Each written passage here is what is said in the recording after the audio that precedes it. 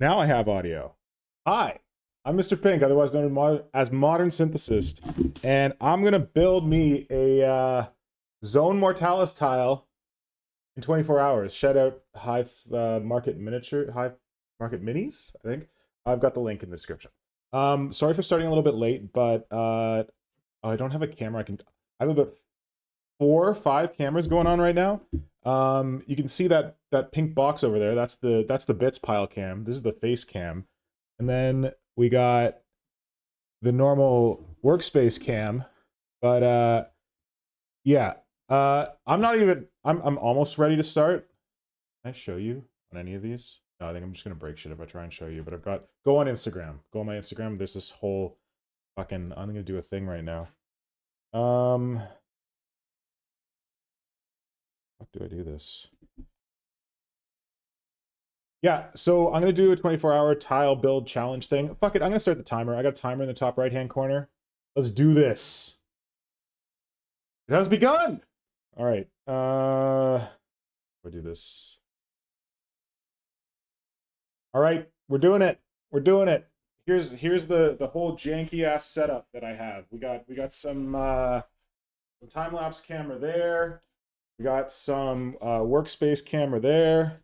We got some face camera there. We got some, hey, how are you feeling about this challenge? Bullshit every hour camera there. And then back here, we got another camera for the sprue pile. This is where all the sprues are going to go right now.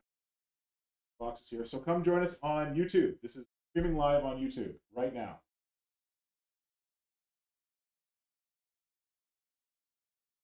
Here's the whole... All right, I just put a thing on YouTube. Okay. Let's see who's here in the chat. I actually have to go grab some sprues outside, but oh, I'm not supposed to swear? Oh shit, I didn't think about that. Hey, Flinthammer's here. Oh yeah, HiveMarketMinis. Good to see you, buddy.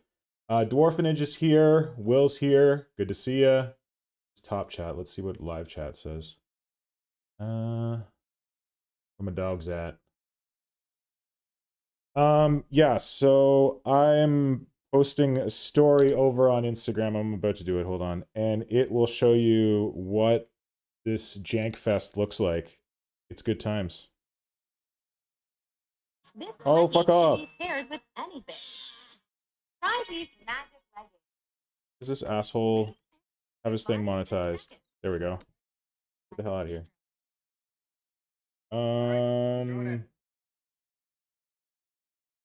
Live on YouTube. Now. There we go. That was a terrible ass video. Okay, whatever. Yeah, so this is HiveMarketMinis' amazing idea. HiveMarketMinis is here. There's a link to HiveMarketMinis' profile in the description below if you want to go learn about what's going on with this whole 24-hour tile challenge thing. Basically, you have 24 hours to build one of these. I don't need the bits pile right now. Boy. You have 24 hours to build one of these tiles for Zone Mortalis. And yeah, I've started off by getting some nice 3D printed tiles because I don't have the plastic ones. Gluing them onto some masonite hardboard with, shouldn't be there. Gluing onto some masonite hardboard with No More Nails. Shout out No More Nails. Shout out Miniature Spencer for teaching me about No More Nails. It's the best. Friggin' best. And yeah, I have a vague idea for what I want to do. Oh, why is this bowing up in the middle? Whatever. I got a vague idea for what I want to do, but we'll see how it goes as we go. Right. But like I said, if I turn on that bits pile camera over there, the bits pile is very sad, so I need to go get some bits. And I was going to... Oh,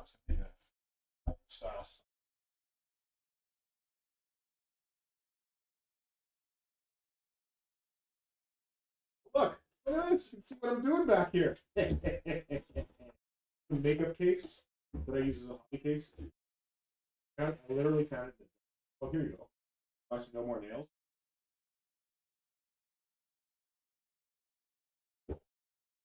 Right.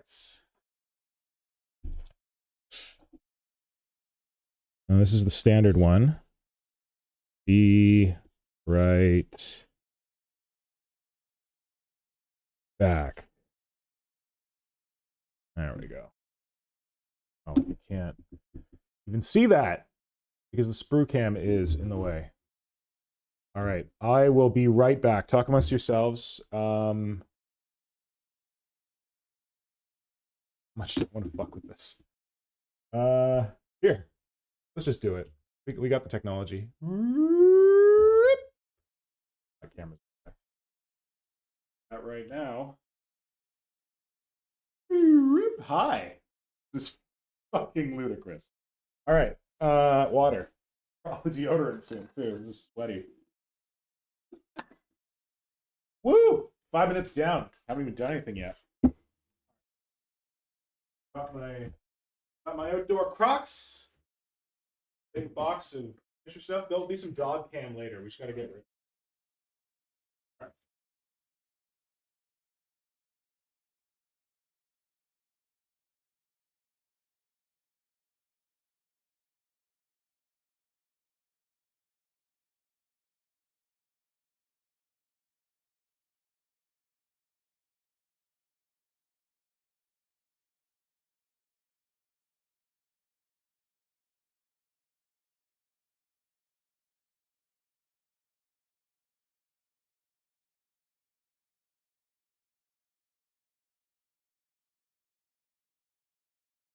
Oh, hi. I was just picking up some bits outside. So, it's always a good thing to store your bits outside. You probably can't even hear me because there's no mic. It's great to store your bits outside. Keeps them nice and fresh. It's the cold, you know? I don't even know if my audio is coming in. All right. So, let's have the fun cam. Focus on bits cam. Go.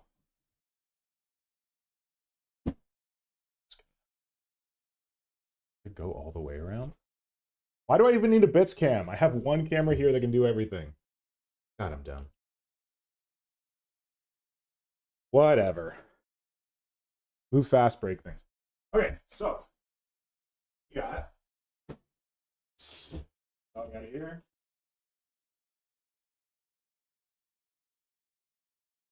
We've got some Team Killzone Sector Mechanics environment.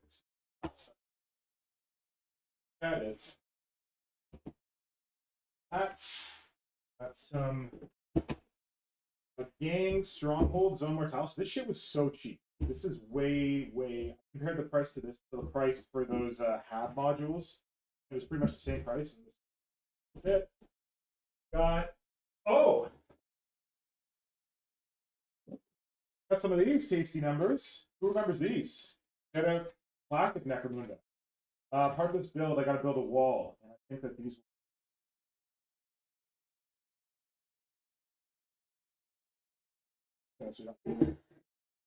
Then we got some pre-built stronghold wall. I don't know. Got these. This is all basically from a display board that I was going to make. Got some more junk. I think these are Zone Mortalis pillars. Stuff. And recommend got more pillars from Zone Mortalis.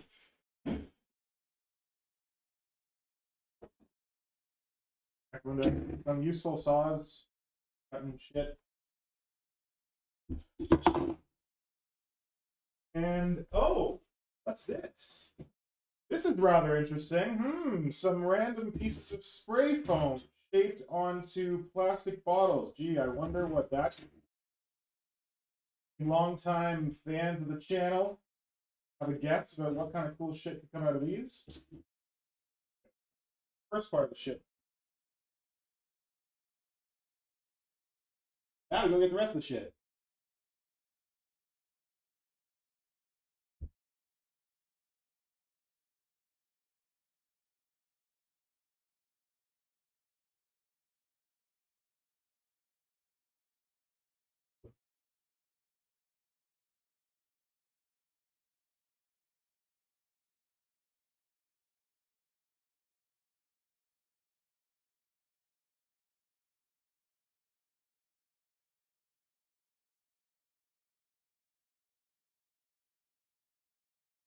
best way to buy your models and assure freshness is to place an order for fucking Dark Uprising shipped to you at Adepticon, and then don't go to Adepticon and have this thing sitting on your shelf for years. 2020. So yeah, we got some Dark Uprising. That got a lot of other crap. That's... Oh, there we go. Oh, that'll do.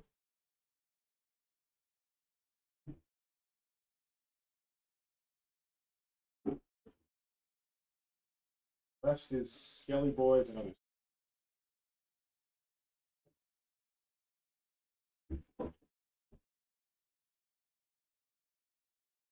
Pipes. Fun.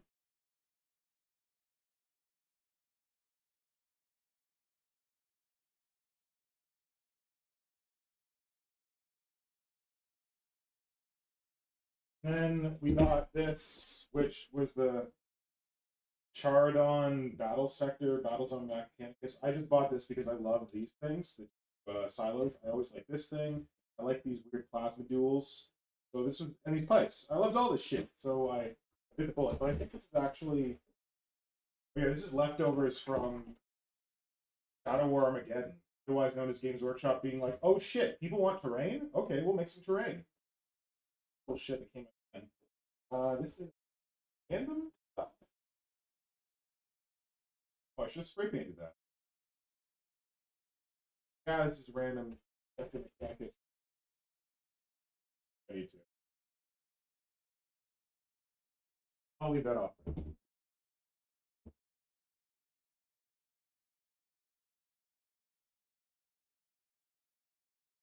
Okay.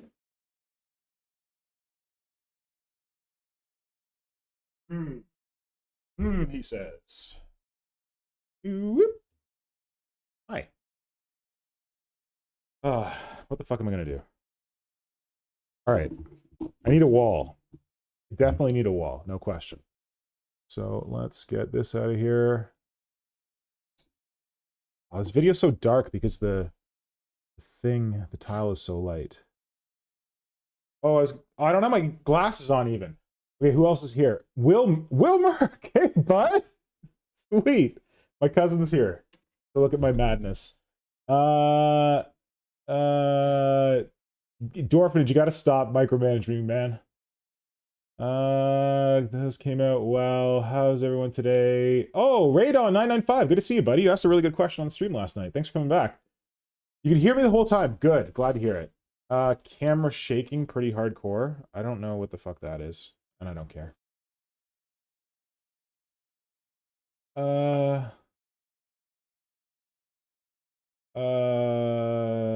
Dorphinage, you gotta chill, buddy. This is just gonna happen the way it happens. Yeah, HiveMarketMinis, thanks for complimenting my pile of options. That was very much inspired by you with your pictures of your sprue pile. So what are we doing? I need to build a wall. Need to build a wall.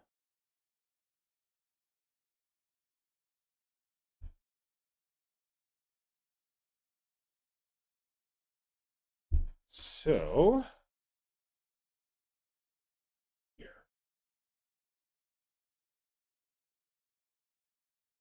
So first.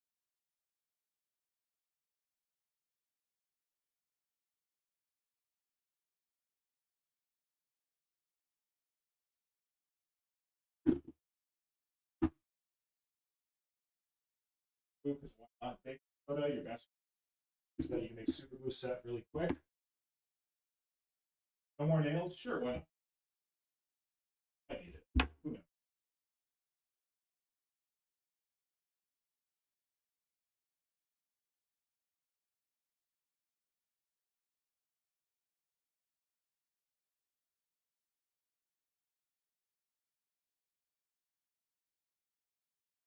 Oh, I gotta go get my fleeky glasses. Actually, know where they are. That is a problem. Hey, look. Let's use the sign again.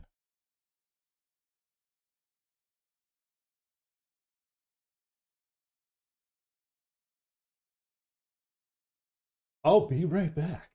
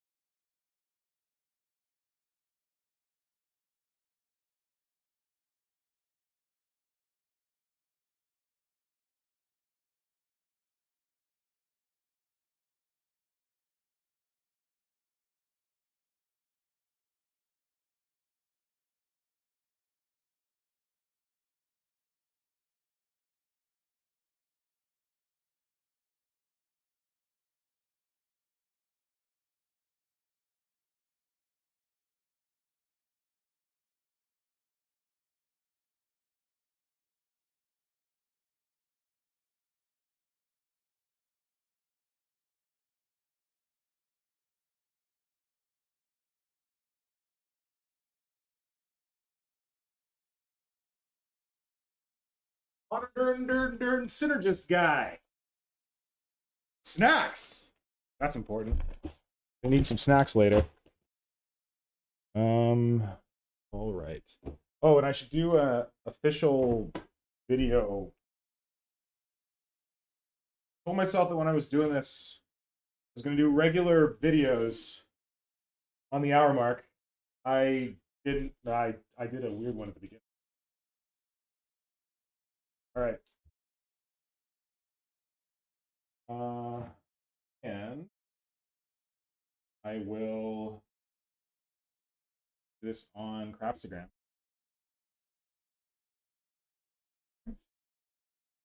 It's recording. Yay. All right, here we go. We're starting. Fuck. God damn.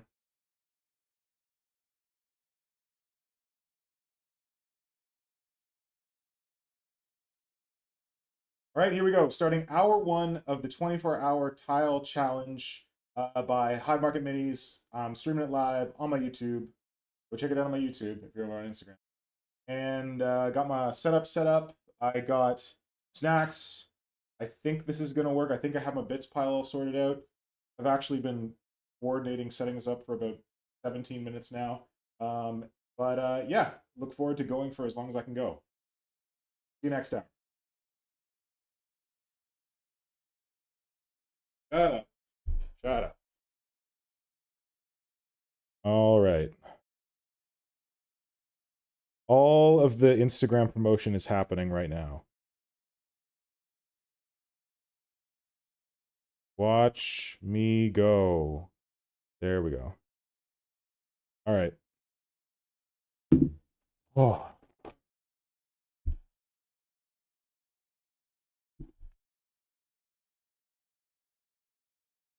Okay. I need to eat something. I haven't eaten anything.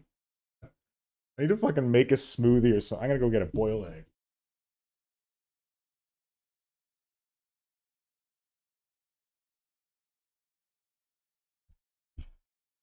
I was also like, oh yeah, I'm gonna stand for this whole friggin' thing. I'm tired. Sit down. Let's work.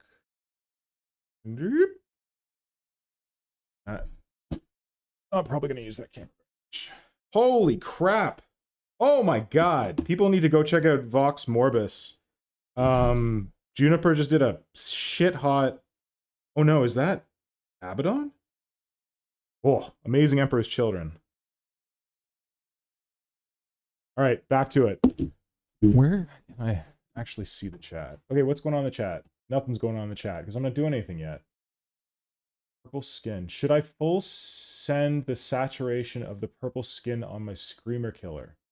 I will tell you, Radon995, that I am a fan of full saturation, as you might be able to figure out from looking at my miniatures. Is that how we do it? That's how we do it. Yeah, giant chat. I am a fan of full saturation, so if you're thinking about doing full saturation on your minis, I would endorse that, certainly. Does anyone know how to build a wall?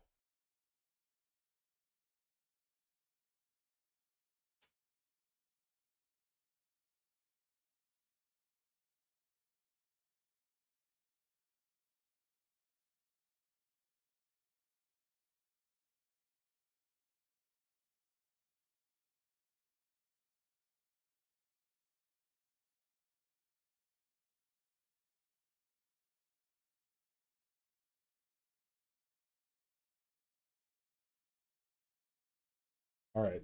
I love that I've got this sprue pile over here. I just come and double my shit right here anyway. All right. I think that...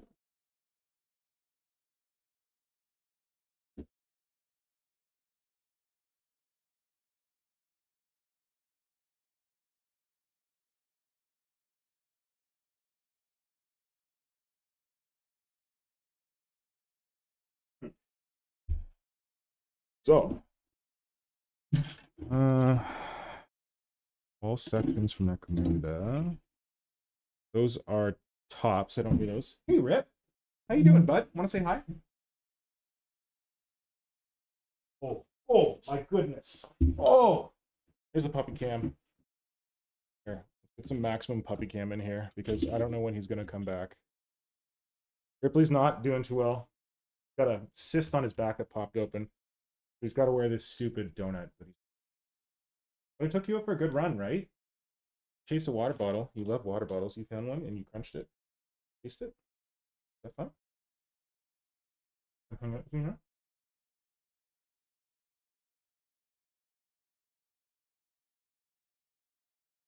Ripley, named after Ellen Ripley, not after Ripley's Believe It or Not. Oh, these could be wall sections. I think they could work. Get this out of here.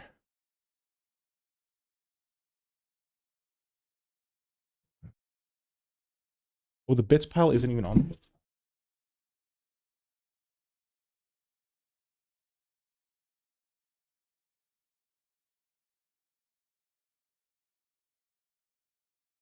Okay.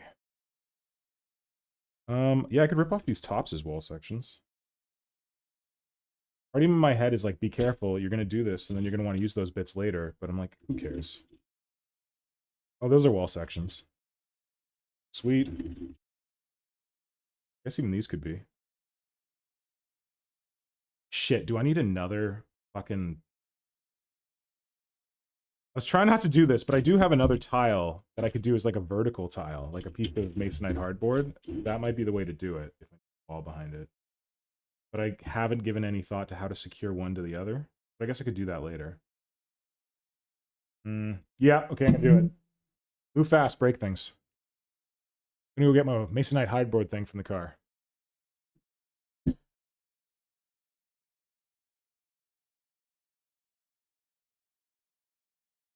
Oh shit, is it?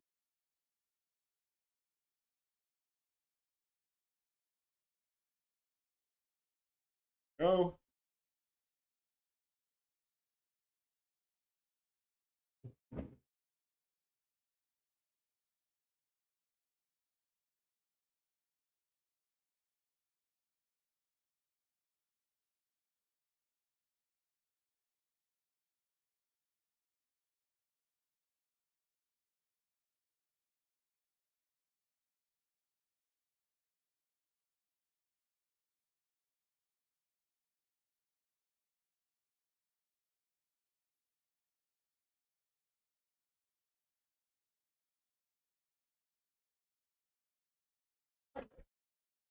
Oh, no.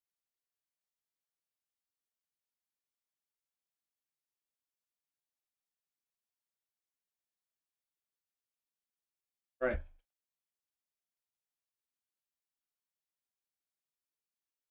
So, hot tip, if you're a scab like me who is afraid of power tools and has no power tools, and you want to get some masonite hardboard to use as a base for something or whatever, and you go to Home Depot, you can buy a big sheet of it for 15 bucks, and you can get them to cut it. And I always thought you could like get them to do like 1 or 2 cuts, but I was like, hey, if if I suck at woodworking, could you cut me this into 1x1 squares? And they're like, yeah, no problem. There's normally an $8 charge, but we won't charge you for it. So it cost me 18 bucks to get a whole bunch of these. So that's what I use as the basis here. All right, this is potential, potential, potential, definite potential. Yep. Okay. And that is a door. Love these doors. Okay. Rip, what are you doing over there? There's no one coming. Just relax, buddy.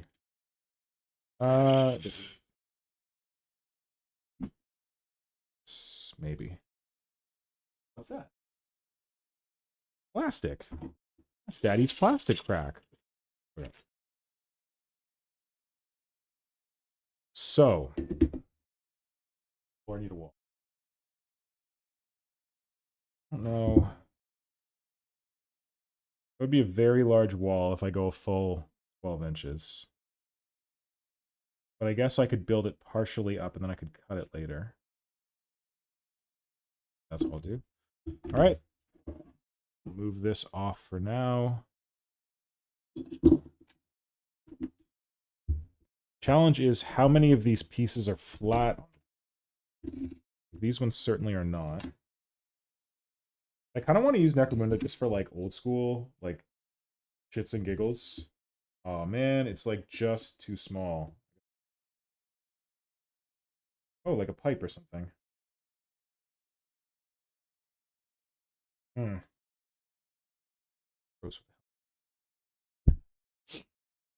There we go.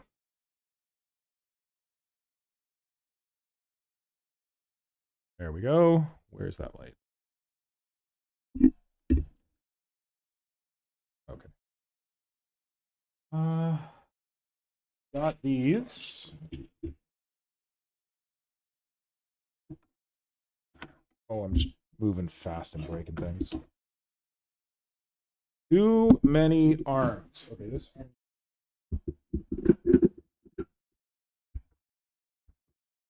Oh my god. Simon's here. Cool. Hey, buddy.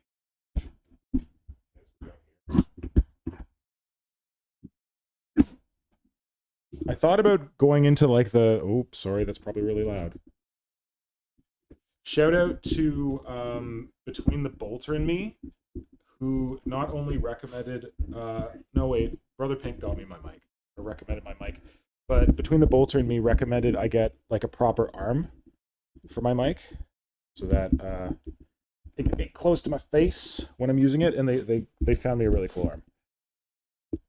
That works pretty well. It's very tight though. Got to adjust. Okay, so that's probably good. There we go. Eat something, right? Let's take a spin through the chat while I eat something.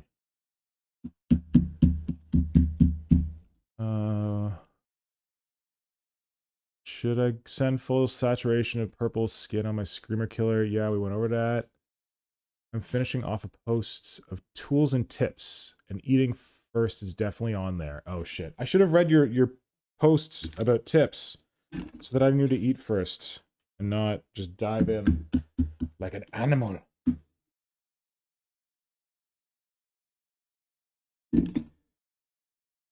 All right.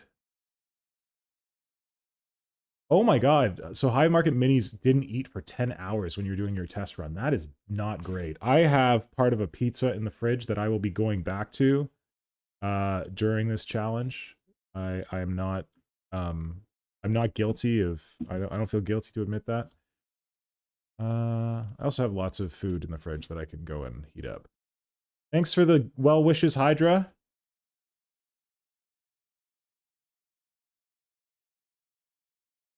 Glad you guys are enjoying Ripley. Oh, Radon, how old is Ripley? Ripley is 2.5. Named after Ellen Ripley and not Ripley's Believe It or Not. And we want to get another dog, and we want to name our second dog Bishop. We get our second dog, but we don't know, like not soon. Like probably in like a year and a half, 2 years time.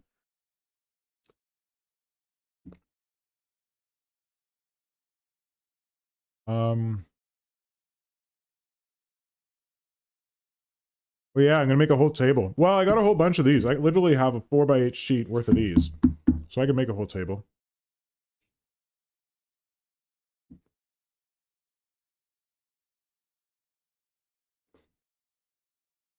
Oh, Julian Taylor. Good to see you. Yeah. Modular multi-level scenery would be epic.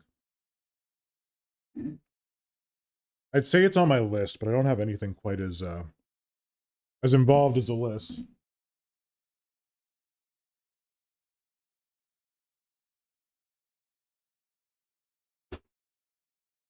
It'd be on my mental list? Is that what we say? All right, so I built this wall. Now I'm going to destroy this wall. Oh.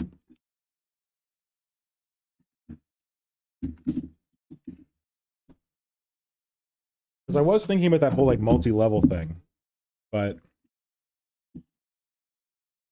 oh, maybe I should just make a micro version of the board that I was gonna make.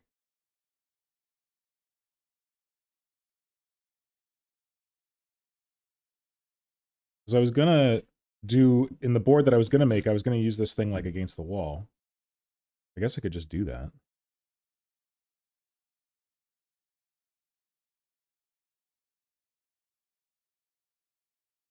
Hmm. Well, what I should have is a camera over my shoulder so you can see what I'm looking at. That would be smart. How to do it. Ah. Okay, what are my other options? So that's one option. Option 2 is this stuff. Zone Mortalis junk. So it's pretty flat on the back. I mean, not too flat for some no more nails to handle.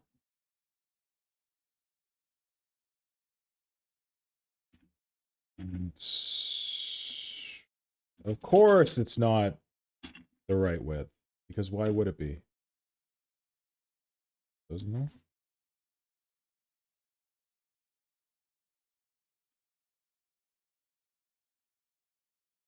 Nope. Let's try one of these. My clippers.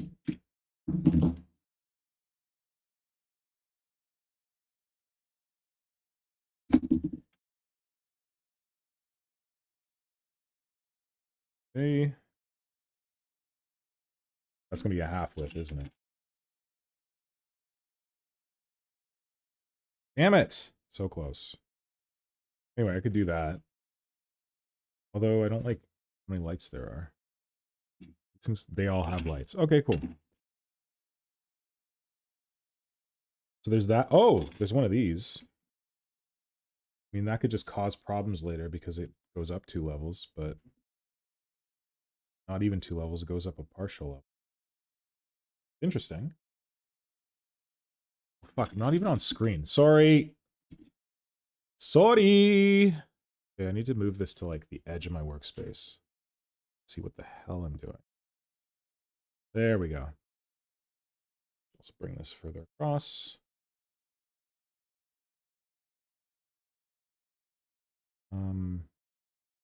Yeah, whatever.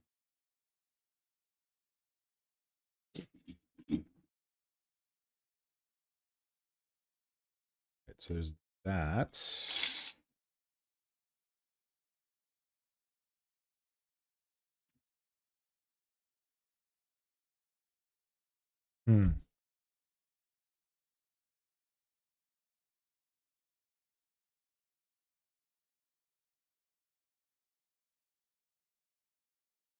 Because I do like the idea of having like tiers. Wait, let's see. There's that. Where are those other ones that I built?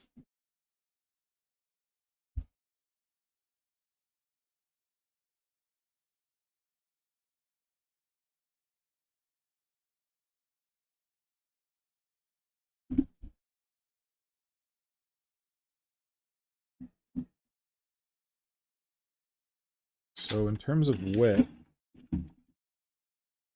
yeah, these match, don't they?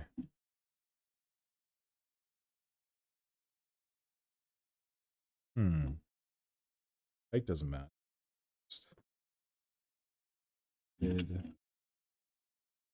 Oh, that's what I was initially thinking of doing.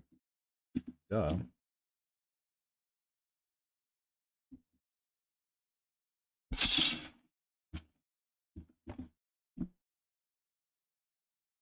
Oh, perfect. It's close. Shit, do I just have to take out that thing in the middle that I spent so much time?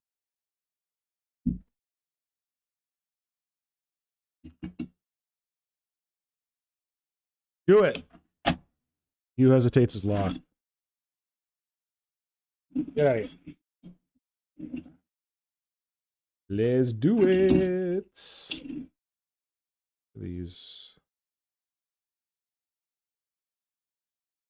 Oh, it's like a... I'm gonna take this out.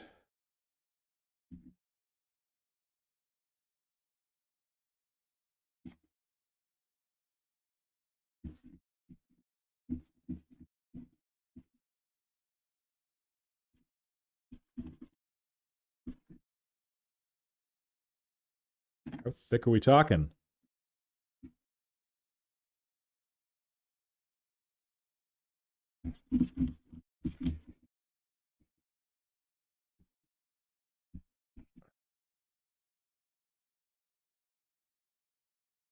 Oh, we just snap it, right?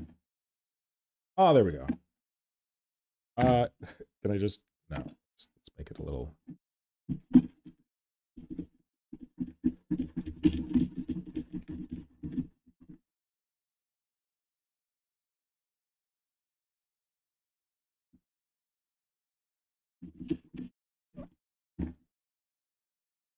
Come on, you bastard.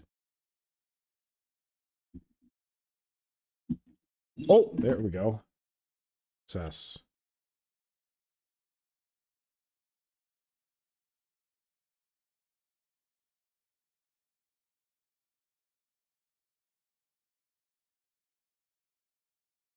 Considering getting some wood and maybe magnets, then see what I could scratch build. Storage of scenery is a bit limited.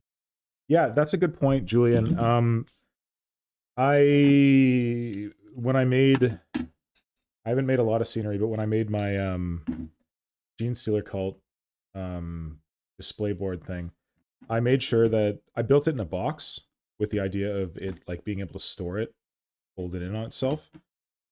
And I'm really glad I did, because that I have it sitting out in my studio in a box under my my workbench. But yeah, that's the thing that I built this wall for that I'm now cutting up was going to be an Armies on Parade display. And again, I found this huge wooden box, and I was going to build it into the box so that it was easily storable. But that box is kind of unwieldy. It's very large. Oh shit. One moment.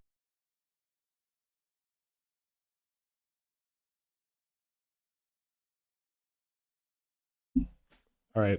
I'm gonna see if there's anyone on the Discord who wants to jump on and chat. I'll just go in the like Hive whatever chat on the warp thing. But I'm not gonna lie, if the chat gets annoying, I'm totally gonna leave. Let's see. Where are we? Shadow in the warp. Oh, I also don't have my headphones.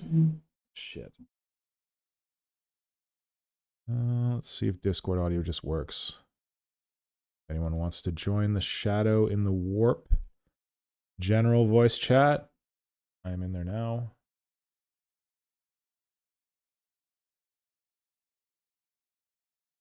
I'll go find some headphones.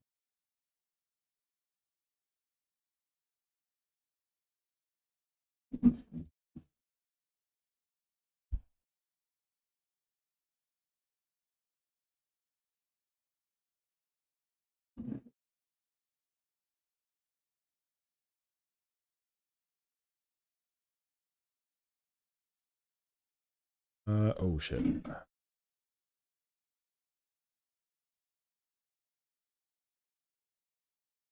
That's not on, that's good.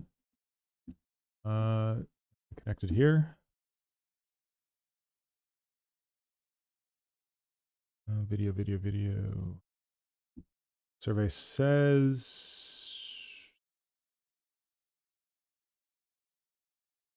Oh, it thinks I'm connected. Will, if you're still here, do you want to jump in the shadow in the warp Discord chat and see if I can hear you?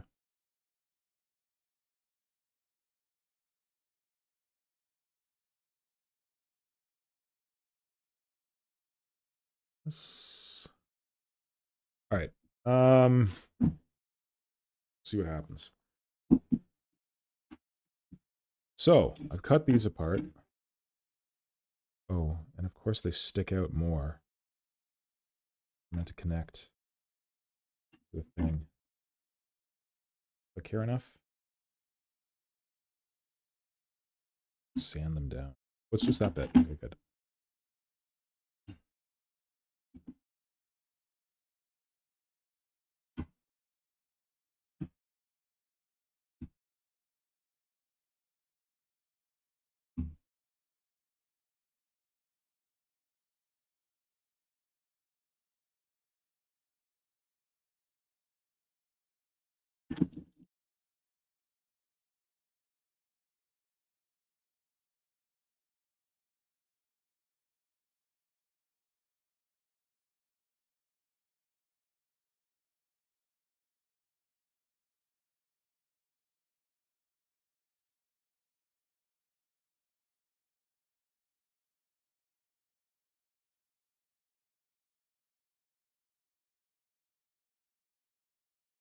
Okay.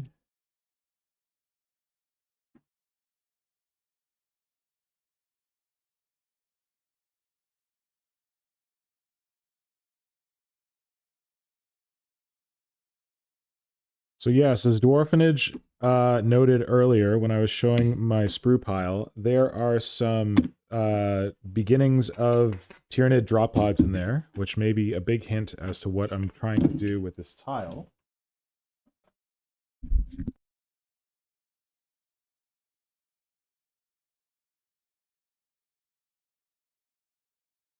So we're going to have to see how that works. Scrape that down. There we go.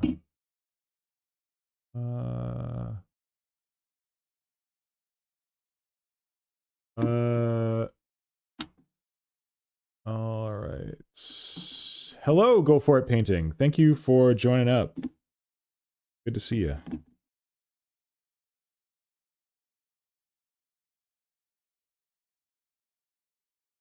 If anyone out there is working on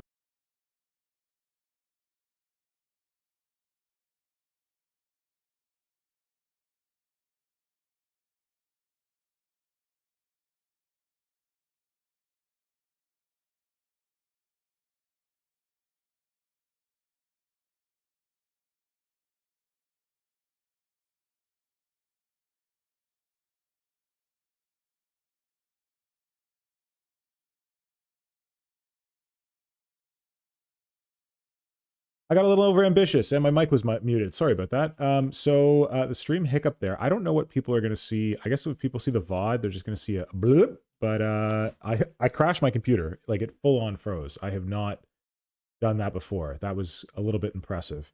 And I've got a pretty decent computer, but apparently I'm not supposed to be running 3 webcams at the same time. Maybe that's a bit much. So if I need to pull up a different view, I will plug in a webcam and do it that way.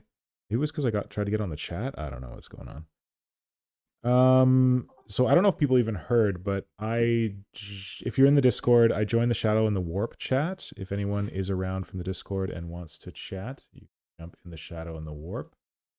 Apparently my headphones are connected. Where? Oh, there we go. That's what I want. Yeah. Sorry about that. That's not input. No, I want that. Output. I want that. Okay. See if anyone rolls up. Where is my YouTube? Oh no, that's not why I want it. Thank you for anyone who survived the blip. The blip, is that what they call it in Avengers? Blip? Is that when everyone disappeared? I don't remember. But I guess I missed Dwarfenage. Dwarfenage said that he was going off to do some stuff. I will catch you later, Dwarfenage. All right. So yeah, I trimmed out the middle section of the wall thing. I think this is going to work. I just got to figure out what tops go on these the Mortalis thing. Don't think it's those.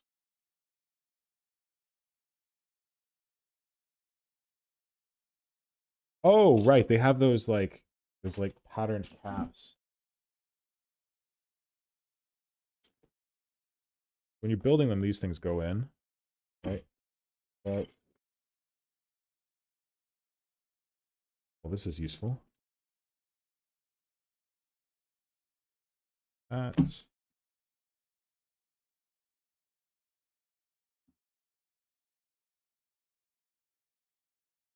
something cheeky. No, that doesn't. I don't know.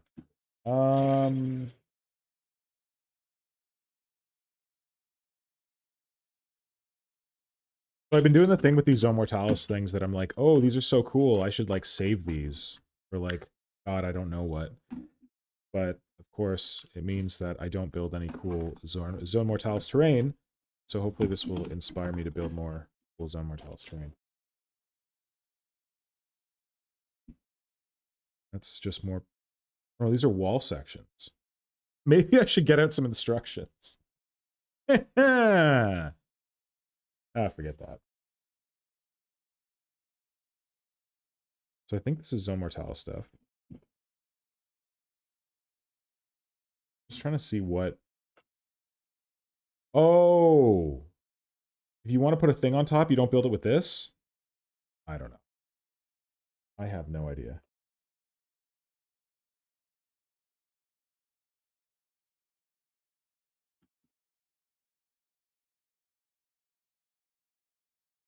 Yeah, it looks like it's got these like caps that like fit into the right. Okay, you're supposed to build it with like a section on top if you want a section on top. Do I need to build these again? What the hell? The night is young. I've got 23 hours left. Why the hell not?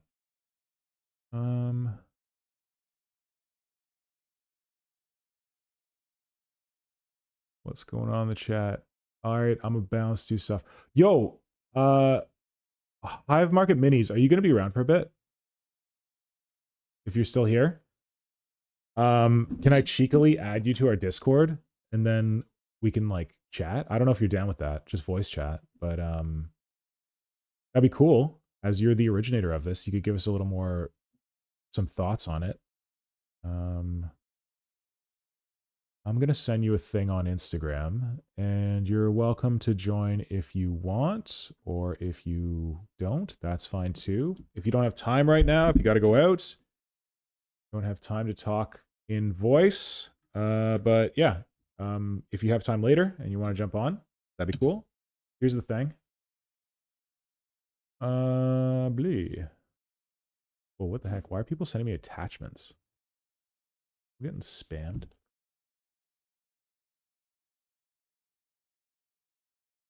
Oh, thanks. Hydra posted a thing about my stream. And okay, back to it. Anyway, yeah, HiveMarketMinis, you're welcome to jump on the old Discord Rooney if you want. I just sent you a link to we have like a Tyranids Discord. That's we run our streams out of. Okay, so if I get one of these, that'll okay, fuck it, I'm doing it. I'm doing it. I'm gonna build one of these properly. Got my junky clippers, because this is just terrain. Why are they not clipping?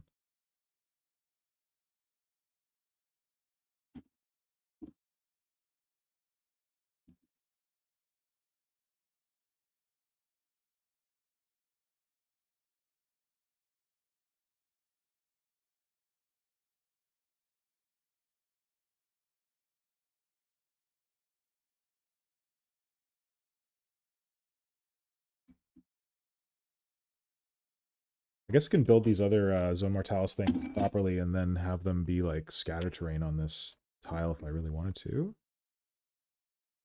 Because the whole thing is like, When I'm building this tile, I'm building it to be a display board for miniatures. That's what I think it would be cool as. And when all the levels of the display board are the same, it gets kind of boring. Minis are all on the same level. So I figure if I switch that up, they can be standing at different heights. So maybe I should build some of these just like sitting out so that a miniature can like stand on top of it if we want. Or I can just paint them up and use them as scatter terrain. That works too. Because apparently now I build terrain. Did you know?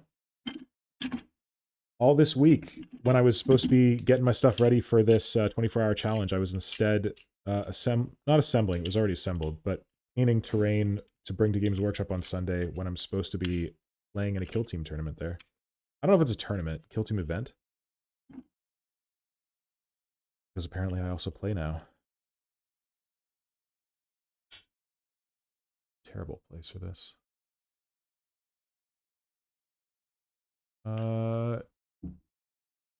Radon, thanks for letting me know it's called the Blip. That's what I thought it was called.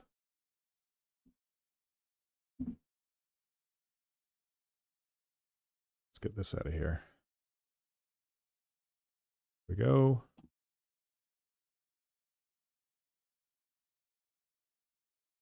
Did people make it through the blip? Are people... Oh, no, wait. Okay, I said the blip and you responded to the blip. So people made it through the blip. Okay, good.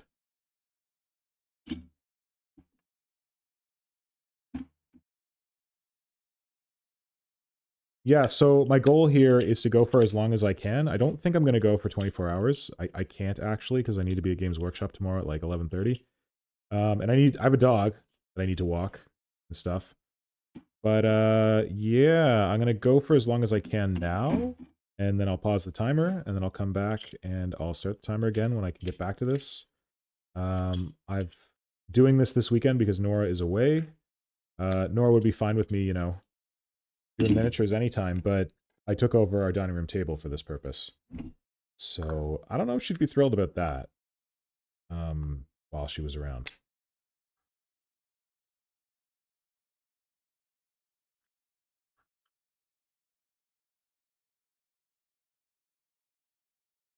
All right. Plastic glue.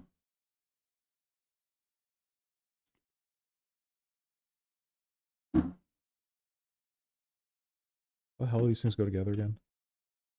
Tabs. Right.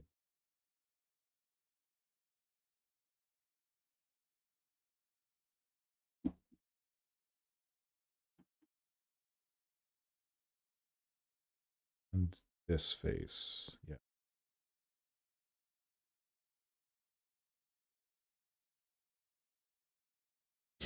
Okay. Go.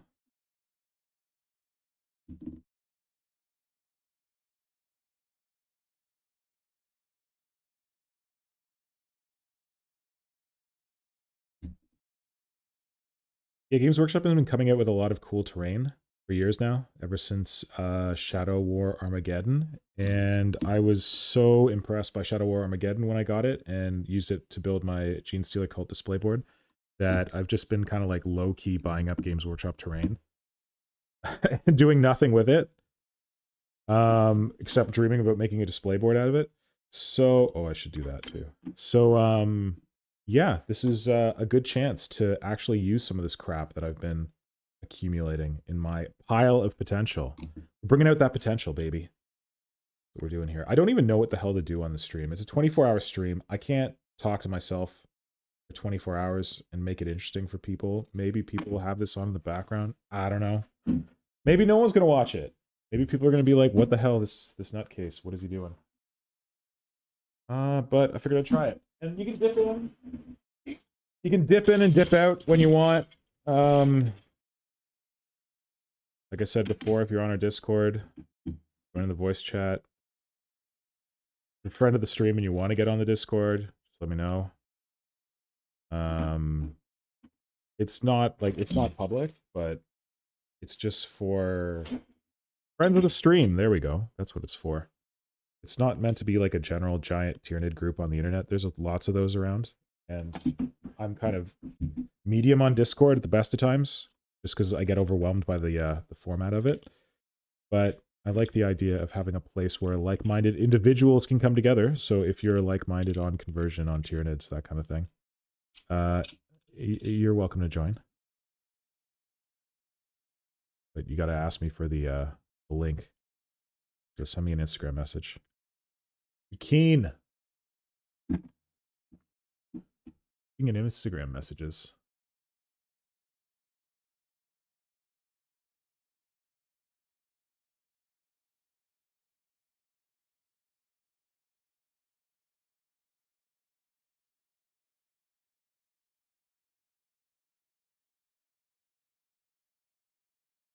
Okie dokie. Away, you go away. Right. There's nothing going on in the chat. If people are in the chat, can you send me a message just to let me know that like there are people out there? Because right now I feel like maybe I'm alone here. I mean, not terrible, but just want to check if there's anyone out there. And the best way to message me right now is literally in this YouTube chat because I am not checking anything else. These are fun little cubey things. I love them. I saw someone who made like a phone booth in one, or like a guard booth. So they like detailed the inside, and then there was like a little door, and there was a guy sitting in there. Love that. Fantastic. It's gonna go in. Yeah.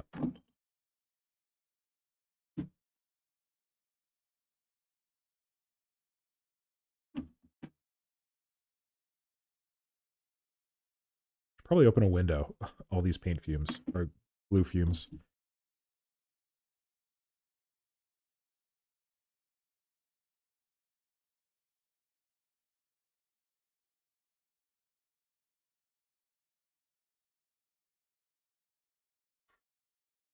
Oh, all right. So those are done.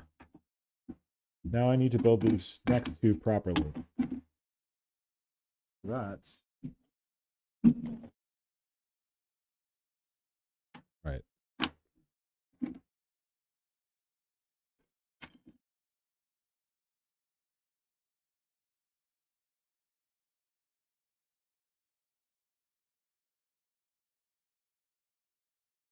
I really have no idea how these go together. I could be like doubling up on stuff. Who knows?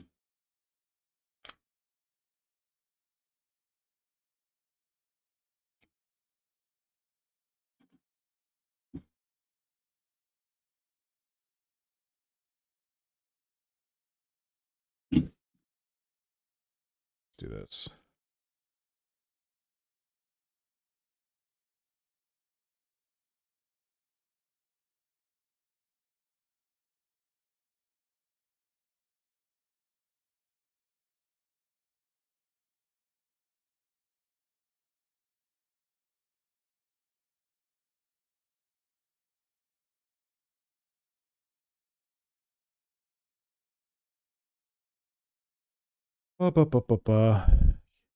Discord's gonna kick me out of voice because I'm the only one in it.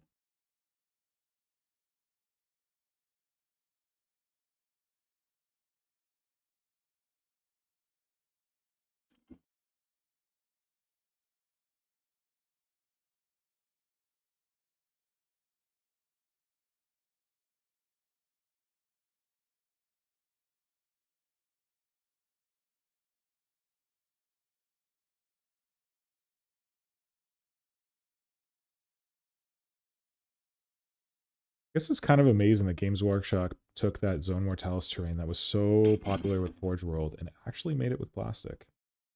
That is something to be admired. Say.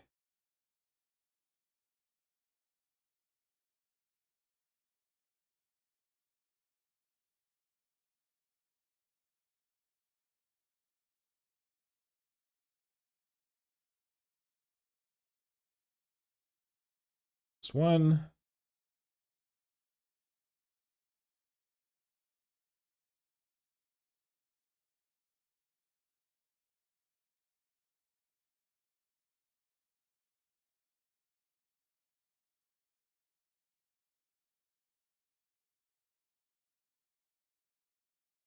Actually, I should adjust that. 1 second.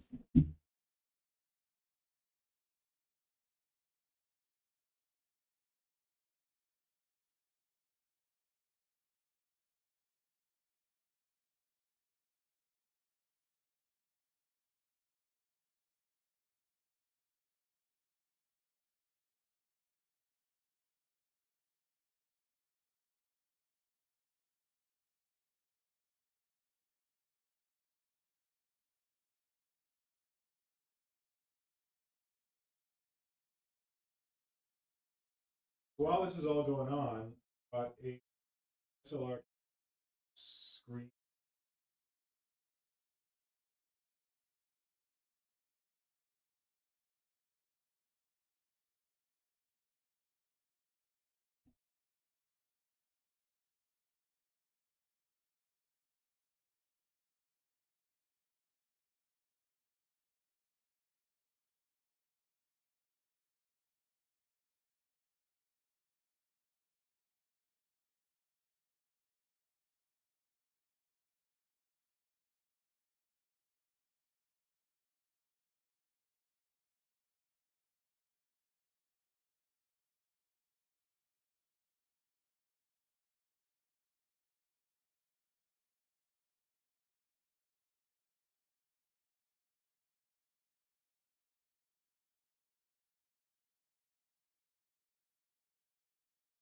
Oh.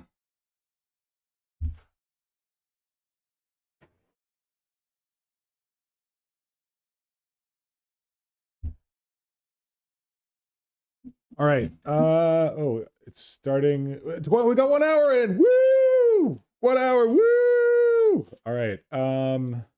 Dare I try? I'm gonna try. Try for some face cam.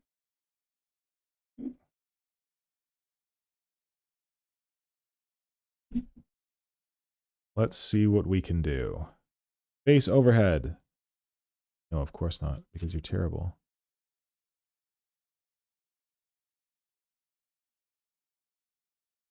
Okay, that doesn't work. I love how, there we go. I love how friggin' OBS goes and previews your, shows your camera before you decide what you're doing. That is fantastic. That is. Okay. Here. Okay.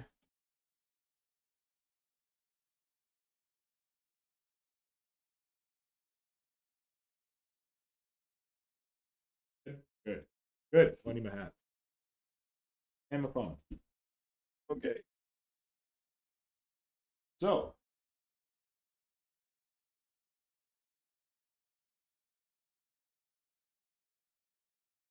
Important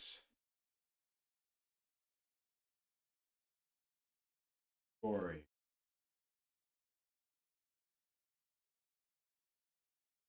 All right, I've been doing this for 1 hour now. I'm starting into my second hour of this tile challenge. Shout out HiveMarketMinis 24-hour tile challenge. It's all live on my YouTube. So if you're seeing this on Instagram, go on over to my YouTube. There I am. So I managed to crash my computer once. That was great. It froze up entirely. I was trying to run 3 webcams. That was. I think I'm just going to go with one for now. Plug in the extra one when I need it. And yeah, hopefully I don't crash my computer again. But I stopped the timer, so I didn't count the time when the computer right back when the timer froze. Fortunately, yeah, come see if I can break some more. All right, where is that update posted? Say what I. Who cares? Okay, back to work. Kill that camera so it doesn't kill my computer.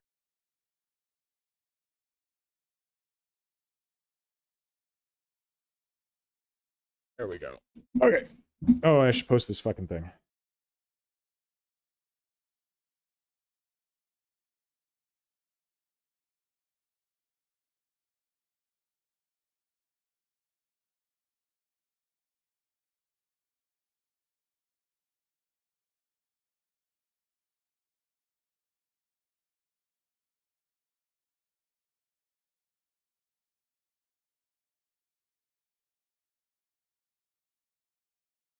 All right.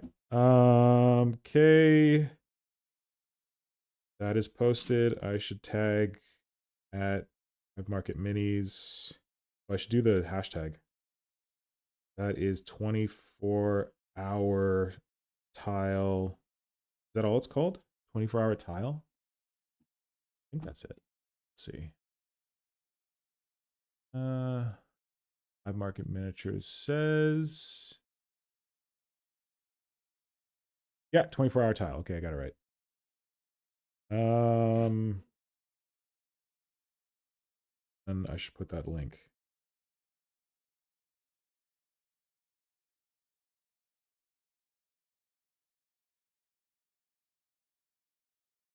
All right, I'll do a picture on YouTube so we can see how far I've got. There is the picture at whatever hour this is.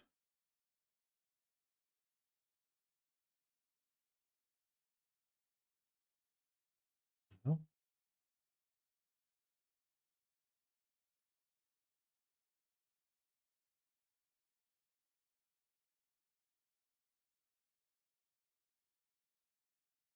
Boop, boop, boop, boop, boop, boop, boop, boop, boop, boop, boop. There you go. Oh, people are in the chat. Woo! Okay, yes, Radon995 exists. Fantastic. Evil Eye, good to see you. Man, I really wish I had space for a permanent gaming table setup. I'd love to make some terrain like this. Yeah, that would be, I don't have space for a permanent gaming table setup. In fact, it's not even really the setup. Like, I feel like what you need space for is the storage. I don't think for a second that, well, unless we had a bigger house. Like in our current house, I don't know that I could have, the only place that I could have a permanent gaming table set up would be out in my studio. I'm very lucky to have like a garage space that's been converted into a studio. But that would be the only place that I could have a permanent setup. And the reality is I've got so much crap pack ratted in there that that's why I don't have space for it. If I organized myself better and maybe offloaded some of my pile of potential, I might have more space for a permanent setup. But like I don't game enough. And it is the case that we have like, if the weather's good, we have like a patio, and my goal is to do like porch hammer. What are we calling it? Patio hammer? Outdoor hammer? Outdoor hammer sounds good. It sounds like Warhammer. Yeah, my goal is to be able to do like outdoor Warhammer on the patio table because it's a good sized table. That would be what I'd want to do. But in the wintertime, I would hope to be able to rip off our dining room table, which I'm ripping off right now for this build purposes.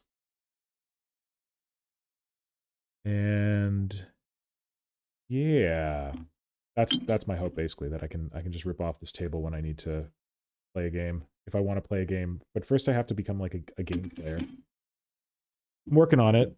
Did my first kill team tournament. Doing another kill team event this weekend. Actually painting terrain. I guess these are the things that gamers do.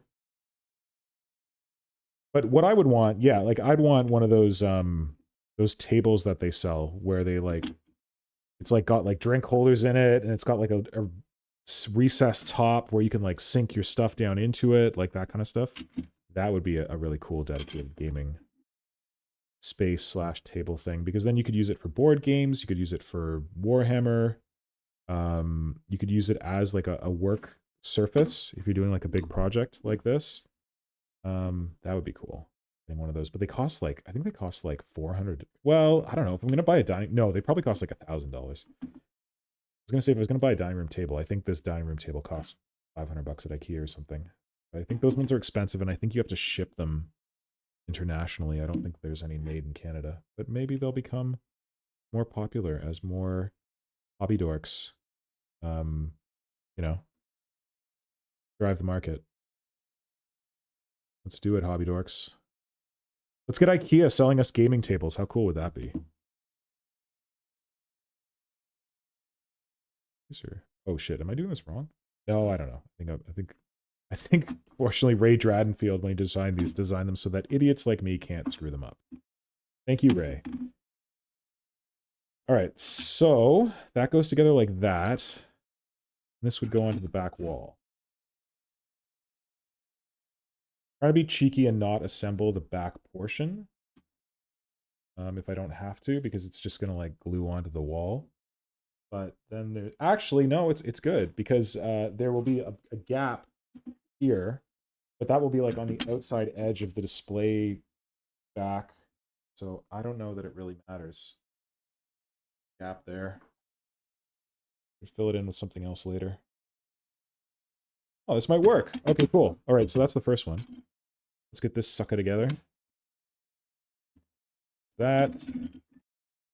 Got this. Is this going to work? You better work. All right. Let's see. Let's just move forward quickly and hope for the best. Oh, lots of people in the chat. Thank you. Tyrannid drop kids. Oh, wait. What? Did I lose some chat? I think I lost some chat and then it came back. Thought it was just my end messing up. Yes, they call it the blip. The walls are excellent. They tack onto the tile. We exist. Yes. Yes. Radon's here. You message you on Insta to join the Discord. Yeah, you said. Okay, yeah. Okay, yeah. I did say. Requests. Nope, that is not you. No. I don't see. Oh, is it Peter? Nope.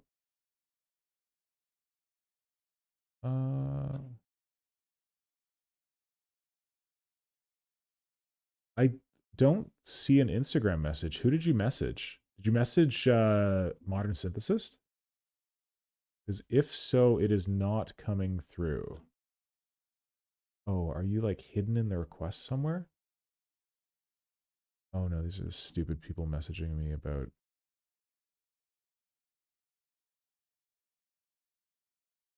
No, I'm not interested in growing my follower list. Go away.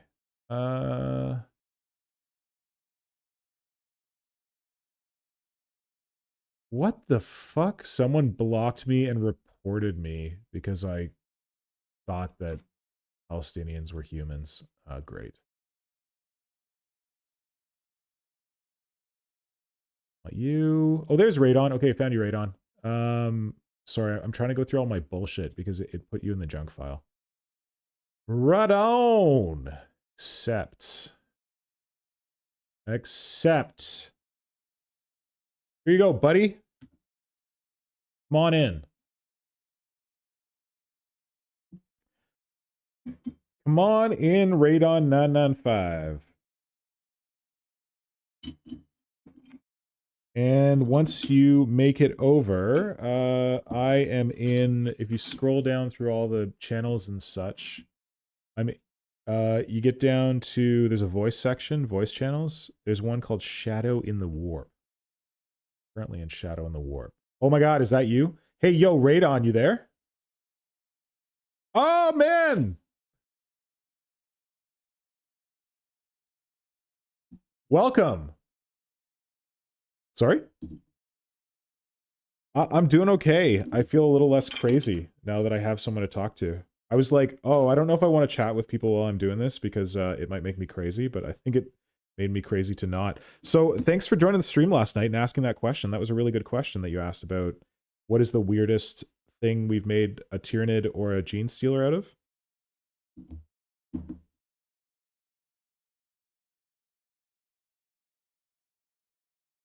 No, we've not been asked that before, and we are hoping to get more like questions on the stream. We keep trying to plug that we'd like people to send us their questions, but then we forget to plug it because we want to do like a question and answer stream, but we haven't been consistent, so it's probably our fault. So where are you at? What are you doing? What kind of hobby do you do? We all do. Cool. Oh, wow. Yeah.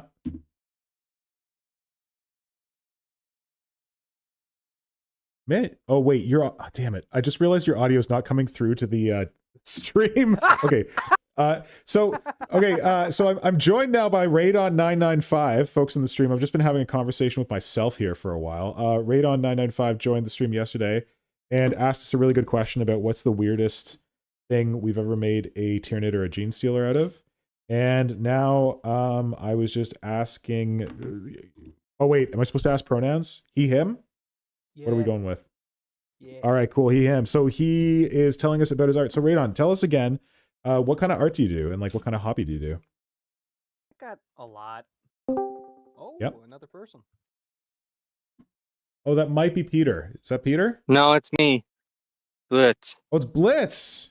Hey, Blitz, how's it going? Good. I'm just trying to figure out if you're at where I think you're at. What? Are you? No, I'm not. Which store did you go to? I'm not at Games Workshop today. I'm at Games Workshop tomorrow. Oh. I can't stream from Games Workshop. See, I'm a day ahead or behind and an hour ahead or behind. Hello. Oh, okay. All right, one sec, Blitz. I just want to finish introducing Radon here because Radon is new to the stream. So yeah, Radon, you're saying you do a lot of different hobbies. You were giving me a list of them. Why don't you go through that list again? Because that audio was not on because I suck. I do sculpture, blacksmithing. I do some sewing. I'm trying to transition into digital art. Yeah. Because I keep running out of space to put my drawings and I don't want them crumpled. Yeah. And I just started with my plastic crack addiction. Leviathan came out. Really? So you're brand new? Yeah. Well, brand new to hobby side. Not really brand new to like binging lore videos and watching people paint. I feel like there's a lot of people who do that. Like I hear about a lot of people who like get into the hobby through lore, which is amazing to me because I'm so much into the art side that I don't really care about the lore as much. But that's cool that that's how you came into it. I mean, the art is also a big thing as well. Tyranids look just a little bit like my ever so beloved xenomorphs, so I mean, hey, I already like that look, so may as well get an army that I can just proxy. So you started with Leviathan. Yes. And then it quickly spiraled into buying some Gene Stealers, a Neural Lictor, another box of Barb Gaunts, some Hormagaunts, and a Emissary. Welcome to the swarm. Welcome indeed. I also split the box with one of my friends, and I bought some Centurions too. It's not even like yet. Space Marine Centurions? Yes. Oh, because you like the models, or? Because we both like the models. It's nice. A gift for a friend. Oh, cool. Okay. Yeah, I feel like Centurions have been like much reviled in the people love or hate them, and I think a lot of people don't love them, but I think they're kind of cool, chonky boys. They look like teddy bears. They do. Teddy bears of death. Yeah, that's a very good way of putting it, actually. Yeah, so Radon, this is Peter Evil Eye. He's also in the chat on YouTube. He's one of our Discord members. Yep, it's me. It's been a while since I've been also on the voice. Yeah, sorry, also someone who's getting into digital sculpting, right, Peter? That is correct. I do a lot of. I spend most of my time starting Blender projects, which I then never finish because that's how you do it. Brother, same. Yeah. Wait, one question. So you said that you were getting into digital art, Radon. Is it sculpting? Is it more drawing? Like, what are you feeling? Both. Okay. Yeah. I mean, I would love to be able to just focus on one, but ADHD says no. Yeah. I can relate. I can hardcore relate there. Yeah. It's also Blender deciding to be stable for once, which no, it doesn't like my computer at all. Oh no.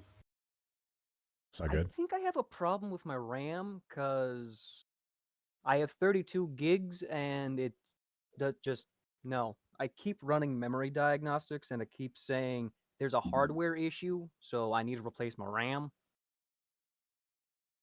Just so you know, Radon, I don't know if it's at my end, but you are very quiet.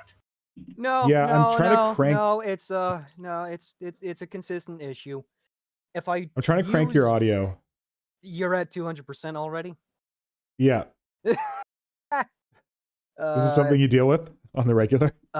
Yes. If I use voice mod, there's a weird buzzy humming sound, and if I don't use voice mod, I'm quiet as all sin.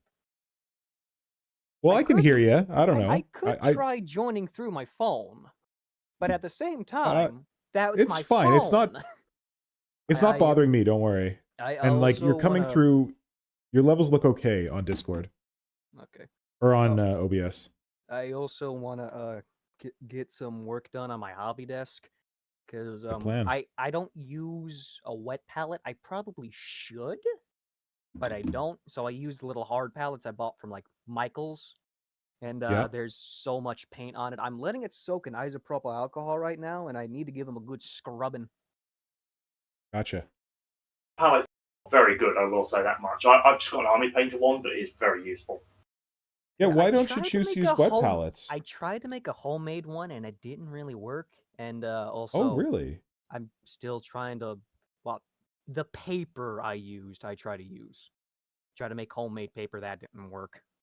I think I know what the problem is. Did you use waxed greaseproof paper? I probably did. I just used That'll what be I it. You had in the need house. unwaxed greaseproof paper. Okay. Unwaxed greaseproof. Thank you. Right. Right, I've already got my first hobby wound to the stream. Got myself with my blade. That was good. I was wondering when that was going to happen. Especially when I'm using this sickle blade cutting towards myself, you know? Just asking for Is it. there a spot to post like general art so I can show you like the kind of stuff I've made before going into Warhammer? There's Or a is it hobby general or non-hobby general or something like that. non-hobby general? Okay. That's probably fine. A good place for it. Let me go dig through my pictures to try to find a sculpture. What material do you normally sculpt in? I normally sculpt with wax-based clay, but I have been trying out with polymer clay. Yeah. But I'm more familiar with oil-based wax kind of stuff, the stuff that never hardens. Yeah. Because I can't make final decisions and always want to go back and try to make stuff. Oh no, I like the having to make a final decision helps me not obsess about stuff. It's like, well, too bad because it's set now. Which is probably why my little first polymer clay project, which is also technically the first mini I ever painted, I like it so much. It's just a dumb little T-Rex with feathers on its back. Because you committed? That's why you like it so much? Yeah, actually, it's probably the case. Yeah, what I tend to do to get around it when using like green stuff or whatever is that instead of trying to do it all at once, just do it in layers. So then you can obsess between the layers, but like once you've got the layer in, like you can always cut it off, but more or less once you've got the layer in, you're committed. Mm-hmm. I've got to be honest, having used a bit of polymer clay myself recently, I really like it. Like not just because you can always like go back and tweak it until it's baked, but I find the actual properties of sculpting it is very, very nice. Like it's very nicely behaved material. It's very nice. I do prefer the I do prefer my wax-based stuff. Here's a picture of my wax-based in non-hobby general. Okay, I'll go have a look. One sec. And how did you find the channel, Radon? How did I find? Like, how did you discover this? Find you? Yeah, me. Just randomly going through YouTube. Cool. Glad that happens. Yeah. Looked up some green stuff tutorial stuff long before I even had any green stuff on hand. Just because, you know, I like the converting aspect of the hobby. Yep. So it's posted. All right, I'm looking now. Oh. And is this like a dinosaur, or what are we looking at here? It's something, I don't know. Just cool, either way. Reminds me a bit of one of the kaiju from Pacific Rim. It also reminded one of other people from, like, Monster Hunter. Odogaron, I think is the monster name? I don't know. I forget. Oh, I can also post my neural lictor as well. In There's a kit bashing one. There's like there's a painting one. Yeah, I see it. Hold on, I'll be right back. Sure thing.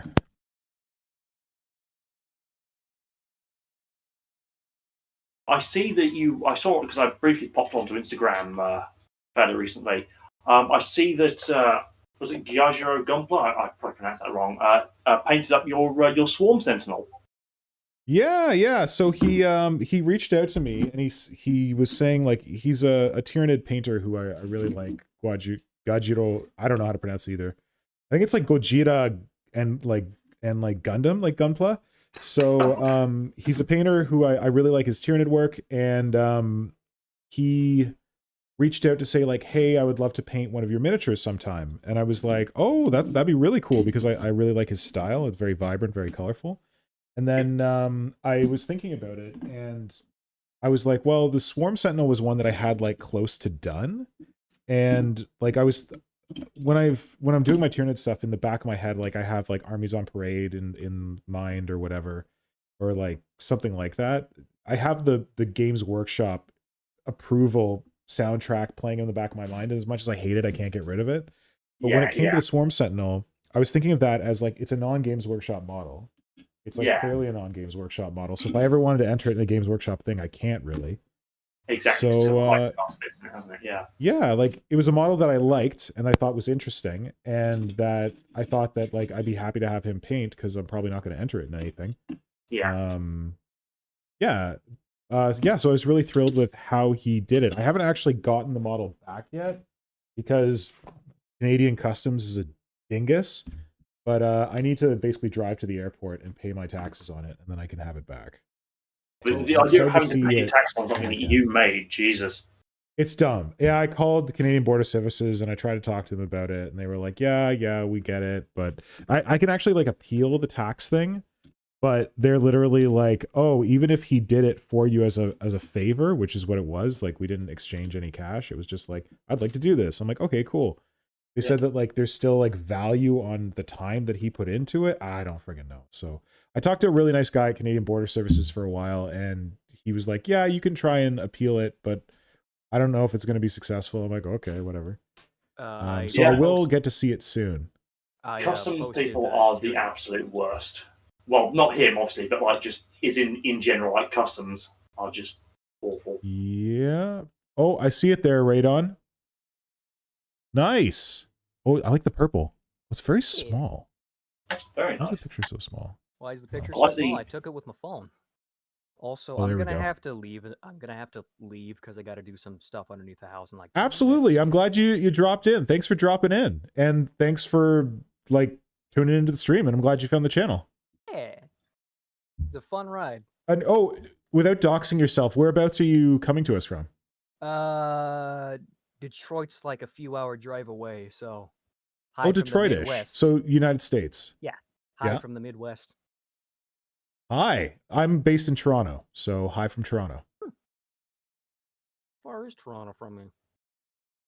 Not far from Detroit. Like, you know where Windsor is, right? Kind of. I've lived here my entire life, and I still have no sense of direction.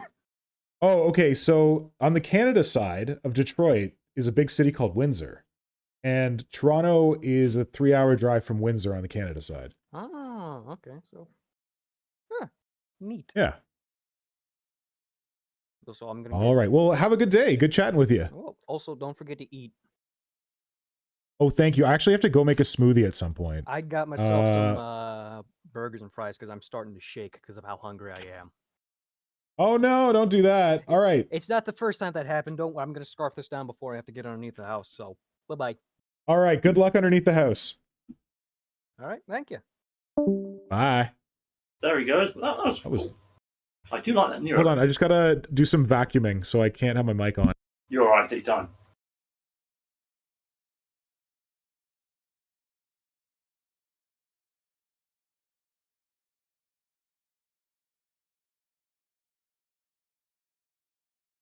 All right. So I've got the base of my wall here, and it fits like perfectly. So apparently, if you tack two of these wall sections to two of these pillars from Zone Mortalis, it is exactly 12 inches. Interesting. I've got to wait for it to catch up a bit because the voice. Of course. Yeah. There we go. Oh, I see. So, yeah, that works very, very well. Yeah, it's all right. So we've got one level there.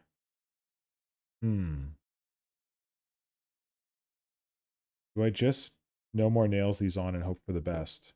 I don't know. And that no that more would nails is actually good work. stuff. Very good for terrain building, has to be said.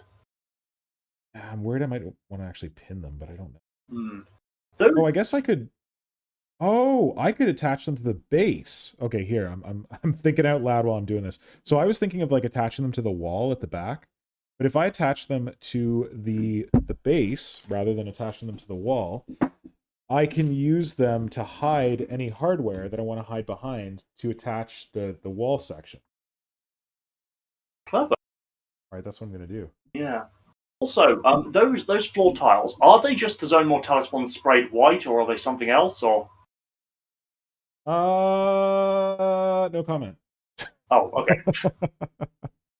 They were a gift. I see. Someone gave them to me. I see. They look very similar to Zone Mortalis ones, don't they? Yeah, I'm just not sure if they're white resin or if they're plastic painted white or just. That's a wonderful mystery. I wonder it myself. Yeah, I don't know. Speaking of no, good question though. Yeah, speaking of which, I've got an amusing tale on that front. I remember a long time ago, someone on the internet was I can't remember where this was doing like a project log, and included, you know, the Forge World Blood Slaughterer, the big corn tick thing. Which one is that? Is that the like? That's not the big scorpion. That's the No, smaller it's one with the a weird small face one. on it. It's just a bit bigger than a dreadnought. It's kind of like this big hunched over beetly thing with two spear arms. Yeah, with like a skull head. Yeah. And he had it primed in like silver, ready to give it a metallic paint job. And because the image was a bit low res, and I was obviously having a cup of stupid for breakfast that morning, I asked him, "Oh, that's interesting. I didn't know they made that thing in metal." Because the paint job, well, I said paint job, the primer looked almost exactly like the pewter that Games Workshop used at the time. It's like, no, I just painted it silver. So that was clever of me. See. All right. But yeah, I'll use these. Yeah, maybe I'll use nails on this. Yeah. As I'm saying that I'm a lover of no more nails, I should prove it. Yeah. Oi. And Kad. Oh, sorry, that's probably really loud. Kajan, thanks for joining the chat and dropping some stuff in there about people. Still had it in a few hours. Yeah, sure. HiveMarketMinis, happy to talk to you later if you're around later. I'm hoping to be at this until at least midnight. So let's do it. Love to have you on and have you talk about the inspiration for 24-hour tile challenge and like what you're looking forward to and all that kind of stuff because it's your baby. So yeah, jump on when you can and we'll chat then. Okay, I need to not fuck this up. The eternal struggle. How do I not fuck this up? And don't fuck it up, as RuPaul would say. Yeah. Oh dear. But to be honest, I am so hopeless at making like precise like anything like remotely precise and squared off in this sort of thing. It's one of the many reasons why I very much like my 3D printing is because I am so hopeless at like, you know, these people that I'm able to like almost like a perfect Thunderhawk out of plasticard. I can barely make I can't do that. No, I can barely make a box out of plasticard. So any time that any kind of like precision is needed, I'm like, right, I'll draft up on 3D print on the Blender and just print it in resin. To be honest. Yeah, well, that's a good tool to have. It is. Certainly. Yeah. I could do okay, but I don't have to do a lot of it because like that's the beauty of doing Tyranids, that Tyranids are organic. And so you don't have to make it rectilinear. And that is a good thing. Yeah, you can get away with a lot more kind of like variable geometry in that way. Yeah, speaking of Tyranids, actually, so not that I should really be buying any more models, given how many bloody things I have left to. I still need to paint. Pile of potential. Yeah, but I've suddenly, for some inconceivable reason, I suspected myself. Inconceivable. Been afflicted by the desire to buy some, you know, the fourth edition like roly poly Tyrant Guard. Oh, probably because you saw Will doing cool stuff with them on the Discord. Possibly, yeah. That could have been your inspiration. It could well have been, yeah. And I suddenly looked at them, and thought, you know what? Small as they are, I do like these models.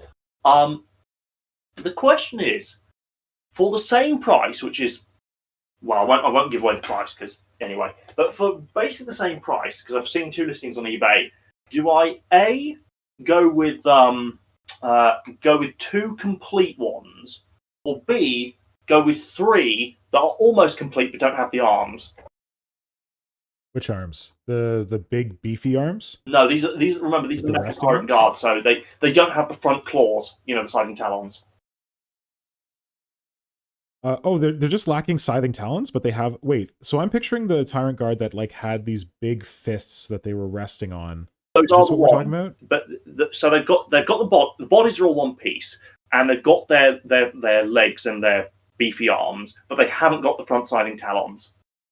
You should absolutely buy those because those front scything talons aren't that special, are they? No, in fact they're probably my least favorite part of the model. So yeah, so you should definitely get them because get more of them for cheaper or whatever without the scything talons that you don't like. I don't like those scything talons either. No, I like the big beefy arms, but well, screw it. I'd say that's a no-brainer if you're looking for those models anyway. That's a good point. They don't have the bit that you don't like. Yeah, actually, I don't need. He accepts offers as well. I'll offer, see if he accepts a slightly lower price.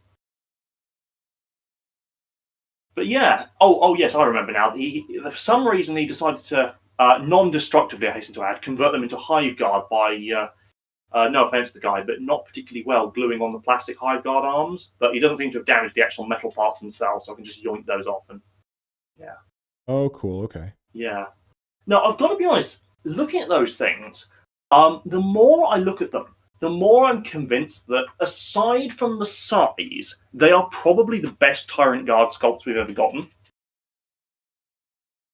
I think the current ones are okay. The current ones are good. Like, I'm not into them because of the size, but yeah, the current ones are nice. But there is something about that big, heavy-set, beefy, like angry ball look that I really like about the 4th edition ones.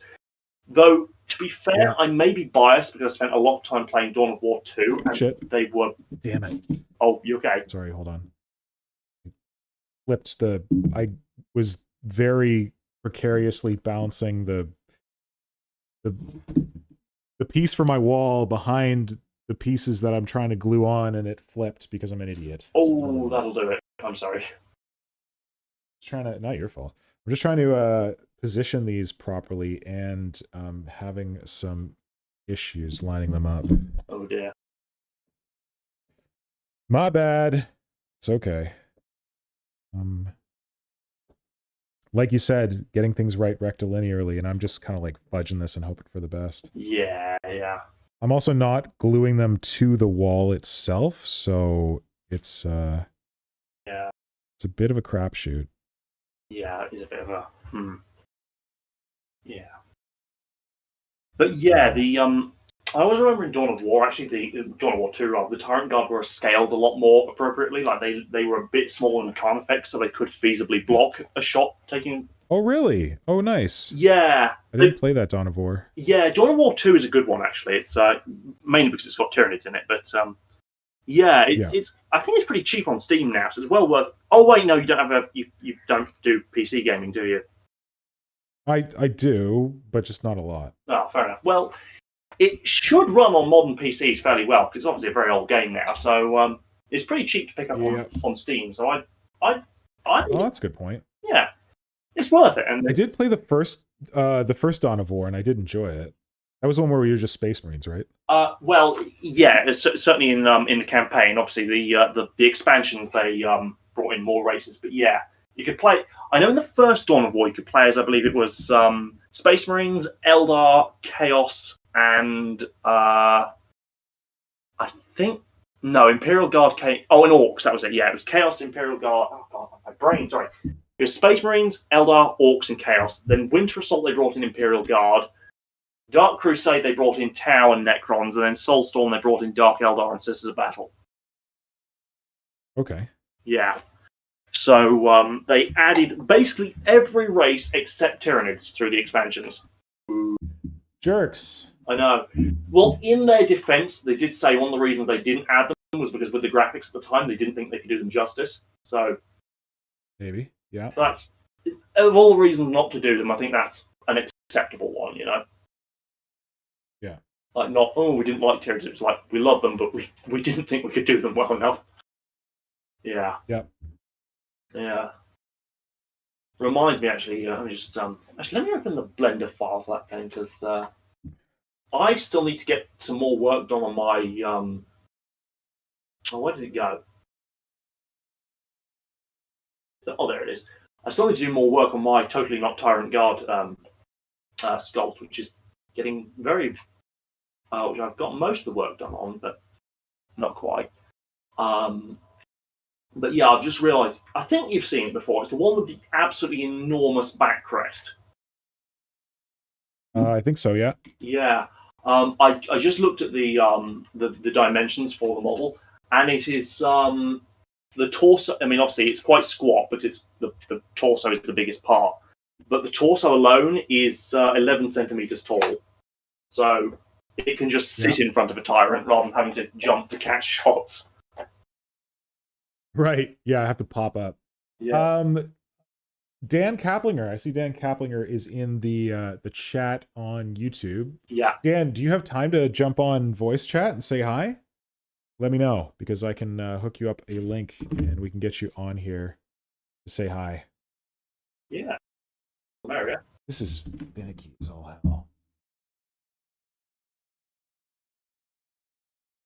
So I've got the walls glued on now with some no more nails. And I'm just kind of obsessively and not very accurately trying to position them so that they're in contact with the back wall. That is hopefully at a 90-degree angle. I really have no idea. I think that's probably close enough. So what I did is I traced a line onto the back wall where this lower wall is supposed to sit, with the goal of then I can start adding wall detail above that line. Then I can, when I have to actually attach the back to the bottom, I can hide all the hardware for attaching the back inside of here, which is pretty smart, if I do say so myself. But I'm probably gonna have to like screw down through the masonite hardboard and like put this on some piece of foam or something, because the screws are gonna come at the bottom. But whatever. It'll be fine. So this is good. All right, now I got to figure out what I want for a wall. So have you got a, if you don't mind me asking, have you got a particular theme in mind for this this tile? Is it just going to be like generic, like Zone Mortalis for like a general like Space Hulk look, or is it going to be a like a like kind of Space Hulky? So like I've been hinting at it. I hadn't really said it, but what I want to do is I want to have Tyranids breaching the back wall. Yeah. And yeah, kind of like a Tyranid, some kind of Tyranid mycetic spore thing has like smashed into it and is like disgorging the Tyranids into this area. That is what I'm thinking, but I'm kind of figuring it out as I go. Because the thing is, I want to have like a really big like mycetic spore like busting through, but I also don't want to have like, if I put a big mycetic spore here, it would take up the whole board. And I want the board to be available to like as a display board for Tyranids. Yeah. Like my kill team or whatever. So that's what I'm trying to get at with it. But I'm just kind of figuring it out as I go along. Like right now I'm thinking maybe I put some stairs going up to that back section so that models can... How the hell does stairs work in Zone Mortalis? Yeah. I don't know why, but I've got an idea for how this like mycetic spore thing could work. So, you know how in Imperial fleets and things you have the boarding torpedoes, which obviously pierce through the outer hull of a ship. Yes. And then they open up. Yes. I'm imagining something a bit like that, but instead of like your regular opening door, it's almost like a 3-part beak that pierces in and then splays open. Yeah. So something like that. So like I say, it's long, but then it opens up into this like 3-part, almost like a flower of death, really. Yeah. The idea being it's like it's rammed into the outside of whatever this area is, and it's opening up because that way it'll look very impressive, but it hopefully won't take up too much like visual space. Well, I am also playing with the idea of it just having it like sticking out the back, and you can like see the details of it on the back as well. But I haven't really decided yet how I feel about that. Yeah. But that is definitely a good idea. Well, sometimes. But no, seriously, that sounds good too. I like. No, you don't see. I think there's a real lack of like, certainly on the hobby sphere, but and maybe it's because Games Workshop haven't done many, but like of like variation in Tyranid biostructures and like things that aren't like creatures per se. I mean, I know they're all creatures, but I think you get what I mean. Like things like ships and drop pods and stuff like that. Yeah, like non-combat Tyranids. Yeah, like non-combat Tyranids, yeah. But more kind of like sessile or non... I don't know what the word is, but like it's like non... Oh, I don't know. But yeah, because one thing I remember when I was first getting into hobby, when I was a wee lad... Still there? Oh, yeah, I'm still there. Sorry, my headphones are cutting out. I'm going to put my other one in and see if it helps. Okay. All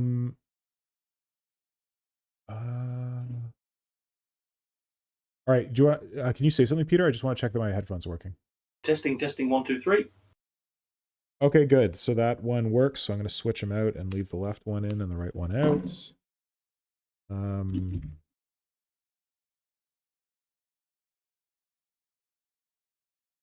Damn it! What is Dan's thing? Can you hear me now? Yes, I can hear you. I'm just trying to find Dan Kaplinger's in the chat. I'm trying to get him in here, but I can't remember what his Instagram handle is. Dan, can you send me a message on Instagram? Because I'm having trouble finding you. For some reason. I know we've exchanged messages on Instagram before. Oh, there we go. I found it. I found you. Don't worry. I got you. I'm going to send you a message. Here you go. All right, so we'll get Dan in here and see what kind of stuff he's getting up to. Yeah. Yeah, I think that Games Workshop isn't going to necessarily spend the time and effort on making like scenery for every faction and like other stuff for every faction. Like they don't even do that kind of stuff for Space Marines, like the non-combat stuff. The only reason we've gotten like human stuff is for Necromunda. Yeah. Like for terrain. Yeah. I don't know, I'm just surprised more people haven't done it. Because I know one thing. Do you remember when Planet Strike first came out? Back into like mid to late 50s? Vaguely, yeah. I remember I was really hyped about that. I never really played many games with it anyway. But one thing I was always really interested in was the idea of making Tyranid bastions, like bio-fortifications. Yeah. Spent ages sketching up ideas of like how would a Tyranid like bastion fortress thing work. The real sticking point I had was like how would like the like defensive armaments work, because one idea I had was like these like alcoves with like a little grafted in termagants of like holding the weapon or whatever it was that literally growing out the side. Yeah.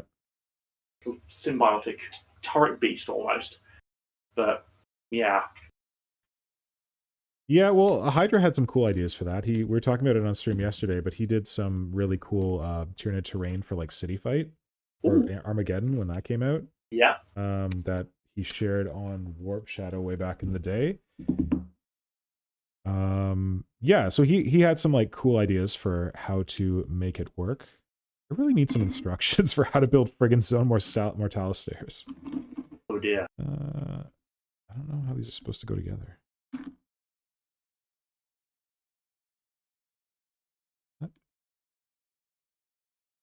I think you're supposed to like put a flat plate in between and then they like go to the plate, but I want to avoid that. To be fair, the Games Workshop scenery have built, which as of late, which admittedly is mostly limited to the Warcry Red Harvest set, which I got on eBay for cheap. I found you actually need the instructions. Like, you look at it and you think, oh, this will be simple enough to build, and then you try and build it. Yeah, good point. Everything has a very specific mating surface that it needs to be put into. Yep. Yeah. You are probably right. I should go read some instructions. Yeah. Well, I was more just saying kind of like it's annoying because like I wish they were a bit more freeform, but... Well, I think that they work well because they go together in a very specific way. Yeah, I suppose. I'd be able to fudge this.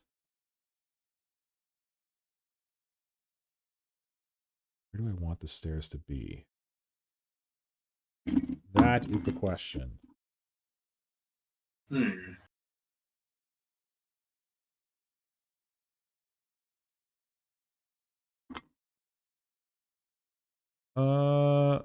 Okay. Dan Kaplinger says, cool, be there in a minute. Look forward to chatting with you soon, Dan. Excellent.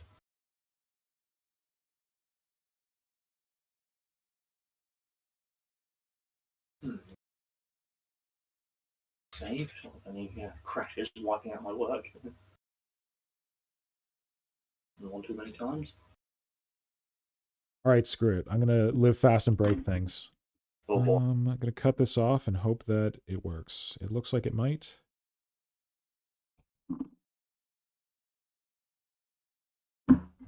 Just hoping.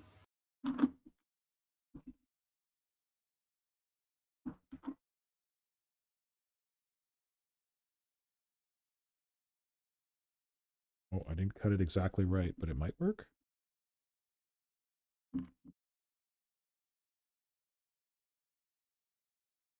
I mean, it feels too tall.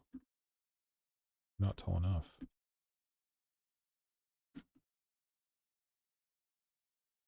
Maybe I can... Oh, did I screw up?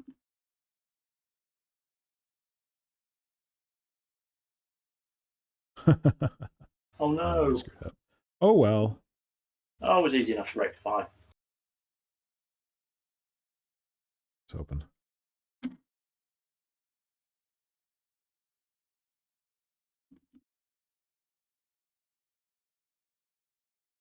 Ah, I was building it wrong. There's the issue. That'll do it. That'll do it. Yeah. Happens.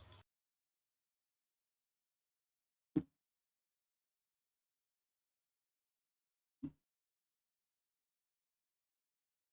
we're gonna have the stairs at one end. The question is like where the thing is breaching, because I want it to be like breaching and kind of like spilling itself over the platform and onto the part below. It's just a question of whether... All right, I'm gonna build this staircase and then figure it out from there. It's probably a good place to start. It usually works well with kind of like just the make up as you go along approach. I usually find that works best, to be honest. So are you, Peter, are you doing much modeling these days? Like I see you post a couple of things. Are you mostly doing like the Blender stuff? I have, to be honest, my hobby space has been in a bit of disarray lately, largely because I've been trying and failing to tidy up, which has meant not much time for actual hobbying. I've done a bit of modeling though. I've somehow managed to acquire 3 extra psychophages for very, very cheap, which I've been trying to convert into various forms of... I think everyone has 3 psychophages. I have 3 psychophages. Highfleet Moloch has at least 3 psychophages. they were going pretty cheap there for a bit. I think they still are, to be honest. But yeah, they're it's funny because I found with judicious conversion, it can make for a really cool, well, anything you can think of, really. It just, I don't know, I just don't particularly care for it. It's funny, it looks kind of out of the box, but very little work is needed to make it look pretty cool, in my opinion. Yeah, I've got one's been made into an exocrine, which I'm actually really pleased with. One's in the process of being made into a toxocrine, which I still need to do a bit of work on, and then one is being made into a turbigon, which I really need to do some more work on because I'm not entirely happy with it at the moment. Okay. I did have an idea for giving like this horrible ovipositor tentacle reaching out its back to like deposit the termagants, but nice. But that's, I don't know. I think I need to revisit it because it's not quite looking how I wanted to at the moment. Yep. I will say it's it's still looking better, in my opinion, at least than the stock Turbogon, because I've never liked the stock Turbogon. Like, the sack looks, like the birthing sack just looks too much like a generic blobby mess rather than anything particularly purposeful. Yes. Yeah. Yeah, agreed. It's good for like when you need to put a blobby mess on something. Like I think recently Persnickety Sculptor did a he's working on a piece of Tyranid terrain. Yeah. And for that he used the sacks and to good effect. Just to like make them part of his blobby terrain. Yeah, yeah. No, they do have their uses. I just find as a like birthing apparatus, they look too chaosy to me. Yeah. Well, to me, they just look very like neutral spore sacky kind of thing. They certainly don't look. I don't know.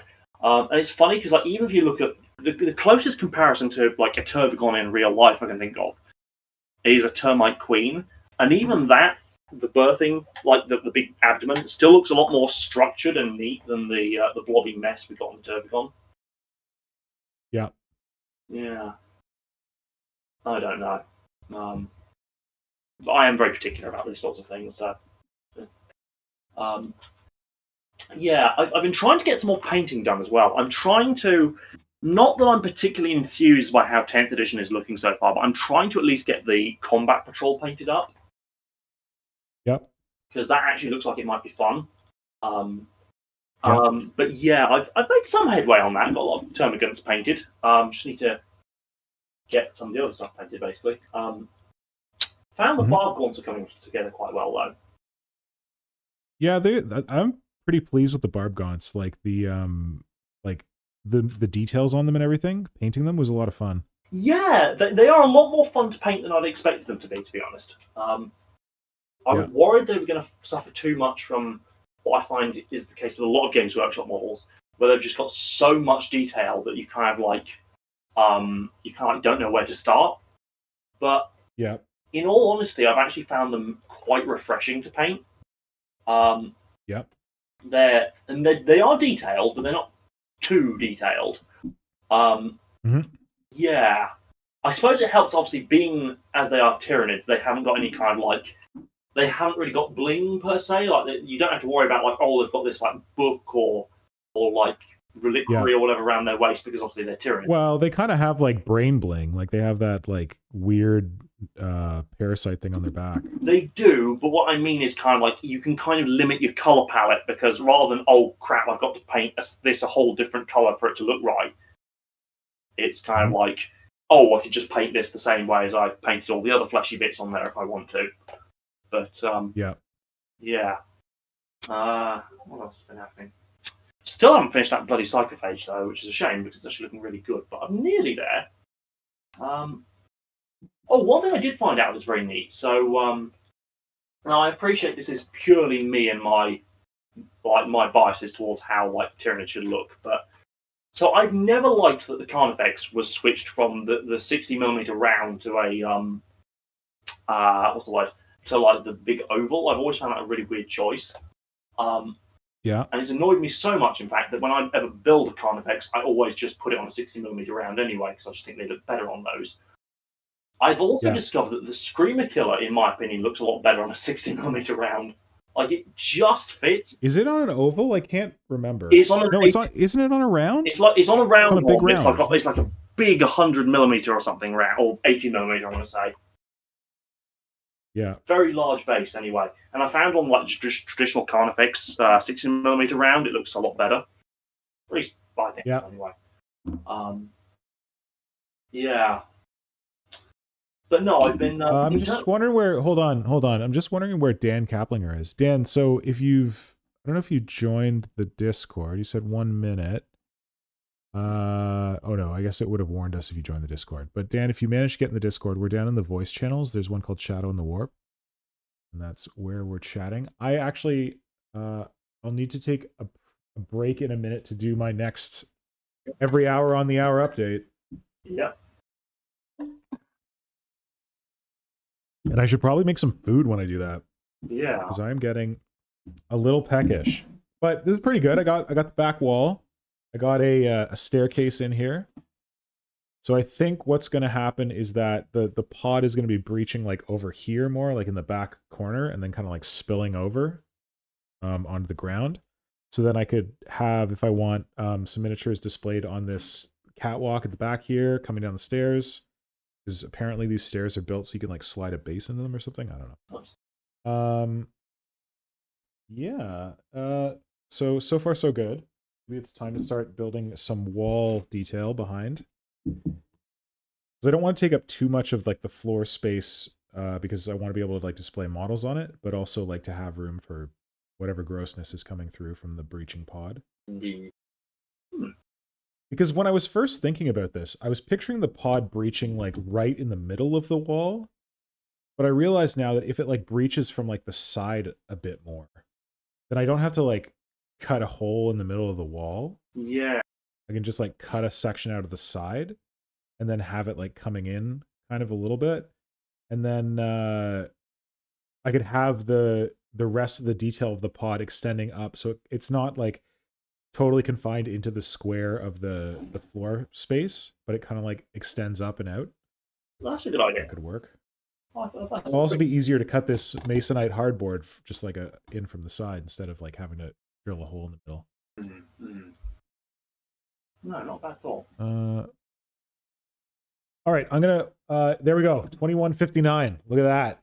We did it. Got it through 2 hours. How many? 2 hours? 2 hours. 2 hours. I'm gonna go do 2 hours. All right. I'm just going to mute you for a second, Peter. Sec. Got that. And then, all right. Let's plug the. I don't know that this is necessary. I'm gonna do it anyway. Face cam in. Live face cam. Oh, you are live. Amazing. Even if you don't have your light on. God. It's weird.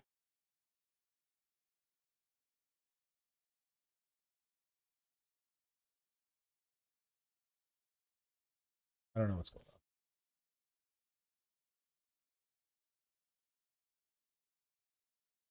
Rated up.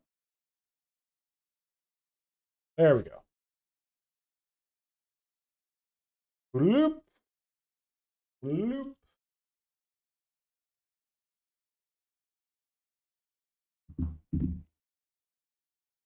Shit. Oh shit. Oh, I'm breaking things. God damn it. That was dumb. Oh. Dumb. Oh, dumb, dumb. Okay, I'm not gonna pick that up. All right, learn a lesson.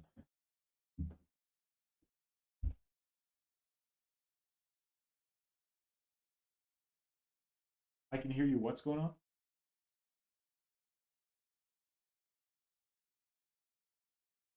What? Sorry, you're breaking up. The video's slow. Don't worry about it.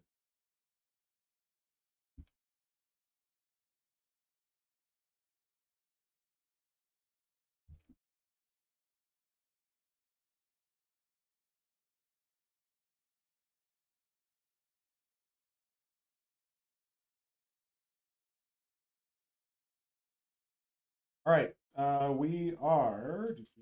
All right. Yeah. Okay.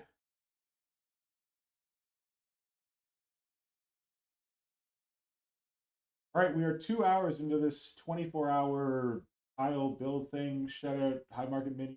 I have figured out that I want to do the wall thing up the back. I've built like a kind of catwalk and wall thing at the back of my tile. I've built a staircase. I had a good chat with Radon 995, chatting with Peter Evil Eye right now.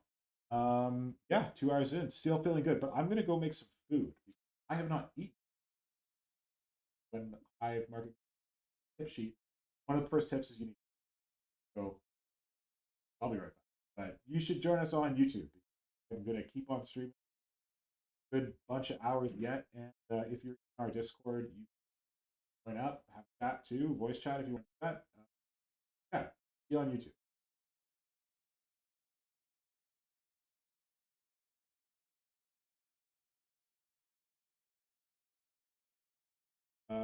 Hour 2.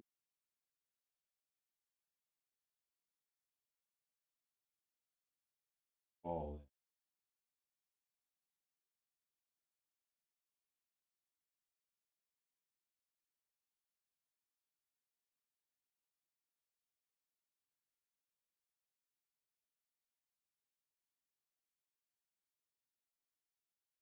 in. Hey.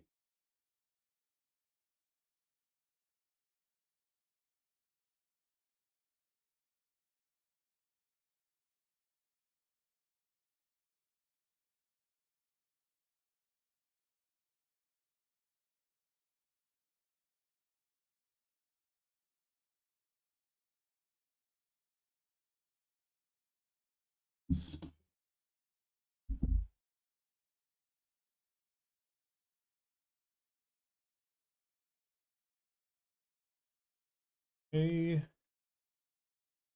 That for computer. Actually, maybe it's okay. All right, I'm going to, for all you folks out there in YouTube land, I'm going to be right back. I gotta make some food. I will be back in 1 second. I guess I should stop the time. We'll pause the timer for now because I am not hobbying. Peter, I'm just going to drop out of the chat. I'll be right back. If you want to keep chatting or whatever. Oh, and Dan Kaplinger, if you're going to join the chat, just hold on. I'll be right back for the voice chat. Okay. I gotta kill my mic so you don't hear me blending smoothie stuff. Whatever. Who cares? It'll work.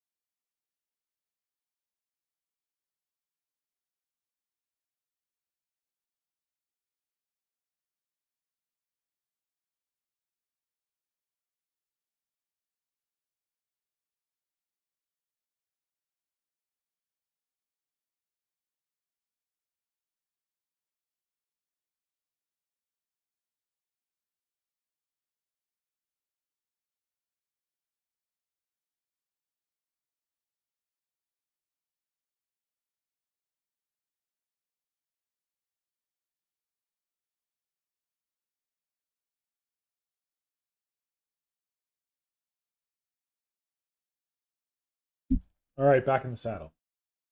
Hey.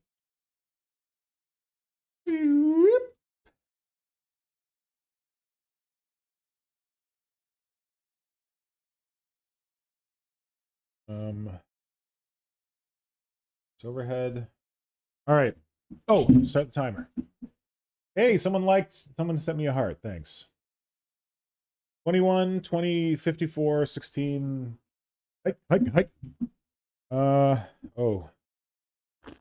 Should get a charger for my headphones. Or else you're gonna die. Hi, bud. I can charge them over there.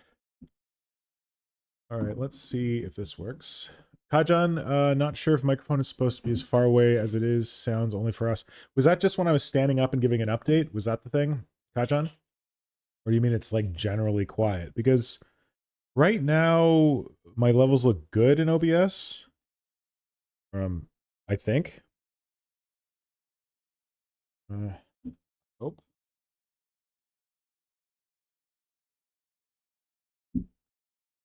Oh, whatever. Yeah, hopefully the audio. Okay, that's what you meant. Okay, thanks, Kajan. Kajan, do you want to jump on voice? I don't know how you're feeling or where you're at, but you're welcome if you want to. I don't know, your call. Oh, I should probably jump on the voice. Oh, Dan Kaplinger's in there. Dan, can you hear me? Can I hear you? Output is my headphones. Input is the mic. Oh, I should check my input on OBS because it's a jerk. Properties. Yep, using the right one. Good. Dan, can you hear me? Did you step away? Because I had also stepped away.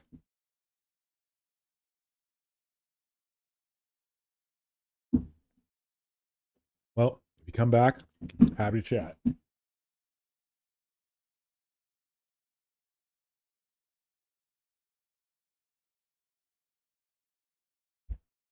Okay. Next steps. Base is more or less done, I think. Hi, Ripley. Yes, hello. I know, I'm doing weird stuff and you can't get at me. I will laugh. What is this all about?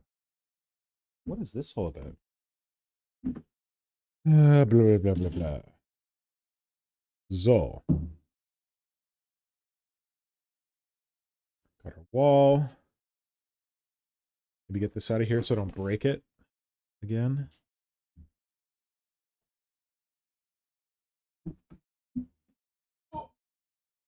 Hi, Rip. Oh, my goodness. You're just being so sweet. I think I got it now. Oh, Dan. I hear you, buddy. You're coming through loud and clear. Can you hear me? Excellent. Yeah. I had my oh, hold on. Wait, microphone you're deafening.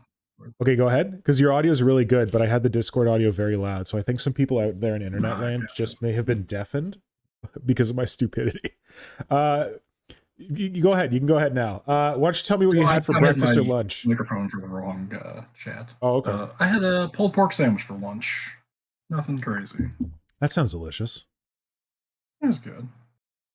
Good. Did you make it yourself, or did someone else make it for you? Yeah, I made it myself. It was stirred in the crock pot. You know. That's impressive. I'm impressed. Throw it in there and forget about it, right? Like, what's that? Just throw it in there and forget about it. You know, it's not much to it. Yeah, I had an ex who got into a pulled pork making mode. She was British, so like didn't really come to it honestly, because I think is pulled pork an American invention? I have no idea. No clue. But yeah, she started doing it in like the slow cooker, and it was damn fine. Mm-hmm. But yeah, so Dan, I feel like you and I have never talked, but we've chatted a bunch. You've been on many a stream. You are definitely qualify as a friend of the stream. And we have exchanged some Instagram messages, and I may have like propositioned you with secret projects that we can't talk about yet, but I trust that the other part of that project is moving along. I think it's like starts and stops. So thank you for moving along on your part of the project for when that comes time. Yeah, it'll be good, you know. Good. Nothing So about for crazy, I think. Yeah. like, I know a bit about your art, but why don't you tell the folks out there in internet land what kind of like hobby and art stuff you do? I do a lot of wood carving. Yeah. Mainly a bunch of whatever I feel like making out of wood. You know, like Yes. I don't know. There's not much more to say than that. You know, like No, that's cool. made with sharp things and Yeah, I feel like I know that because I follow you. But I yeah. wanted everyone at home to know that you, as you say, play with sharp things, as I'm playing with my chisel blade right now.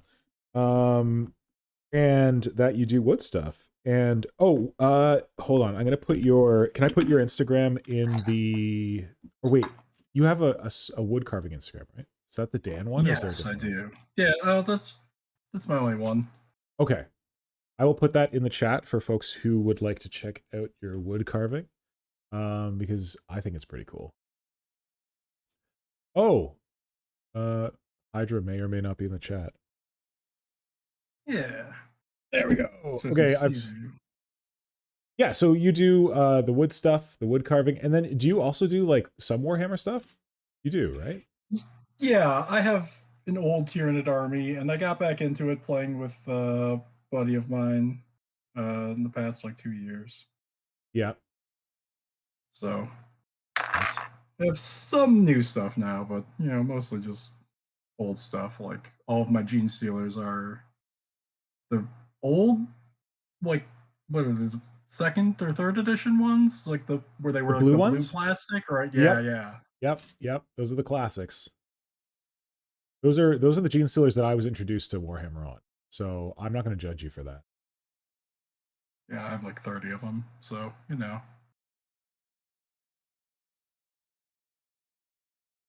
Well, as many Okay, Gene cool. Stealers as I could use realistically, but who knows? Like maybe I'll get more. Well, it used to be the case that we The could ones take are looking like pretty. 6 squads of them or something. I think in the new rules we can only take 3 because they're not battle line, and like it's in the new rules it's like you can have up to 3 of any given unit. Mm-hmm. I don't know. I don't care. Yeah. I just remember that people would like go ham and have like full Gene Stealer armies back in the day when the Gene Stealers were like proper scary. And I would support that if that's what you're going for. How do you feel about the new Gene Stealers? Even though you have like an old Gene Stealer army, have you had a chance to like look at the pictures of them, or? They look good. I mean, just like I don't know if I need any, which is, you know, unfortunate. Yeah. I feel like that means that you're an adult. I'm a child because I have like more Gene Stealers than I could ever need, but I'm like, yeah, but they're not the new sexy Gene Stealers. We get this new sexy ones. Like, so when people are like, oh, I already have like 96 Gene Stealers, I'm like, yes, but you have 96 of the old Gene Stealers. You could have new hot Gene Stealers. Yeah. I'm pretty happy with, you know, like once I get a certain amount of something, I see no purpose, I guess. Like I guess I'm too practical. That's good. That's good. That means that like your pile of potential will actually be a pile of potential and not lapsing into a pile of shame like some other people deal with, like me, maybe. Maybe, you know. So you have the old Gene... Sorry, I may have missed it there. You have the old Gene Stealer... sorry, the old Tyranid army. Do you have any other 40k forces that you're into? Or that you collect? Or that you're interested in? The only other 40k thing I have is an older... What was it? The Predator Annihilator. Oh, nice. So, with the 4 last cannons? Yeah. And is that the, like, the old Rhino one? Like, Yeah. not the new shine? Yeah. Old Does it have a round turret? Yep. Pewter, Yeah. round turret. I fought many of those back in my 2nd, 3rd edition days. I think my buddy, the Space Wolf player, had one, and it was not fun for my monstrous creatures. Mm-hmm. Cool. That's the only other Warhammer 40,000 thing I have, so... You Otherwise, haven't I'm been all tempted... in on the Tyranids, yeah. Good. You haven't been tempted by the new Predator? The new version? Not really. That's fine. Yeah. Working on some little Tyranid bits for November, you know. Nice. That's good. Yeah. Should be plenty weird since it's gonna be wood, but you know, like Well, our theme for this year is pretty weird. Like it's supposed to be like non-combat Tyranids, and we're really hoping people get weird with it. good. So if you're going weird, I think you're going in the right direction.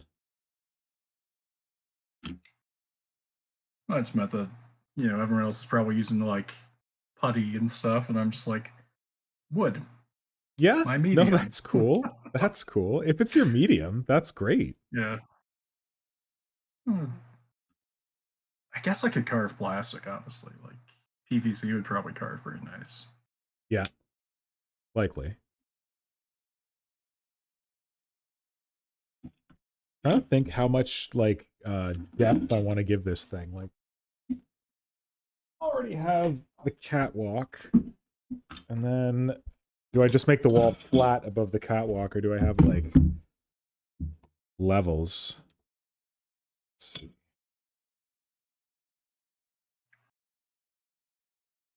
Well, it depends on if you want to put anything up there, right? Like, Yeah, so I was thinking that having like the different levels could be useful for like displaying different models, because when you have just like a flat display board, they all kind of like get like hidden behind each other.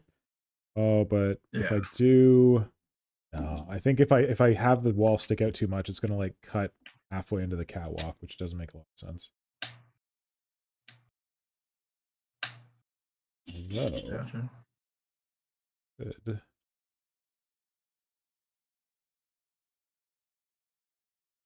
Oh, I don't know. Yeah, and you're located in the States? Well, Yeah, in the Chicago area. oh, Chicago, cool. I've never actually been to Chicago, but because the fact that like Adepticon happens near Chicago, I feel like Chicago is the part of the United States that I'm most likely to next visit because of Adepticon reasons. Makes sense. That's what I'm expecting. Yeah. Interests that are happening there. Have you ever been to Adepticon? I have not. Oh, gotcha. Well, like I got out of the hobby, I don't know, when I was in like high school. Oh, right. Right. So I just yeah. like fell back into it in the past, you know, like Hence the old NIDS. 2, So like 3 unless years you went ago. to Adepticon in your high school days, Yeah, you're probably not going to be going.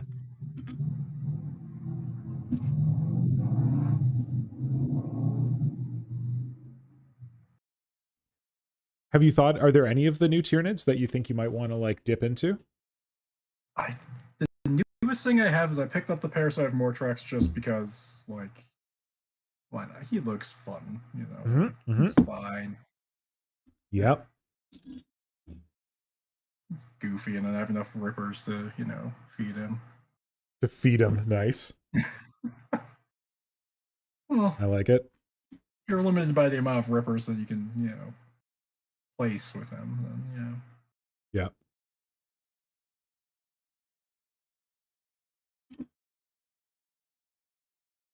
And what about like any other of the new NIDS that may speak to you? Anything else that might be tempting you? I was thinking about the Screamer Killer, but you know, like overall, like I don't like need it per se. I don't even have any of like the newer Carnifexes, right? I have like 3 Grinifexes. So Oh wow. Yeah. Yeah. So wait, sorry, how recently did you get back into the hobby? Like 2021-ish? Yeah. Yeah. Okay. So very recently. Just in time for new NIDS. I love that you're like, you have an old NID army. You just came back to the hobby and Games Workshop's like, oh, Dan's back. Okay, let's finally release some new NIDs.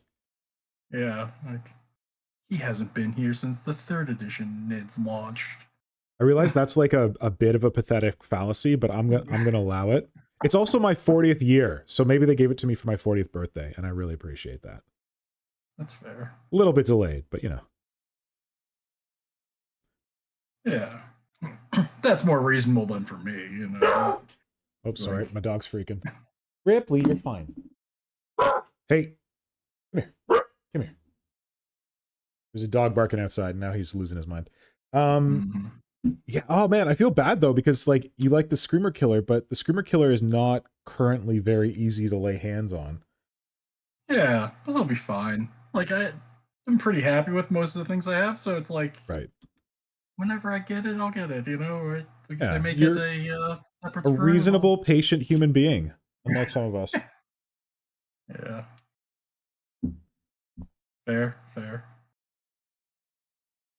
Or No, I'll just honestly, I'd. chunk one out of a piece of wood, and you know, like that'll Oh, be there you super go. weird. I honestly admire your resistance to like the FOMO aspect. Whereas me, I'm like, oh, new Tyranids, I'm gonna go get some right now, and like they're like sitting there waiting for me to do something with them, and you're like, no, I'm good. I'll wait for a bit. Yeah, Good I job. still have things that need paint after 20 years, so you know. Yes, true.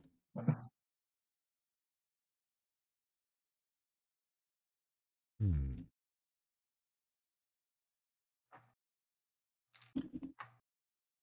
What are you working on now in terms of wood stuff? You got any like Well, ongoing there's projects?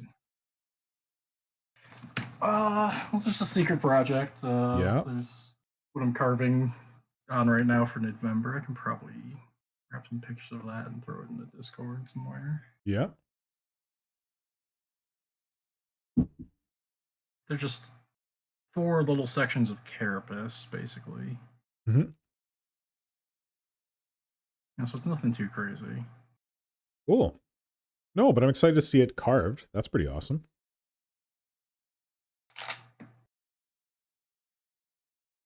Yeah.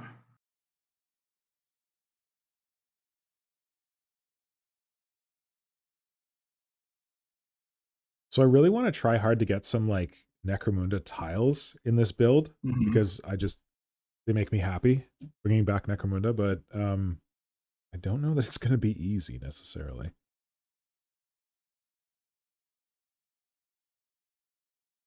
Fair enough. I do this.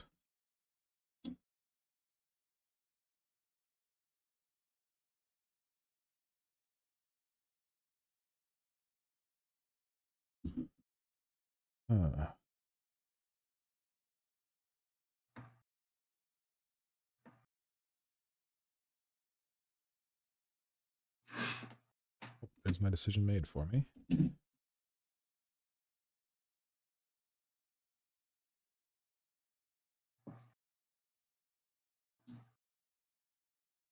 This is like an eagle face relief carving that I started like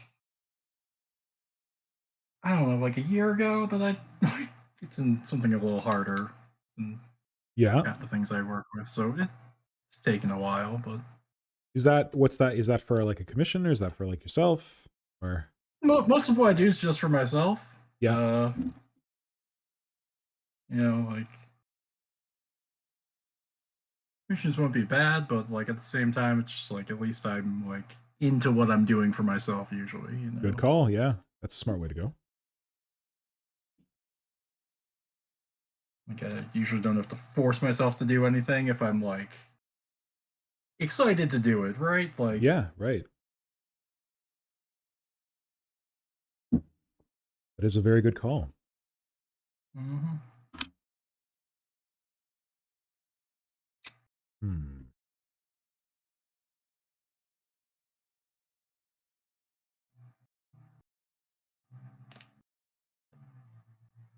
Maybe.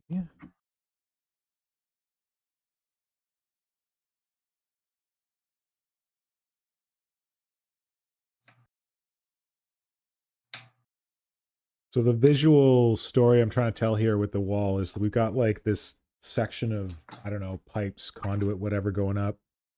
Then you got your little Necromunda ladder here so the guy can scale the ladder and like service the pipes. Mm-hmm. I made sure to link up all those Necromunda ladders so they go all the way up. And then random wall sections going across. And then the busting in Tyranid breaching pod is going to be like somewhere over here. So, in fact, maybe Maybe it breaches right With here, there. the Barbie Nightmare Factory. Oh yeah. Yeah, I think people did not enjoy. I was posting those pictures of starting painting on that terrain I was working on. And I think people enjoyed the Barbie Nightmare Factory factor way more than like what I actually made. Oh, what you I think they made were like, looks oh, good, that's it. so, yeah, I Whatever. like it. I like what you did. It was just the Barbie Nightmare would be fun too. True, true. That is a good point.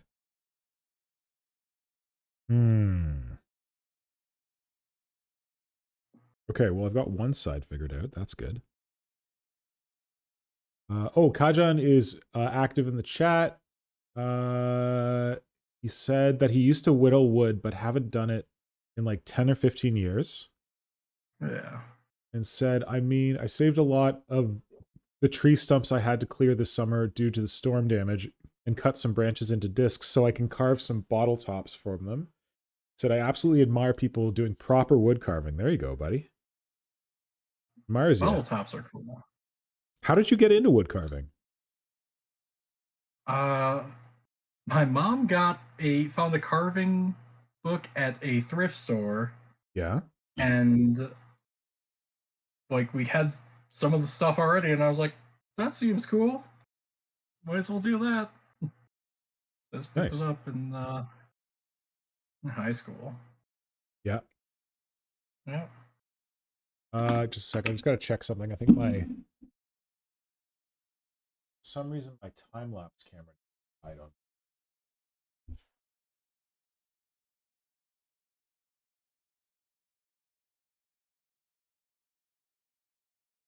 Oh, no battery. Mm.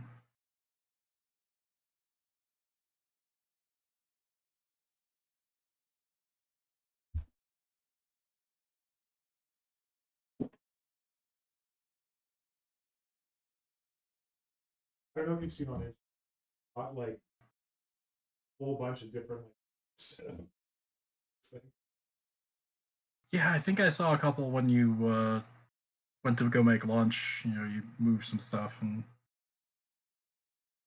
I used to be really into like interval time lapse, but I haven't done much of it. But I did get out like my my camera to document what was going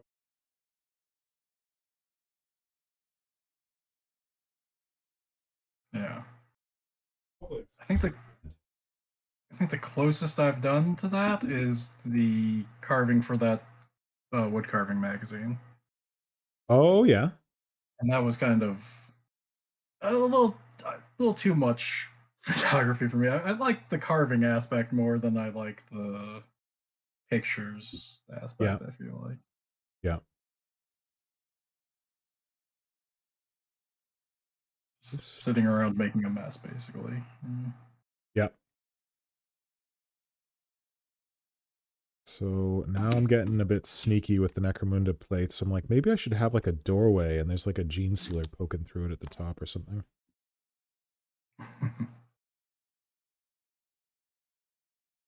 I thought about maybe doing like a higher catwalk as well. So I guess I could have one on like that level. Yeah. You can always get a little weird with some of the things too, like how in the older codexes, what are the spikes that they shoot out their chest? The flesh hooks. Oh, the flesh hooks, yeah. That they're like, they say they can be used to like scale vertical surfaces and stuff. It's I thought that was always really cool. Mm-hmm. It counts like vertically impassable terrain is just difficult terrain or something. Mm-hmm. Yep, that was definitely a thing. You always have them crawling up a wall or something, you know, like Man, flesh hooks used to be like so cool, and they just got lamer with every edition. Like my favorite flesh hook edition was second edition, where if you fired them at someone, you could then they had a 16-inch range, and you could roll like 2d6 or something, or a d12 or something, and pull the person back towards you that many inches. Nice. I feel like there's something like that in the new rules. It's like with flesh hooks, you count your charge distance as being shorter or something like that. So get over here.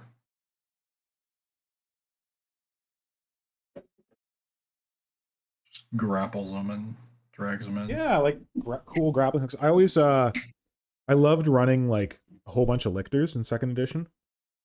Mm-hmm. Yeah, so I'm hoping for the return of that someday. But lictors being that lictors viable were again.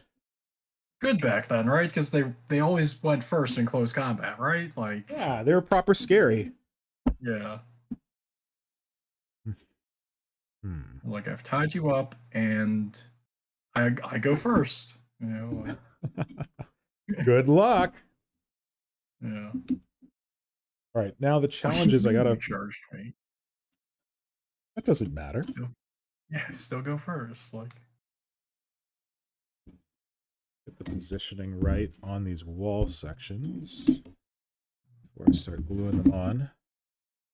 Well, I guess I should. Man, this is going to go horribly wrong. Wish I had something to prop this on.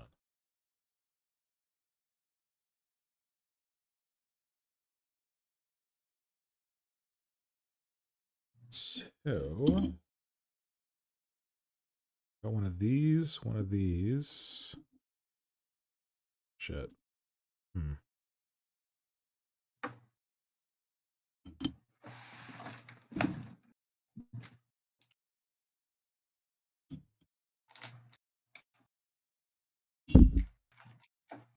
So what's one thing, like when you think back to second edition, or like your old Tyranid for your old Tyranids Force, what's one thing that you wish came back from like the olden days of Tyranids? I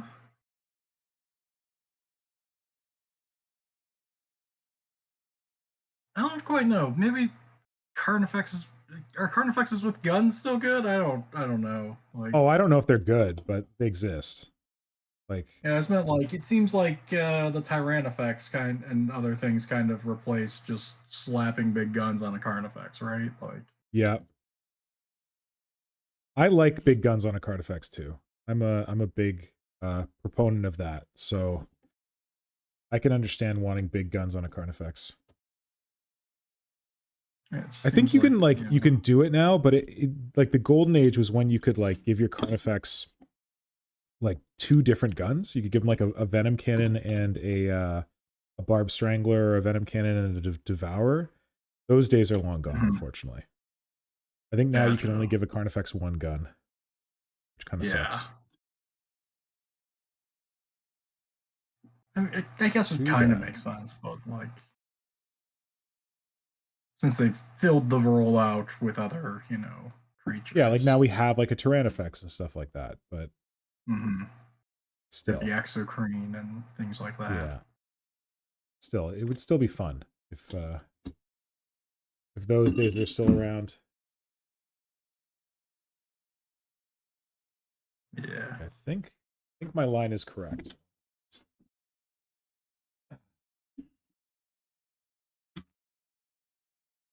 All right. More of my favorite working compound. No more nails.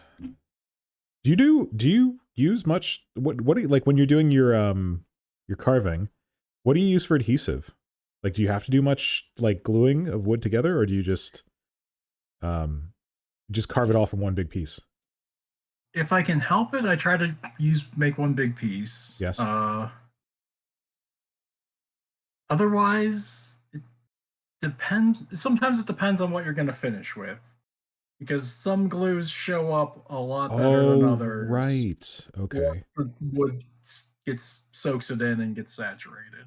Oh, right. Okay, I didn't think about that, like the finishing aspect. Yeah, and even in some woods, the color will get different. Like,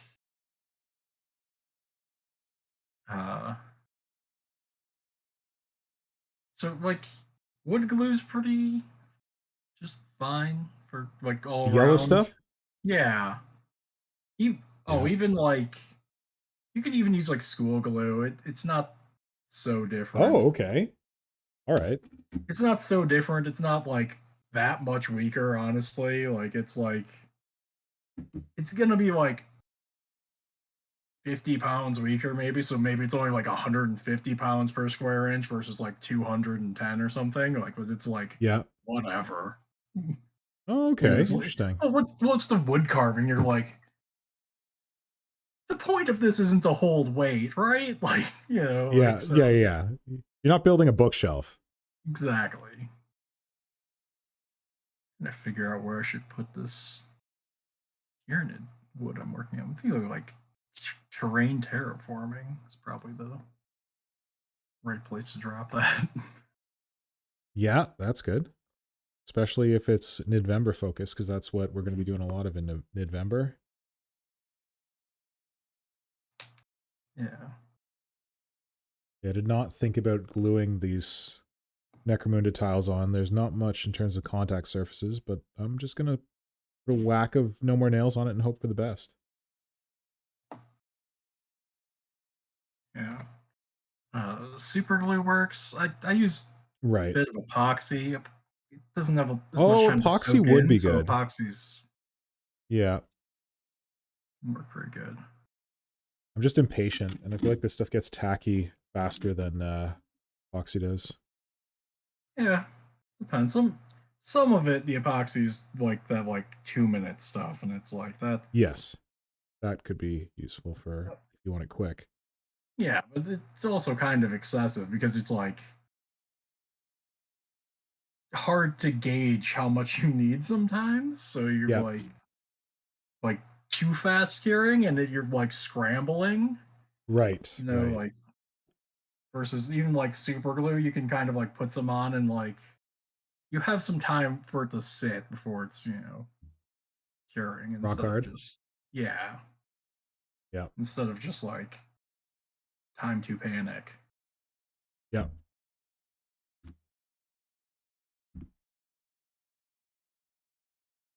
Hmm. I honestly don't know if I have enough No More Nails for this project. This whole project brought to you by No More Nails. Fair enough. Let's see here.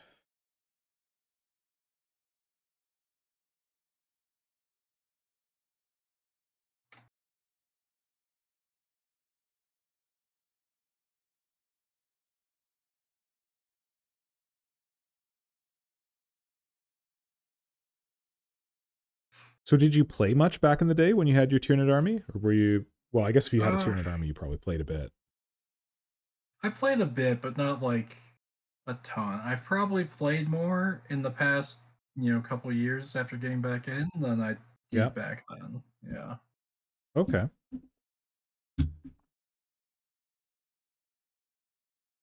Right. And my buddy like eased me in by like playing some old editions with me. Like we kind of went through some ages. Yeah. It's kind We- of like the rage these days. There's people who like collect second edition Tyranid armies to play second edition 40k with them, like currently. Mhm. There's a guy on Instagram I can never remember who collects second edition Tyranids. He paints them like the second edition style to play second edition 40k, but I can never remember his account handle. Kind of useless. Eh. It's a lot of handles that you do remember, so like Yeah, true. a lot to keep track of and juggle. Yep.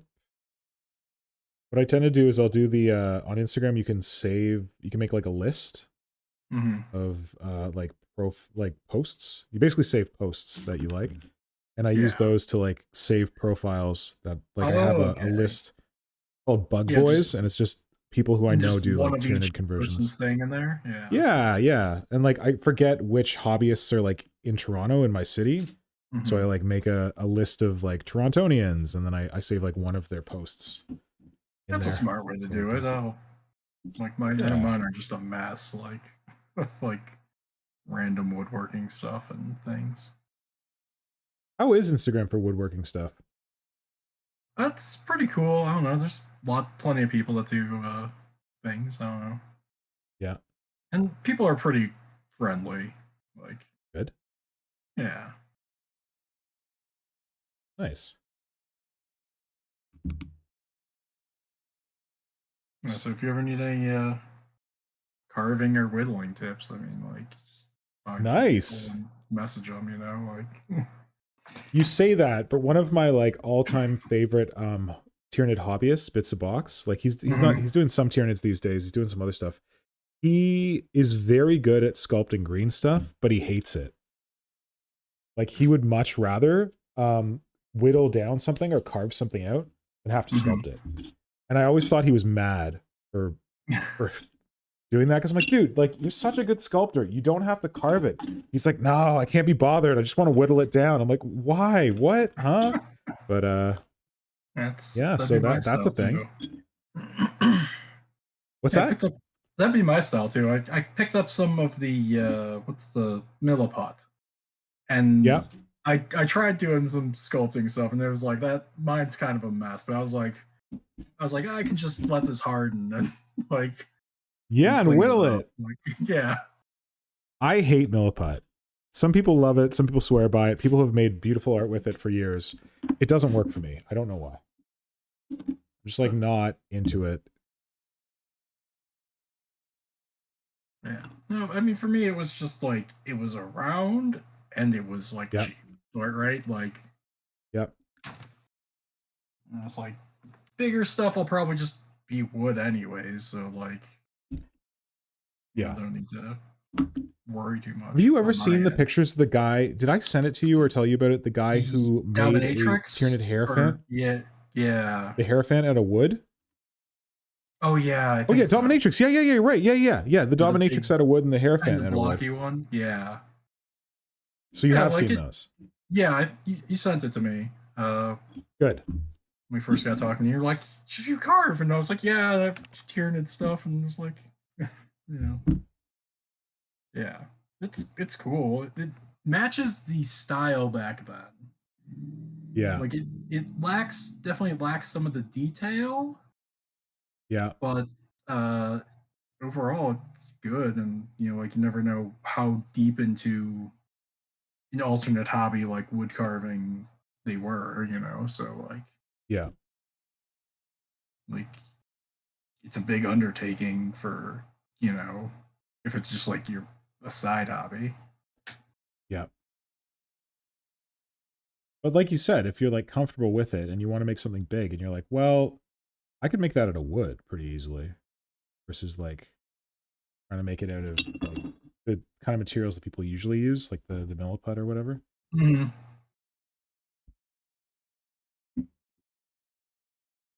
I might try some kind of big thing at some point. Yeah, who knows? That'd be cool. Maybe when more carvings are off the table, you know. Yeah. What kind of wood would you use for it? Like if you had to like, just say you were going to use it in a game. Just say you wanted to carve something and you wanted to use it in a game as like a miniature or whatever, like a big giant Tyranid miniature. What kind of wood would you use? I would probably mostly make the parts out of basswood, or if you're in Europe, it'd be lime or linden tree. If like, dude, I love linden trees. Like the smell of them. Yeah. The flowers. I think it's linden trees. There's this one kind of tree I'm obsessed with. But yeah, like after the flowers, they have like little berries that with like a weird little scoop leaf on them, like a little single thing. Yeah, that's a linden tree. Big, and you choose like, those woods. Is it because they're like leaves. light woods, or why would you choose those woods? They're pretty popular carving wood. They're pretty light. They're pretty non-dense. I'd probably try to attach them to a core of something stronger, you know, like maybe like an oak dowel or something inside of it somewhere, you know. Oh, so like an armature. to give it some strength, right? Like the whole leg could be, you know, basswood or linden, but the joining between the sections of the leg I might use something else just because it's like that's where it's gonna be the weakest. So I want to stick Yes. something in there. I guess you could use metal too, and then just sculpt over that. Yeah. No, but that's how I do with like when sculpting. I put like a metal armature inside to make it strong.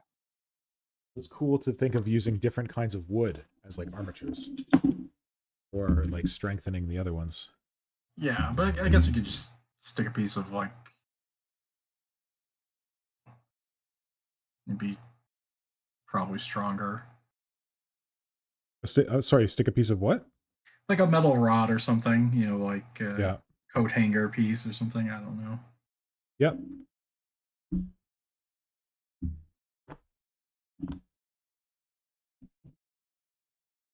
I feel like I should modify my break things with the camera to try and give a look at what I'm dealing with here. Oh, geez. Really? Okay, let's try this.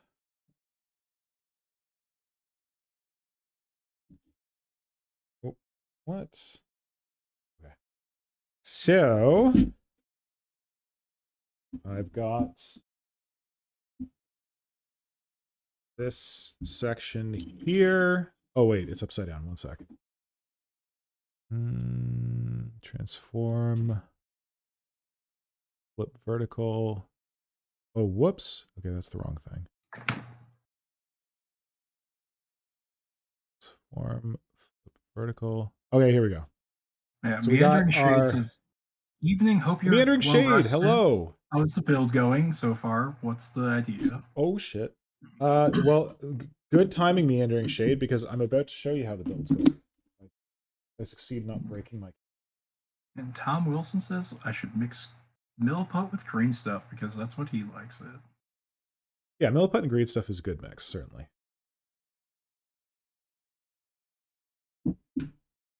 Because Milliput is definitely more carvable than green stuff. I would not want to carve or try and whittle green stuff. Green stuff more like rubbery? Yeah, it's more rubbery. It's definitely more rubbery.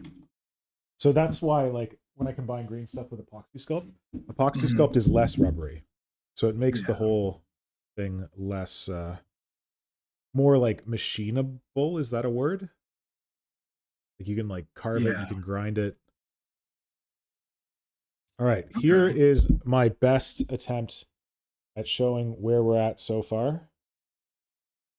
So the back wall lining up with the front is not perfect, but whatever. In fact, I think...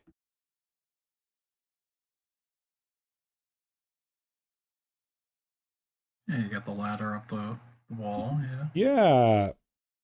Yeah. There's an issue here where like this thing is like raised, so this piece is like sitting on top of it in an annoying way. I just pushed it up. Ah, there we go. I pushed it up a bit, and now we're good. Gotcha. I got a tight fit. So yeah, we're gonna continue these pipe bits up here, and then we got like the Necromunda ladder so that people can service the pipes, and then we're gonna have a gene sealer poking out of this little hole up here, and then gonna find some kind of wall sections to put up here. Probably not these same ones. I'm probably gonna go flatter with a different detail, and then the breaching pod is gonna be breaching right around here. So this thing's probably gonna get dinged, cut out, but we'll see. Yeah. Yeah, that's so far. I guess I should take a cell phone picture of that.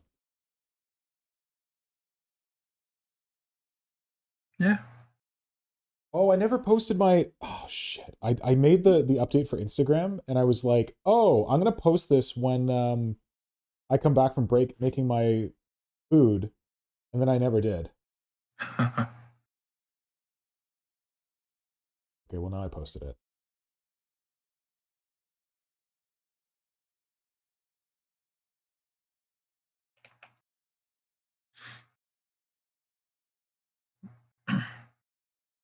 Another thing I was thinking about taking a whirl at making was some kind of other Tyranid drop pod. You think? I know we have the... Was it like the Tyrannicide or something? Is that the Tyranid drop pod? Like... Yep. I think it was called something else. It used to be called the Mycetic Spore. Yeah. And yeah, it's a Tyrannocyte is the current model that we have. Mm-hmm.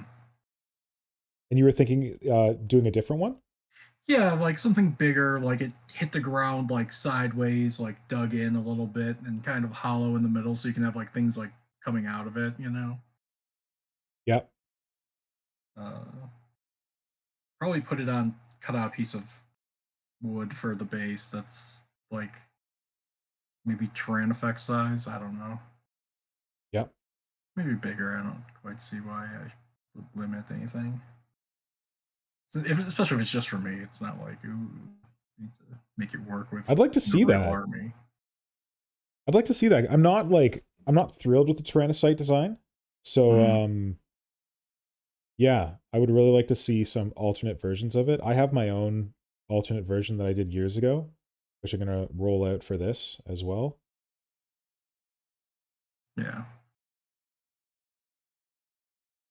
And mine was more of like a teardrop shape, which I think like teardrop shape, that's what the marine pods are like. They're teardrop shaped too, right? Yeah, I think they're teardrop shaped, but they're, you know, like more or less still like a big mechanical teardrop. flattish. Yeah. Yeah. I'll go like work messing with my camera.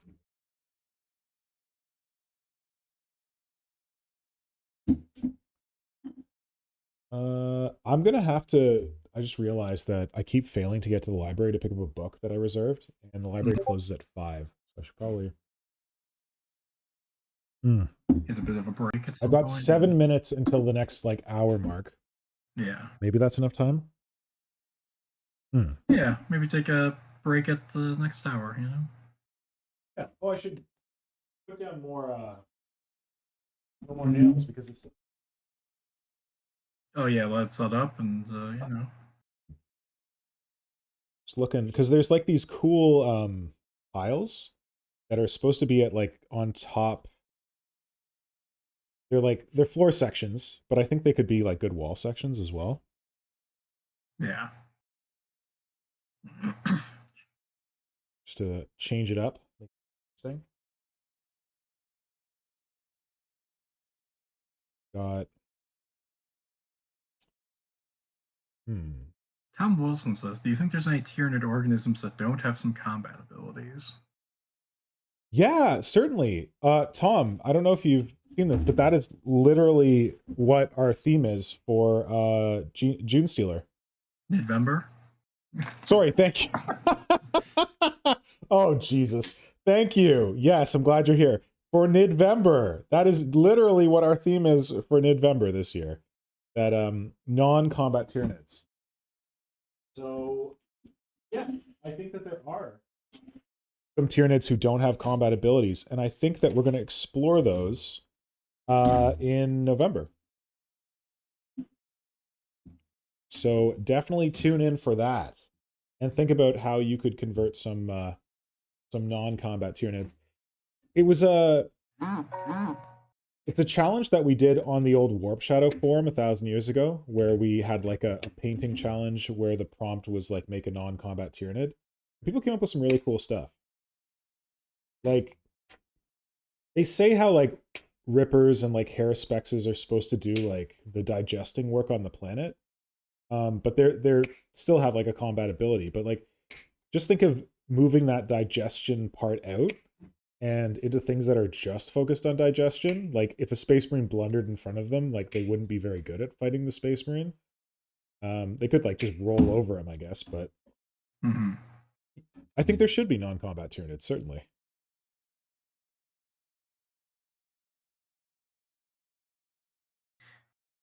So just imagine everything Nid-based, somewhat dangerous. Well, like an elephant is dangerous, right? Oh yeah. But I wouldn't call it like a combat thing. Yeah. So any large thing that's trying to like get past you can be dangerous, but not in the same way that like a lictor is dangerous. Who were all the people that tried to march elephants over the Alps? Like Attila the Hun or something? And yeah. What about you, man? Dan, like, how do you picture non-combat Tyranids? To some extent, I feel like I think of like somewhat of like the Sarlacc pits, or Yeah. like if they're processing things to, like send up to the biomass up to like the hive ship, some kind of tall tower that Hannibal, he says, not Attila. I can't remember. Yeah. Something that can like reach up into the sky and like move that biomass up off planet. Like Yeah. Yeah, I like that. or Like, I think that those maybe were supposed to be what capillary towers were, but yeah, but even to some extent, maybe the capillary towers are like hive ships. Like that might be the most efficient way is to like you just grove the ship on the planet, and then like part of it that you leave behind on the planet is just throws it into it. Like that. yeah. You know, 'cause they Yeah, have that's to a good stuff to point. grow those things, right? Like I yeah, yeah. I've always wanted like a Tyranid hive ship to just like drive itself into a planet and just like grow itself around the planet and just start like using the planet as like part of the ship. I thought that would be really yeah, just harvest a resource right from it. Like yeah. because if they're after more Like, resources and stuff, like you would think that they could just like eat a comet or something, right? Like I guess they're probably harder to find. Because like space is vast and empty, right? You think of it as being like all this stuff shoved together, but not really. yeah, it's fair. These are interesting. So we have there's these plates in here that are like, they're floor plates. But if you look on the bottom, they have like lighting and stuff. They actually look really interesting. Hmm. And that kind of fits in like maybe some kind of weird factory thing where they might have those like in-floor lights, like the emergency runner Yes. lights along the floor, Yeah. like Yeah. I could see that. Good point. But I think they're going to look great on a wall section. Mm-hmm. I'm a little bit worried that the wall is going to get too many different parts, like disparate elements, but we'll see. Yeah. We'll see. Yeah, but if you once something's busting through it, I mean, like it'll True. how much of it That'll will kind of actually distract. show? Yeah. Yeah. Well, the bottom of no, that's so.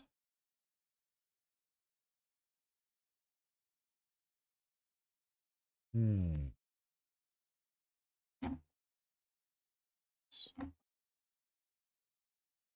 Guess that makes more sense having it vertical.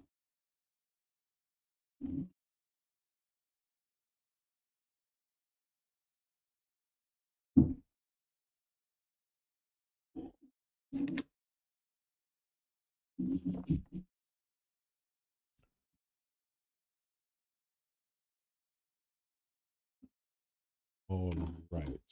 So there's a bunch of little tabs on it, huh? Yeah, I'm gonna have to like cut the tabs. Mm-hmm. Not too bad, but I'm gonna have to definitely hack the tabs off. And then like another like cheeky little thing, there's like a little hatch here. So I'm gonna have the hatch like popped open. Yeah. And then like a rending claw coming through or something, or maybe like a Tyranid tentacle. I think that could be fun. Yeah, just break a couple This is things, really maybe bend some out a bit. like, look at how cool. Like I was looking at these two pieces and I'm like, these two pieces do not go together. That hatch is too small to fit in that hole, and it is literally like friction fit. Like it is. Well, I guess this is all CAD, so it's really easy to do stuff like this. But I'm really impressed. Yeah, Good to work, Games Workshop. Good work. align everything right. Yeah. Hmm.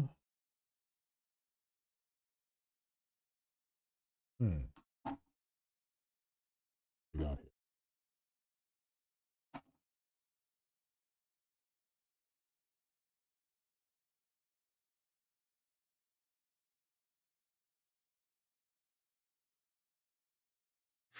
I gotta figure this out. Oh, but I'm coming. Oh, there we go. Yeah, you're right on Past time the for your 3 hour. hour mark. Yes, so I should go and do my thing, and then I should go and do my thing. Dan, thanks for chatting with me in Thanks for the having chat me on. here. If anyone missed it, check out Dan Kaplinger's Instagram for some cool wood carving. Oh look, I've still got it in on my clipboard. And yeah, and thanks for being a friend of the stream and for being up for unmentioned secret projects. Tyrannid shenanigans, yeah. Tyrannid shenanigans, I love it. And I look forward to seeing more of your Tyrannid shenanigans. And please share them on the Discord. Like, there's all kinds of cool stuff being shared. Oh, did you already put the your wood carving in there? Yeah, dropped it under. You said you were thinking. Oh, tyranniforming. Let's go see. Yeah. Ooh. Just 4 bits nice. of carapace that I've cut down. Cool. They look good. Yeah.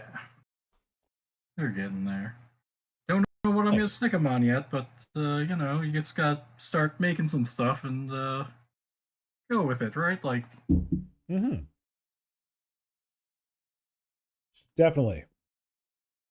All right, I'm going to sign out of the voice chat, but thank you for chatting. Yeah. And I'll talk to you some other time. Yeah, I'll catch you later. I'll be around in the stream lurking, I'm sure. Good. Yeah, feel free to just like drop in the text chat or whatever. But I really appreciate you talking to me on voice because I feel like it might get very boring to just watch me make stuff and not talk about anything. But who knows? Maybe that's what people are into. Yeah. All right. Talk to you later. Later. Bye. Okay.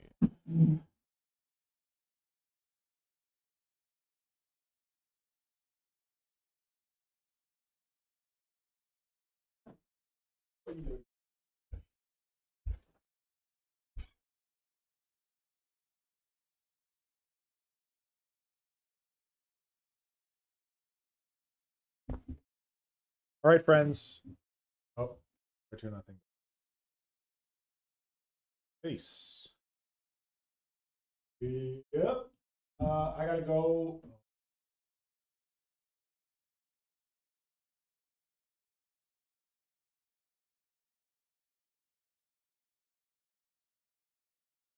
I gotta go run take Ripley for a walk and go pick up something from the library. So I will be right back. I'm just. Why the hell not? He's up here.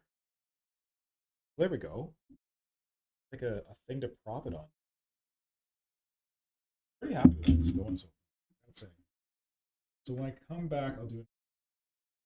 Oh, I'll do another one of those Instagram update things, hour update things, and then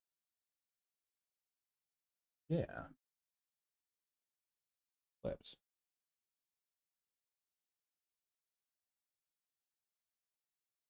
There we go. Oh, yeah. We'll kill the voice. So yeah, you can hang out, you can come back, whatever you want. I'll be back in a bit.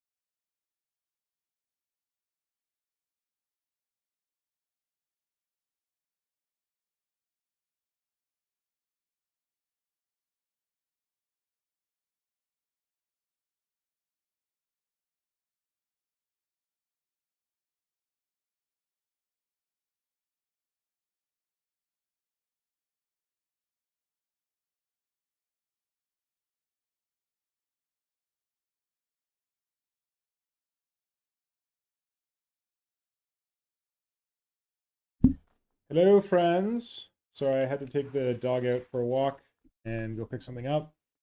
So I've been out for... I don't know. Like, I don't know if I should stop the stream when I do that.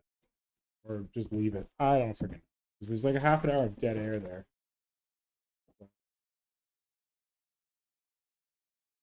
Yeah, I should probably just stop it. But I didn't. So, yeah. Now I'm back. Hit the little boy's room. And... Oh...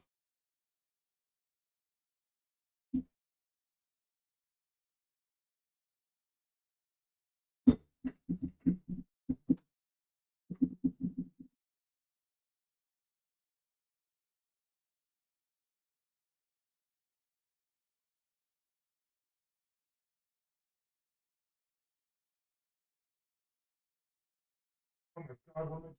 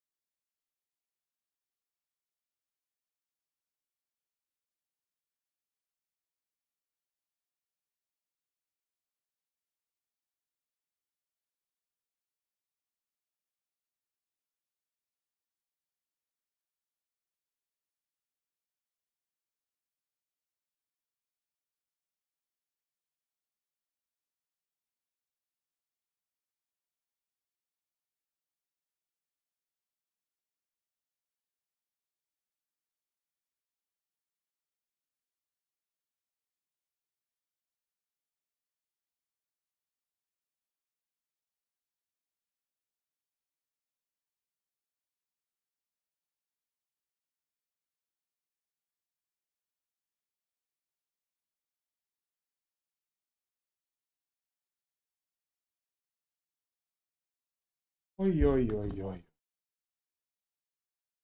All right. Do a thing. 3 hours. 4:20.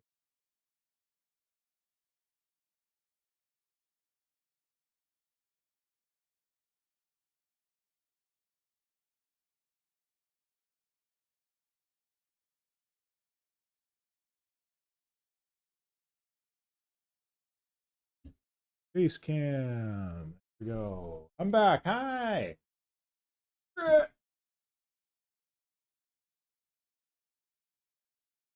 Hey, you're not going to hear this, but whatever.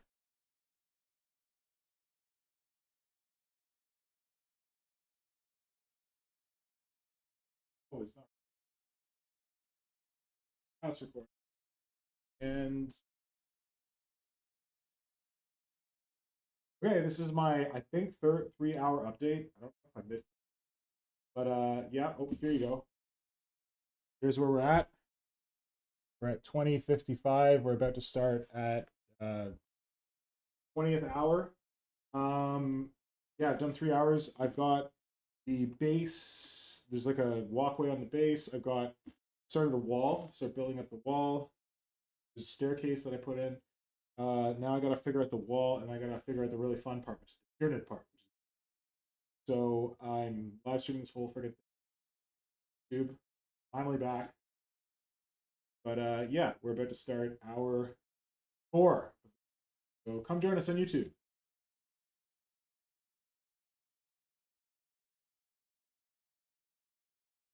Okay, good.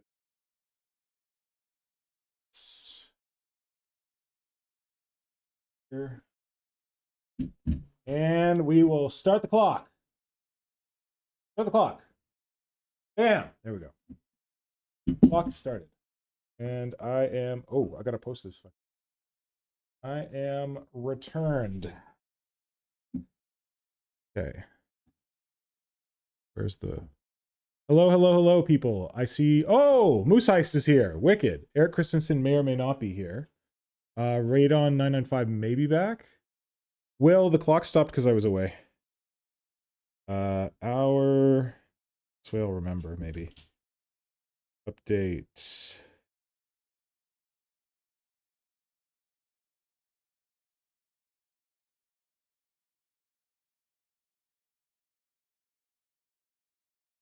Where's the YouTube link? AI stickers, what the hell is that? Paste. Still streaming on YouTube. Go. Get a hashtag in there. Nope, that's not what I want. This is 24 hour. Are you going to remember this for me? Hour tile. Done.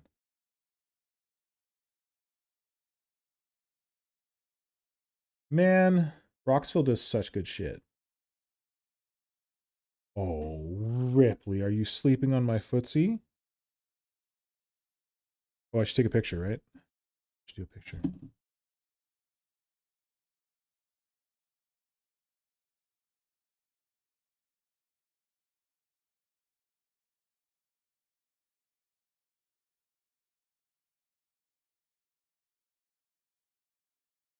Come on.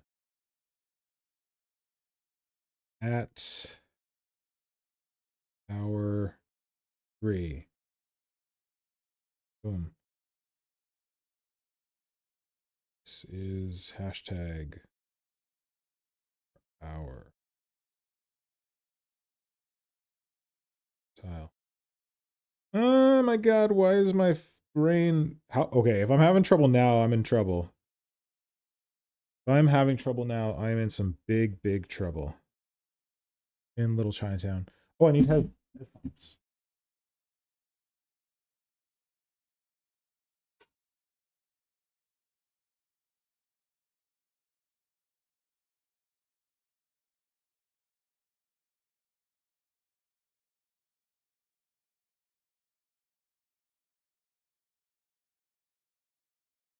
Nora will not be pleased when she comes back because I've been clipping bits and I just stepped on a bit over there, not anywhere near my workspace. So that means I'm just making chaos and anarchy all over the house. All right. Switch this back to overhead? I don't know. Let's try it, see what happens. Okay.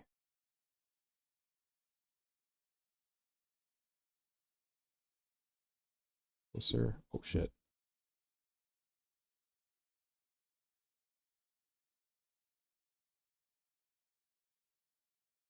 Sorry. This is not the best camera setup.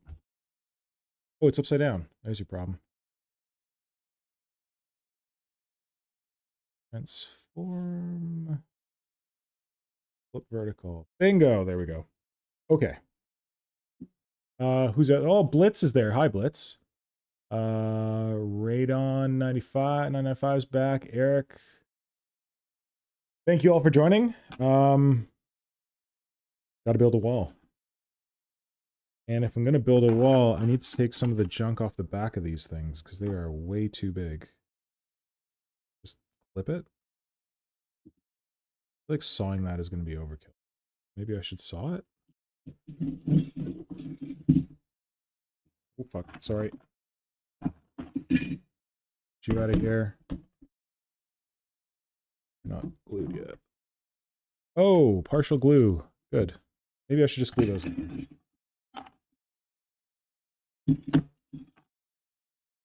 Again, this stream is brought to you by No More Nails. Why is it inverted? That's really weird. Flip.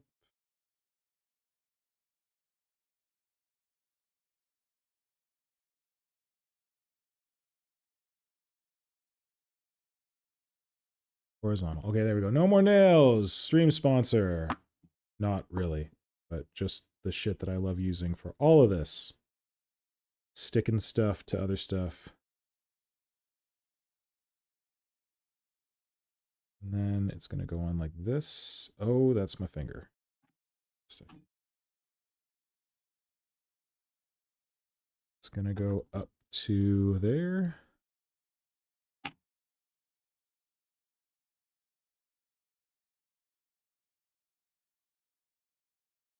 There we go.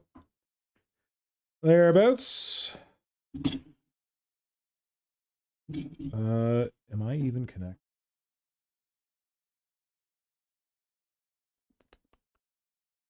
Bluetooth devices. Survey says I am connected. If there's any... Just finished some sculpting on your psychophage. Congratulations, Blitz. That's good.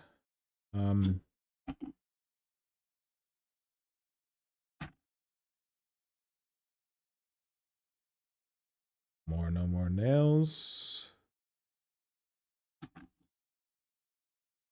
And get that right down in there.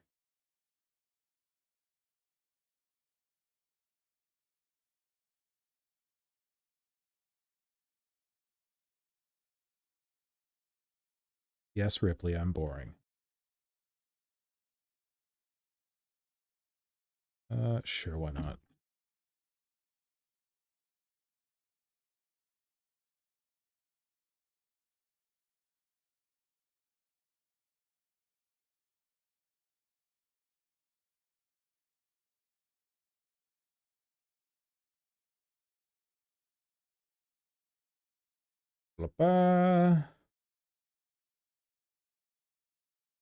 Vashigo. Hey.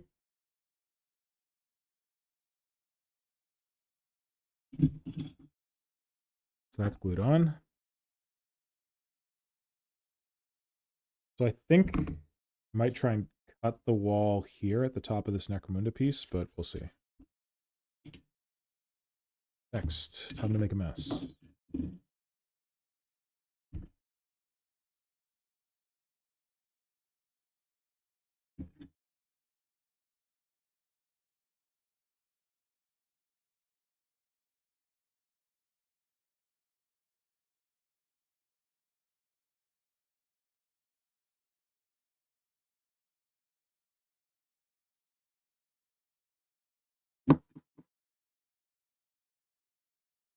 Oy, oy, oy, oy, oy.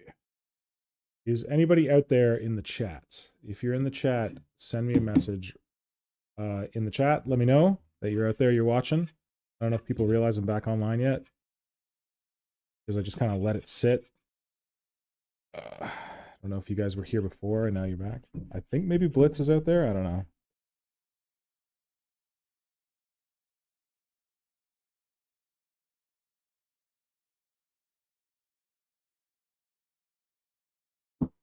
This is a little bit annoying. Again, I'm cutting these off so that this thing will sit flush with the wall when I use it as like a wall tile. But this is annoying, so maybe I'll use my clippers once I get in here.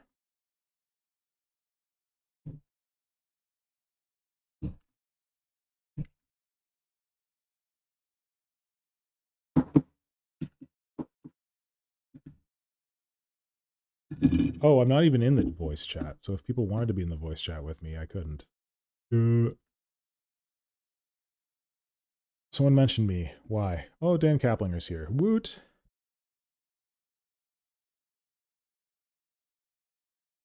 Yes. Oh, Street Shark isn't even here. Whatever.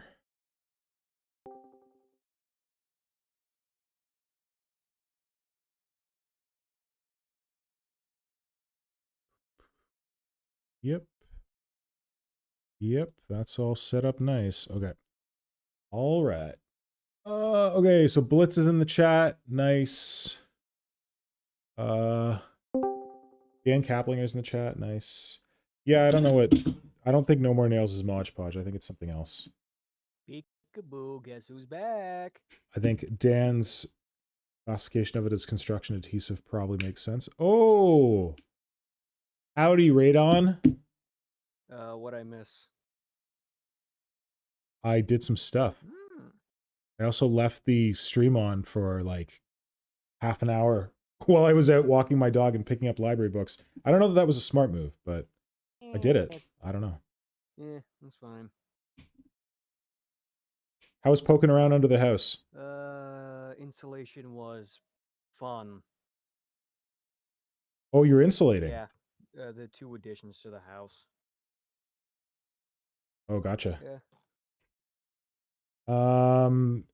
And wait, Midwest, you said? Michigan, yeah. So probably cold there right now. Yeah, actually, it's the type of cold that I like. Oh, yeah? Then again, I have a bias. I do like cold weather. Oh, me too. I run way too hot. So I like the winter. I like the autumn. Right now is very good for me. But I just mean that like you're not going to be hot under the house doing that work. You're probably it's probably a good temperature for sweaty work. Actually, it was kind of warm. Then again, I wasn't in a Tyvek suit, so I guess it was I'm picturing it like exposed, but maybe it wasn't exposed. no, it's not exposed. There's like Gotcha. one little door that you go in and out of. I see. And otherwise it's like closed in. Yeah, Gotcha. basically, it's literally underneath the house. Yep. We've got a space like that at the back of our house, and we don't even have a door. It's like it goes in through like a window in like a basement room, but that window's always been really gross, so we like built like a drywall cover for it. So it's not easy to get in down there. But fortunately, when they built it, they insulated it. I say door, but you still have to crawl through it. Yes. If you want to go down there, you got to crawl. That's a going. Oh, Flynnhammer's here. Hey, hey, Flynn, you want to jump in the Shadow in the Warp chat and have a blather with me and my new buddy Radon from the stream last night? I don't know what you're up to, Flynn, or if you have time, but if you want to join us in the Shadow in the Warp voice chat, you go right ahead. So was that your first ever stream that you caught last night, sir? Live, yes, but I have watched old ones. Oh, gotcha. Okay. So you know about our particular brand of nonsense. And it's quite enjoyable. Well, I'm glad you think so. I hope that people find... Well, people keep coming back, so someone must find it enjoyable. Yeah. Nor I feel like last night's stream was not as awesome as we normally are. I was in a weird, like, mental space. I think because in my head, I was going to start this 24-hour thing last night, but then it just didn't come together, and I think I was a little upset with myself for not making it work. But, I guess that's okay. I needed to paint that scenery anyway. Mm-hmm. I'm also trying to figure out something right now, like, why in the hell am I so quiet? Sorry, you're breaking up for me right now. I think it's my headphones. What was that? I'm trying to figure out why I'm so quiet. Oh, your audio. Yeah. I don't know. I'm bad at audio. I'm bad at audio too.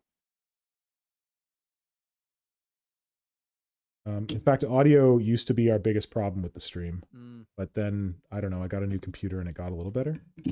Yeah. Things keep moving upstairs. I think it's the dogs.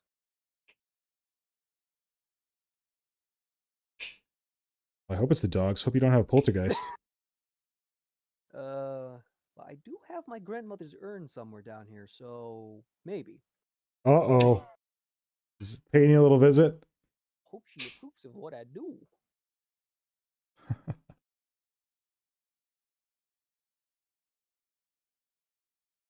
Did I ask you? Oh, wait. No, you said that you just got back in with Leviathan, so you're mostly Tyranids. Yeah. Mostly. Gotcha. Had you been exposed to Warhammer previously, like when you were younger or anything like that? Absolutely not. Just one. Sorry, you broke up again. Absolutely. Was that an absolutely not? Absolutely not. My introduction to Warhammer is probably through someone's offhand reference in a video, and then somehow it evolved into YouTube finally advertising some Warhammer stuff for me. YouTube's gotten scary good at that. I look at like one video of like Legend of Zelda Tears of the Kingdom, and all of a sudden my entire feed is Legend of Zelda Tears of the Kingdom. So yep, they pinholed you. They were like, oh, you like Warhammer? Here you go. Have all the Warhammer. Yeah. Yeah, because you did say that you got in through like lore videos and stuff like that. Yeah, and painting, because I will forever be jealous of other people's artistic talents. Well, you just gotta like practice. Like you gotta understand. I've been doing this since I was like 13, so I got some years under my belt. To put it lightly. Yeah, well, off and on. Like anyone who's been doing it since they were 13, they always talk about how like there's this the like off years, like when you like discover girls and go to or boys or whoever and go to university. People tend to like let the hobby lapse, but a lot of people rediscovered it through the pandemic because they didn't really have much to do, and they're like, hey, what about that Warhammer thing that I used to be into?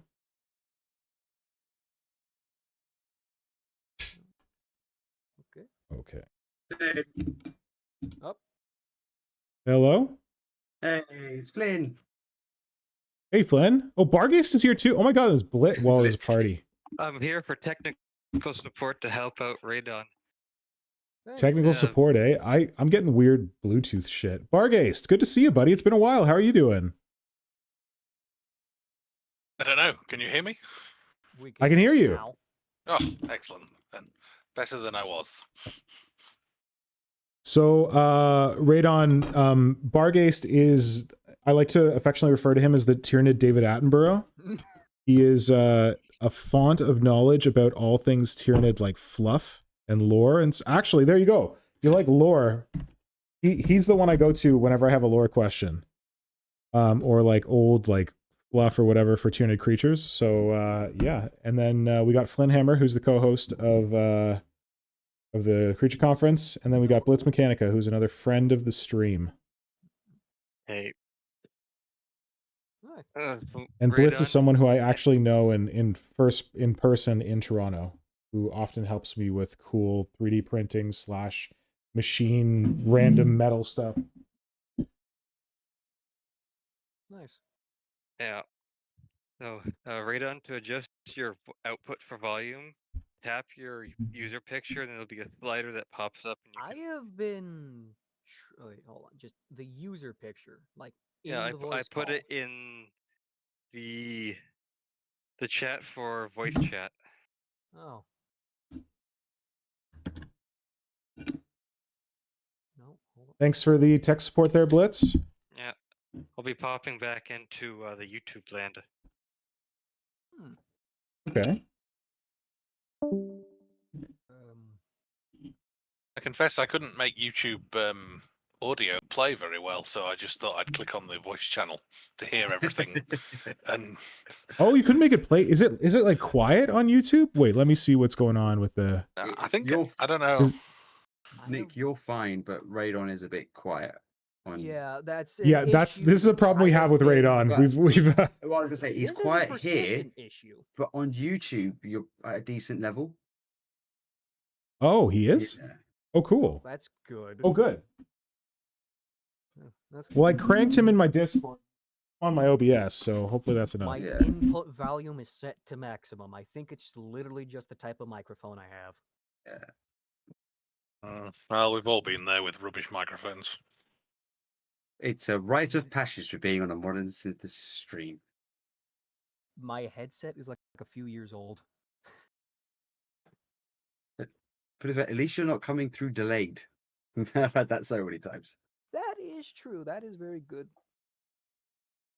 I only bought a new headset when the battery side of it turned molten and started dripping on my shoulder. That was an awkward. What was that? I had a Corsair Void headset, and I felt something drop on my shoulder when I was using it just to listen to stuff. I thought, what the hell is that? And it happened again, and then I pulled it off my head, and the plastic was gently dripping off from the side that has Oh the no! battery in. Yes, it was an awkward moment. I'm glad How I long was did you wearing. have it? I think I'd had it a couple of years. Okay. My guess is that perhaps I put it down awkwardly or too hard, and lithium batteries sometimes have an awkward reaction to that, don't they? So, Oh That no! Yeah. reminds me of the time I had a weld lead burn up on me. A what? Okay, so I was using a MIG welder gun, and the thing was almost like completely dead. Like the copper where it attaches into the machine was frayed to hell and back, holding on like 3 copper threads. And I Yeah, was welding, and the gun was starting to like. There's a metal part called the gooseneck that goes into the gun, and the yeah, handle is like plastic. And yeah. I was welding, and it was like going in a weird, wonky way. I mean, I adapted to it and got the weld done, but when I was done, it was so it's supposed to be in line with like how you hold a gun. This was facing towards the back of my hand. Uh-oh. Yeah, Yeah. that was interesting conversation with my foreman. So how And it was just like poor like care for the machine or the tool or it was just the lead was so old and so beaten up that it just died out eventually. oh man. Yeah, I mean I got a new lead and gun, which was phenomenal. Nice. Um how should I do this? Ooh. I'm just looking at the Discord about what Hive Node has been saying about the Battlefleet Gothic 2 models for the Tyranids. Yeah. They do look interesting. Oh, they're from the like the video game. Yeah. Oh no. I'm telling you, man. Drop those to IO Butov and magical things will happen. I think I have probably. seen some already made though from them, but Oh, these ones will be better. yeah. I think I they've been confess, pulled the I same. I What's gotta say, that? I confess, I think that whilst I like them, I wouldn't like them to become the standard, if you get what I mean, in terms of Battlefleet Gothic depictions of Tyranids. I think they're doing really well in Yeah. the background, showing Tyranid ships as constantly shifting and changing their appearance, very diverse and everything else like that. And Yeah. there's always this feeling once something's got a model that people tend to think That's what it is forever. that's what it is forever, and I don't really want Nids to lose that, if you get what I mean. No, I get It it. gives them a unique identity of like you can describe the same thing, but it ends up looking completely different. Like I they see have your the point. same role, but they don't look anywhere near the same. So I see your point, and I will counter you with 2 different examples. One is the Biovore. We have seen a complete redesign of it, so it's not always going to be set. And 2, Well, yeah, but listen, the Biovore is a rank and file standard Tyranid unit. I think that if Games Workshop ever does Battlefleet, they're only going to do it once. Yeah, So right, a lot of though years. a Biovore, yeah, though a Well, Biovore keeps coming back in the Codex and has a chance to be revised, I don't know that it's quite the same as like Tyranid ships for Battlefleet Gothic. Sorry, Vargas, what were you going to say? I was going to say, to be fair, it's not like they have redone Tyranid ships so quite a few times. Yeah. I mean, you go from Space Crusade and then their first abortive attempt with Battlefleet Gothic, and then they tried again with Battlefleet Gothic, and then they sort of have tried again with the computer game version of it. So, to be fair, quite a few versions of Tyranid Hive ship exist. That was my second point, actually. Yeah, no, it's not unreasonable, but I think they might be a unique case, because I think they released the first metal ones for sorry, the Space second Fleet. set of the first one's for Space Fleet, then the second set of metal ones, and they just sort of went, these are a bit naff, maybe not. And Then some guy basically took all the new plastic Tyranid models and went, let's see how many ways I can kit bash this into something interesting, and then they just cast them from that. Yeah. And it worked really well. So you know, I don't think that unique set of circumstances will appear once if they do a new Battlefleet Gothic tabletop, which, you know, stranger things have happened given that Epic's come back. Yeah, I don't understand why they haven't done Battlefleet Gothic. Does anyone have a good guess for why they've not done Battlefleet Gothic yet? I've got a theory, so it's a tinfoil hat theory time. Oh, We let me haven't get had my one tinfoil hat out. We haven't had one for a while. I just think Nope. if they do it for Battlefield Gothic, they will do it the same way they did for Epic. It will be for Horus Heresy. Because No, God, why? God damn, Space Marine everything. Just change Yeah. it to Warhammer Space Marine and be done with it. because it's just Armada Imperialist or something like that. yeah, it will be something like that, and because it's just like, oh, you can buy them this, and then you just paint them up whichever side you want them to be. They only have to make one God set of damn, models. You're wrong. I That's really the don't good want that to thing. be the case. I really don't want it to be the case because I want to see Eldar ships. I want to see the Orc jankiness, the Kroot spheres, the Necron like massive flying croissants and everything. The croissants, nice. Croissant. I'm put in mind of comments from, and this is from ages ago, basically informal comments that leaked through when you went to Games Day and all that sort of thing. The idea that there was basically an army champion that they tended to appoint for a faction, and that person would be sort of creative and rules lead on that particular faction, and depending on who that person was, they might have had more or less clout with the corporate people to begin with. And I think that which game gets decided upon may come down to internal politics more than it does anything you know that we might consider to be a viable decision. You know, so nobody has liked Battlefleet Gothic enough and made the case for it. Perhaps might be the case at the Games Workshop level. Yeah, and you know, you know, business internal politics are maybe not related to financial or even anything that we might recognize as a good decision. It could be that somebody's just pissed off with the person who likes Battlefleet Gothic the most, and it's lasted for years. You know, it could. I have been inside business for most of my life, and it's very easy to see which projects are a project for the Come on, baby. Oh, I think we have reestablished connection. Are we reestablishing? We are reestablishing connection. I will start the timer again. At 2027. Oh, no, what? No, not 23. God damn it. Hold on. Oh, no. 2027:55. Okay, there we go. Oh, God. Went back in time. That was terrifying. All right, so we're at 2027:55. Oh, I need to get back on the chat. Sorry, dudes. I honestly think it's when I'm trying to run too many webcams. And I was getting lucky there for a while with my my face cam just running in the background.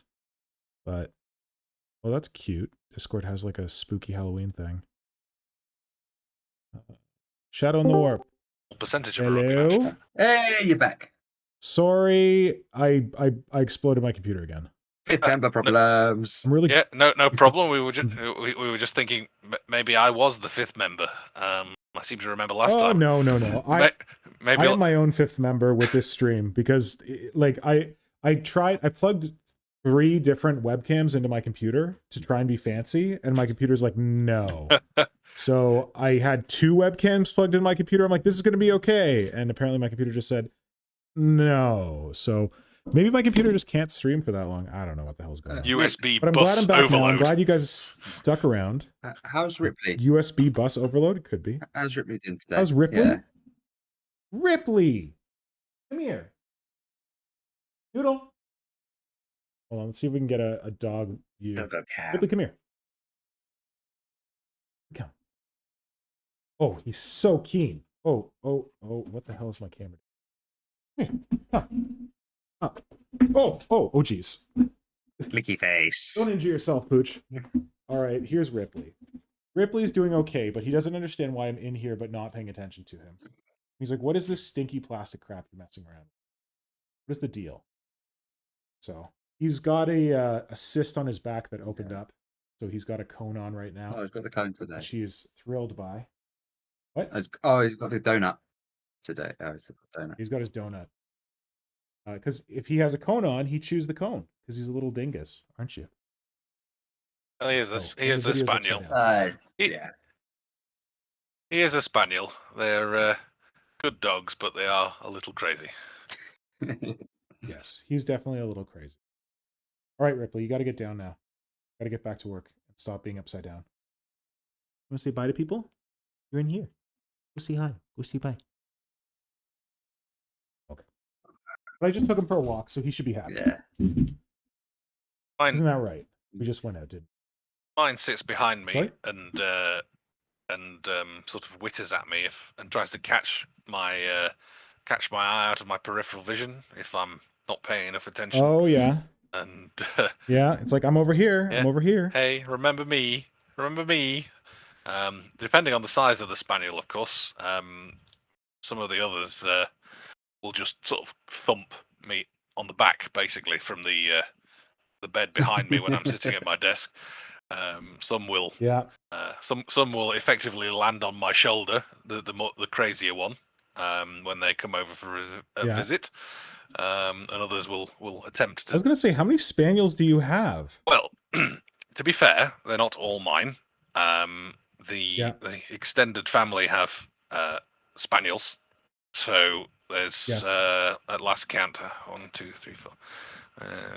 It could be anything of 15 different spaniels that might be visiting. Oh, wow. Yeah, so you guys are big spaniel fans. Yes, indeed. So some are larger than others, some have longer reach, some are crazier, and some have no sense of personal space. Most have no sense of personal space, to be absolutely honest. But you know, my own personal buddy is a bit more respecting. He just likes to catch my eye and expect a picky. Usually at helpful times when I'm holding something to be glued or on the phone. He's like, you look stressed. You know, I can help with how that. can I contribute to this situation in a positive fashion? I know, I can jump on your desk. So yeah, yes, we have many doggies. But what actually are you doing out of interest? I confess I haven't kept a huge amount of track of the 24-hour tile so challenge. What I'm doing here, I got the oh, you can't actually see it when the tile's there, but whatever. Yeah, I got the 24-hour tile challenge, which is a challenge that was started by HiveMarketMinis over on Instagram. I believe HiveMarketMinis may pop in for a chat a little later if he's available.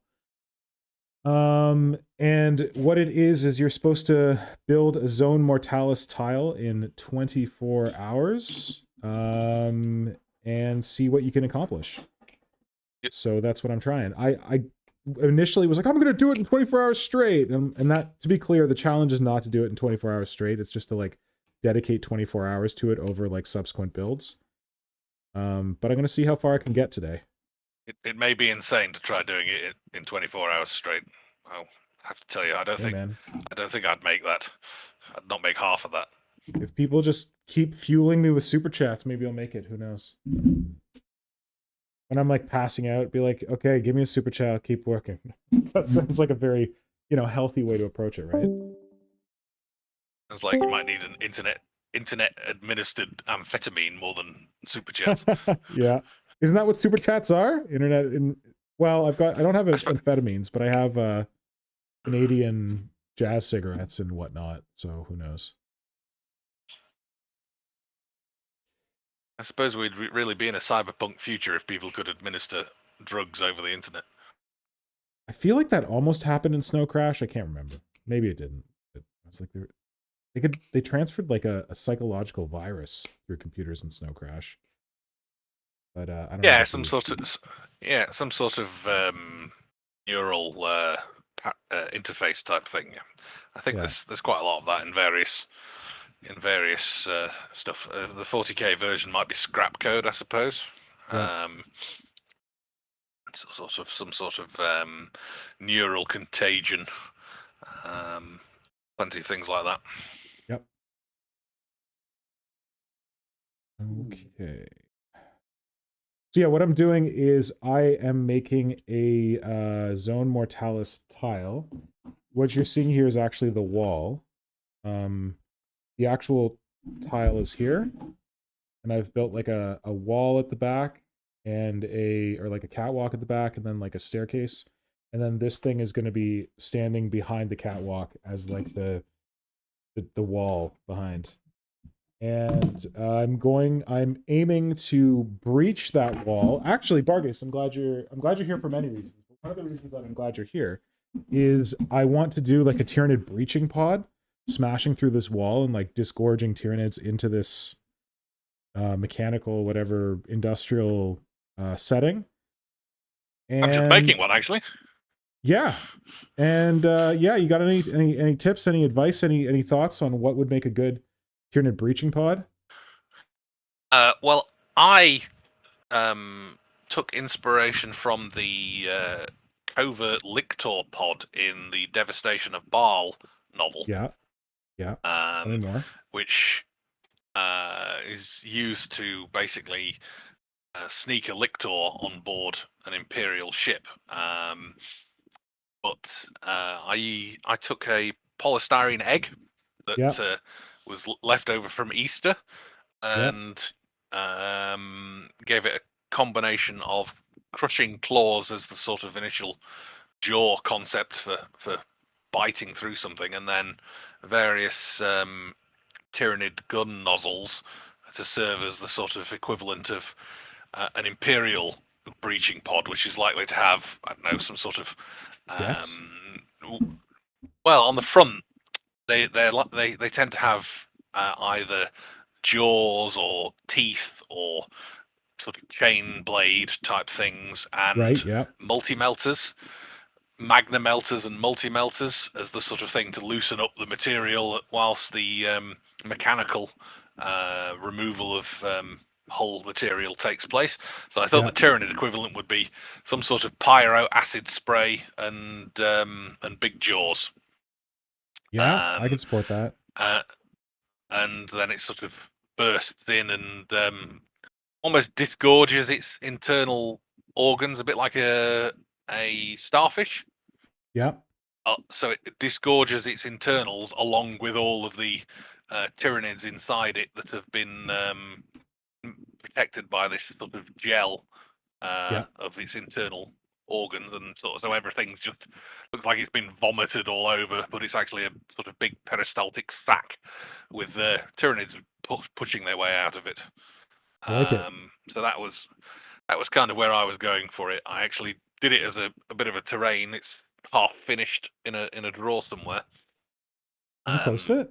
But no, I never got around to finishing it, so it's just lingering half done.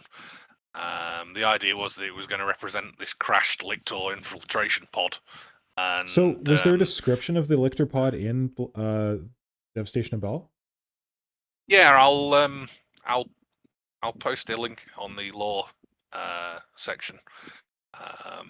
As I am in the process of modeling and don't want to look at the screen, do you want to read it? Would you be down? 2 seconds. I'll just your best David Attenborough. It. let me know you got it, because I've already had an idea of how to do it.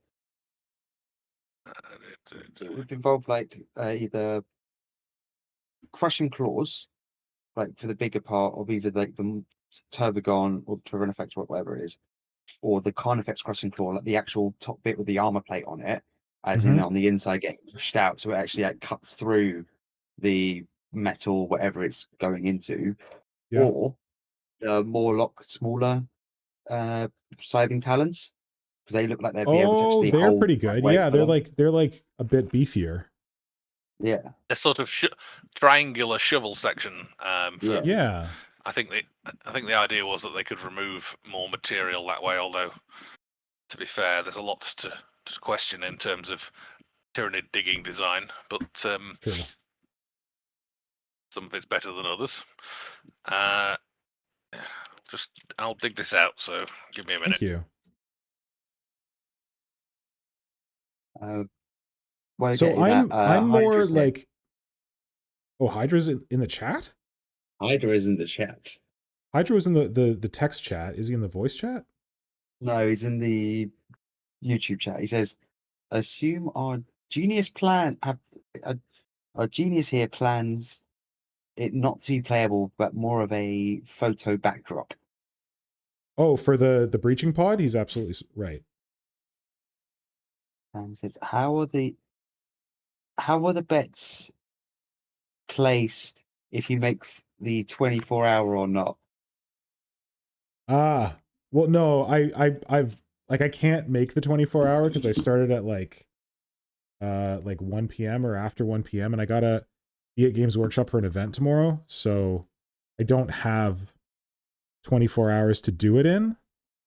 But yeah, it's just like the fun bit is gonna be like how late I stay up tonight working on this. Vic, when is the deadline for this? The deadline for this is not until like October 28th or something like that. This hasn't even technically started yet. Like when HiveMarketMinis gets on later, he can clarify, but I think it starts on Monday. So one thing Like I would to ask him is, can you do it in chunks, or does it have to be one solid 24-hour No. He said period? he's stipulated that you can do it in chunks. It's not meant to be like 24 hours all at once. He's doing it in chunks himself. Like I just wanted to be extra, and part of me was like, I'm going to do it in 24 hours. I'm going to start on Friday night and go into Saturday because I don't have any plans Friday night, and I don't have any plans on Saturday, and Nora's away. But then my week was too draining, so I didn't manage it. So I'm starting today. I'm going for as long as I can. That's why I've got the timer. And like whenever I stop working, I stop the timer. So if you see the timer stop, that's what's going on there. But yeah, you can absolutely do it in chunks. That is like part of the description. I was going to say the thing that came to mind with you all doing this individual tile was, are you all going to ship them together to this guy and he's going to do some sort of insane patchwork quilt of that would be Zone cute. Mortalis tiles? There was not a plan for that, but that is a cute idea, and I like it. You could do it with photos at least. True, yeah. If everyone got like an overhead shot of their tile, they could all be like combined into like one like quote unquote board. Just like from above. Yeah, it might get expensive to ship them all to him. And like I'm hoping to maybe use this as an Armies on Parade backdrop, but that deadline is November 1st, so I don't know if that's going to happen. But you know, we live in hope. Yeah. Yeah. I'm just going to bed now, and Brett has said he can maybe jump on voice later to keep you awake when everyone else is asleep. Oh yeah, because Brett's going to be alive. He's going to be awake. Yeah. So Hydra, you are weak. Have a good sleep. I guess you have children. You're allowed. He was up to nearly 1 o'clock in the morning yesterday in Germany. Oh, he was. Yeah, my fault. Never mind. You're not weak. I take it back. But yeah, sorry, man. I don't think I can do the 24-hour thing. I really wanted to do the 24-hour thing, but I don't think the timing is going to work, unfortunately.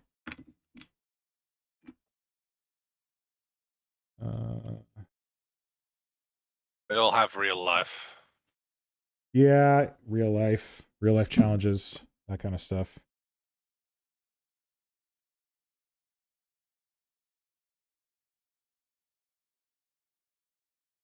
My apologies for dropping off of the face of the earth. That's fine. Give me a second, guys. Someone seems to have had a crash outside of my house. Uh-oh. On my street. Yeah. That's exciting. Yeah. Sounds like the start of an action movie. I'd avoid it if I were you, Flynn. Yeah. Well, airbag's gone. Car yellow.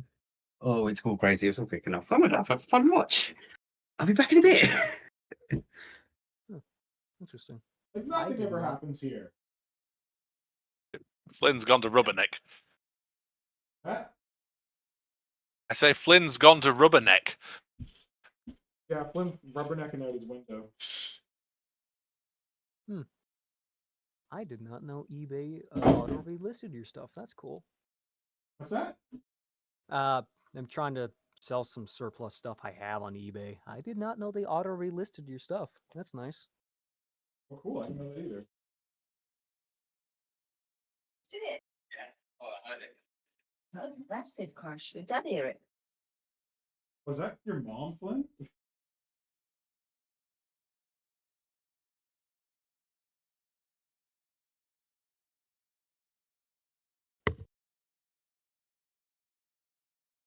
Well, while Flynn's rubbernecking, I did open up the Battlefleet Gothic rulebook with the Tyranid rules.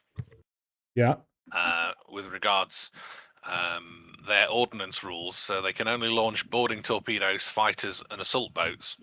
But it says they rather than these, they fire their biological equivalents in the form of giant hull-boring worms, ether-swimming brood carriers, protozoid enzymes, and ravening limpet mines, and the like.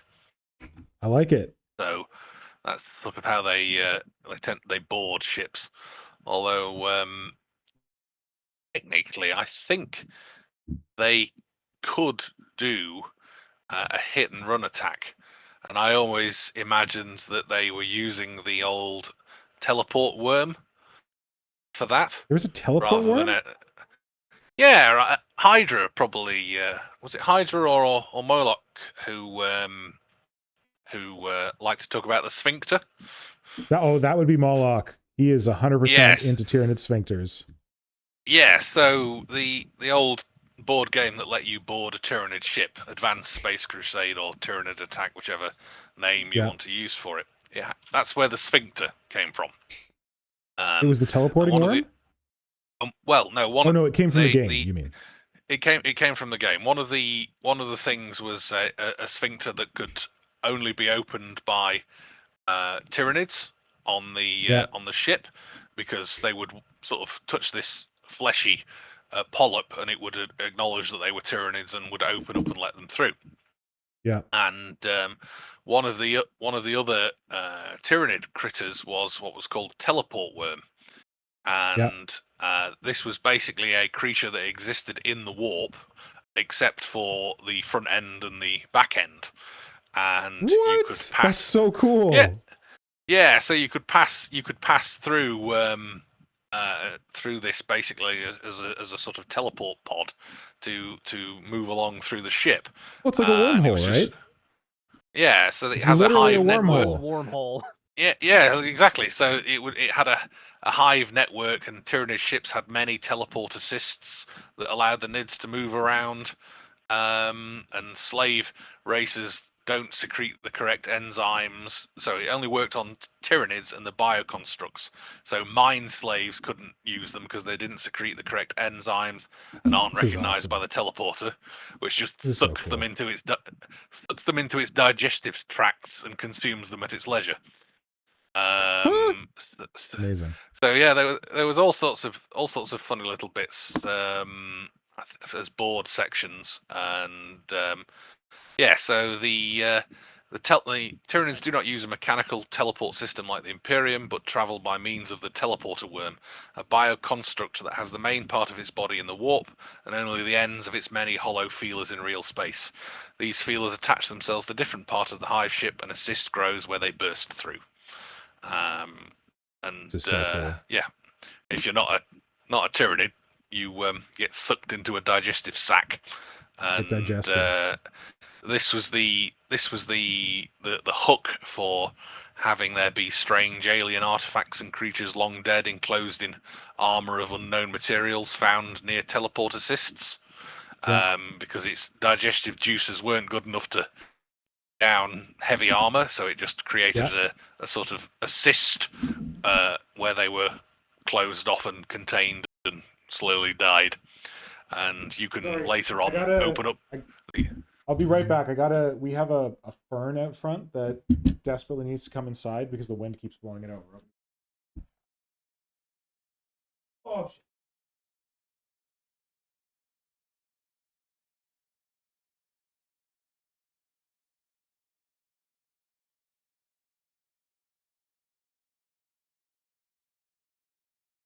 Guys, I might be in trouble. My cat is looking at me like I owe him money. No? Yes? Oh, sorry. I hate this bloody plant. Nora, my wife, bought it, and she's like, "Here, you take care of it." And the thing is always trying to die.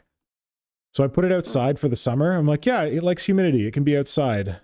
The outside will take care of it. And it got windy recently. It just keeps blowing over. So I guess it's now The outside's inside trying for the to winter. kill it. Yes, the outside doesn't like it any more than I do. Now it's rejected it, and now I have to take it inside. I have the opposite problem. My bell pepper plants just refused to die. Well, you want them to, but they won't. Yeah. It's past season for them, Yeah. but they refuse to die. Oh, they just like it too much. I didn't think bell peppers would like cold weather, but apparently I'm wrong. You got the hardy ones. I got the Big Bertha specifically, so apparently. Well, I'm sure it'll get, like, you live in Michigan. It'll get cold enough to kill them soon. Yeah. I mean, I already ripped them out of their pots. I needed to spread out the dirt to fill up some low areas in the yard, so Yeah, that'll well, that might definitely help. kill them. That might help. The whole I thought needing. they would just I thought they would just wither away like my squash and tomatoes did, but no. No, No. you had to get the special pepper plants. My grandmother had to be such a dear and give me one. There you go. Oh, what the heck am I doing? Bargaist, I like when Flynn hammers like non-combat Tyranids as the prompt for Nidvember. I kind of want to do some kind of hobby challenge where we take the tiles from Advanced Space Crusade and like those are your prompts, like the 2D board tiles of the different like Tyranid organisms or organs rather. Yeah. There's. To be honest, I was thinking of doing some of those for this one, but yeah. Do it.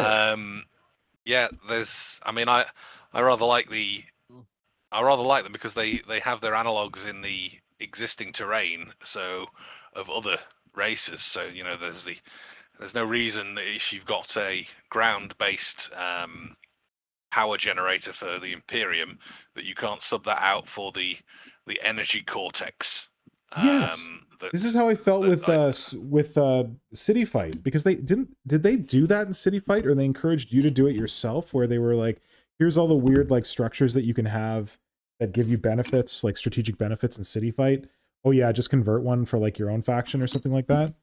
I think that there was something like that. They've touched on that, off and on, the idea that other races might dare to have their own terrain. Quite often, actually, they don't really follow through and actually sell it to you, but except for Forge World, but they have done their best to at least attempt to inspire it and tell you what it might be. And there's actually loads and loads of Tyranid terrain options, really, that you could look at in the background and so on and so forth. I think as Moloch's favourite would be the dermal sphincter. Yeah. A large valve controlled by knotted bands of powerful muscle. It leads from the interior of the hive ship to the colder space, usually being situated at the end of a cleft or indentation in the surface of the ship.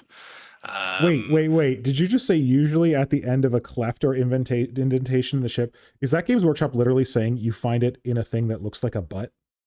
Yes. Wouldn't that be a cleft? I think they're probably, remember this was written when the sense of humor was even more noticeable. Although, to be fair, they do their best to still have a certain sense of British humor about the stuff they write, to give them credit.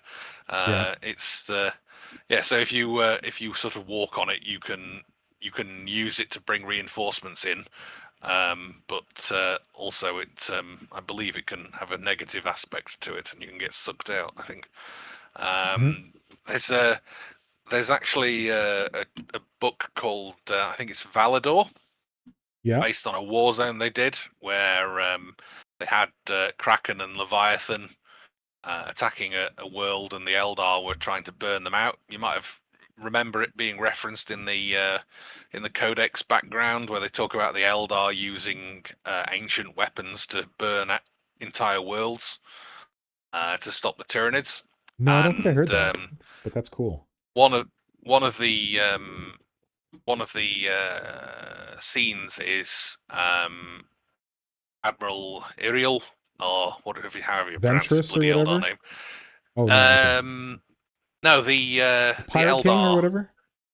Yeah, the Eldar guy. He's more like Admiral, to be fair. But anyway, he flies his fleet and does a Death Star run on a Tyranid Super Norn ship, and basically fires a bunch of vortex torpedoes into its arse and blows it in half, sort of thing. Yeah. And The Tyranids were like, so, they yeah. came from behind. Exactly, pretty much what it did. But it was so that whenever I read that, I always think of Moloch's obsession with the sphincters of the dermal sphincters. So obviously, someone was reading the Advanced Space Crusade when they wrote that. Yeah. Did they actually say in the story that like they shot it in the sphincter, or? Yeah, it literally describes the it expelling waste. Oh wow! Yeah, Games Workshop, yeah, good work. Yeah. So no, it was Overt. the sort of shoot the big ones strategy, but literally shoot the big ones in the arse. Nice. It sort of works, but the Tyranids are more or less unstoppable in that book. Even though the entire concept that they do it for is to stop the two fleets from joining. And it feels a little contrived because obviously Tyranid fleets don't need to join to share information. Didn't they say that? Yeah. Yeah, they actually say that explicitly and repeatedly throughout the Codex. Yeah. And I think the same guy who wrote the novel later says it was all just a sort of, it's all based on Eldar foresight. So there's an argument that it's not necessarily fact. It's not the Tyranid fleets sharing information. It's the pebble that starts an avalanche of some other sequence of events.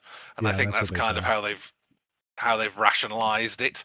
And it was a bit of a Slanesh plot anyway, that Kraken came through a warp rift and was attacking at the same time as Leviathan, and the Farseers see the shadow of She Who Thirsts behind the whole plot to kill more Eldar because she likes the popcorn sort of thing.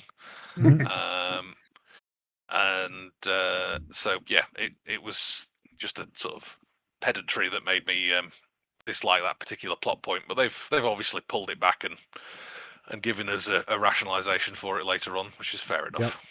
Yep. Okay.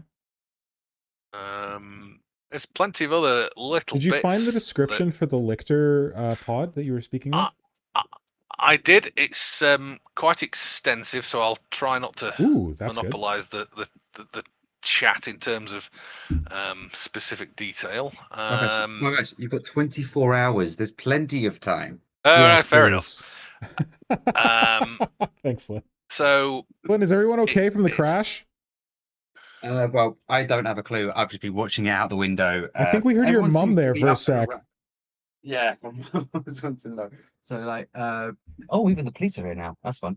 But they've hit into a yellow car. They've also looked to be hit one of the neighbours' vans. Airbag was deployed, but everyone's been up and around walking about. I think they hit into 2 parked cars, but it was just a loud bang, and we've all gone like, "Ooh, what's going on?" Like nosy neighbours do. Yeah. Hey, that's better than what I saw on the highway a while ago. What was that? A car that burst into flames. Uh-oh, that's not good. Oh. Yeah. And also 2 cars that somehow ended up T-boning each other, even though it is in the middle of construction and there's only 2 lanes open. Oh my. I will not understand my stage drivers. We're home to the Motor City, but we can't drive worth shit. Oh no. Well, first of all, you drive on the wrong side of the road, so. Oh my God. One country. The rest of the world, buddy. The rest of the world.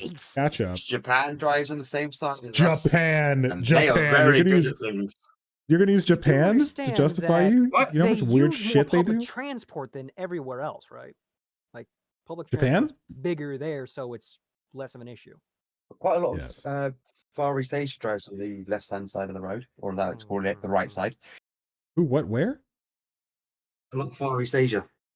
So, like, I think Malaysia, Vietnam, that part of the world all drive on the left. Do I'm not too they? sure if Australia or New Zealand do as well, but Well, this is a some of them riveting do. conversation, let me tell you. But we have just, friends, we have just passed 4 hours of hobby streaming. 4 I hours found that like of 5 minutes ago. that is what is that? 1/6? My 1/6 done? This Yes. marathon? All right, I gotta go do a 4-hour update for posterity. You guys keep chatting. 66% is done. What? Oh, thank you. You're yeah. Okay, you guys keep chatting. I'm going to pop out of the voice chat and then pop back in. Feel free to run off and grab stuff if you need to. I'm gonna have to start thinking about dinner soon, but maybe I'll do that at 7:30 because it's 6:30 now. Oh, also, Eric Christensen, if you want to, you can jump in the voice chat, man. We're in the voice chat on the Discord. We're in the Shadow and the Warp voice channel. So yeah, come join us if you want. But not right now because I'm gonna ditch and I'll be right back. So thanks for chatting, and I shall return. Okay.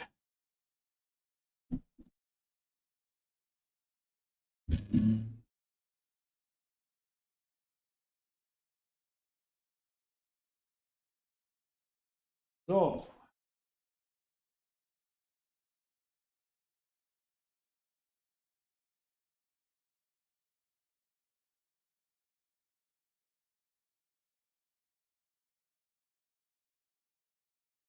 okay.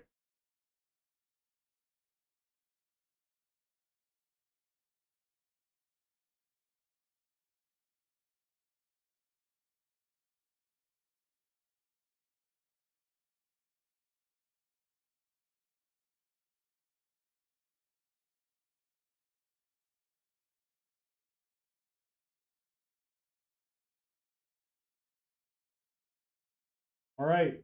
That is 4 hours down. 4 hours of streaming down. Only 20 more to go for this 24-hour tile challenge that HiveMarketMinis has got going on. I'm chatting with a bunch of people right now on voice over on YouTube. We got Argace, Rad, Rad9. Him is back. And actually, Argace just gave us some really cool fluff about Tyrannids and Battlefleet Gothic like ships. So you missed that, but we might be talking more about that. Yeah, Tyrannid David Attenborough. But yeah, in the last hour, I've been building wall. Almost ready to start. I'm feeling okay.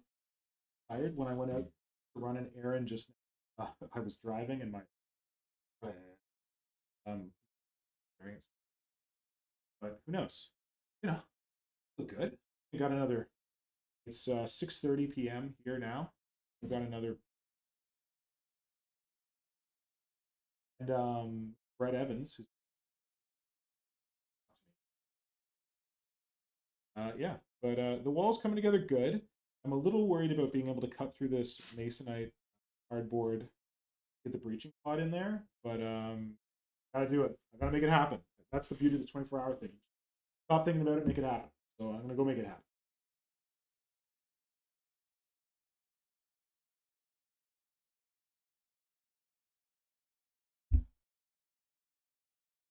Okay. Ugh.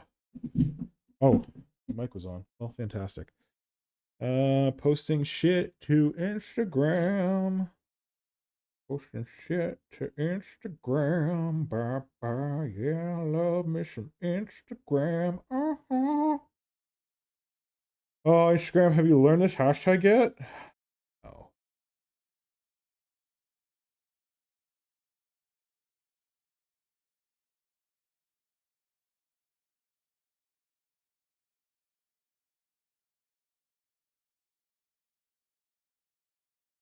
Eesh.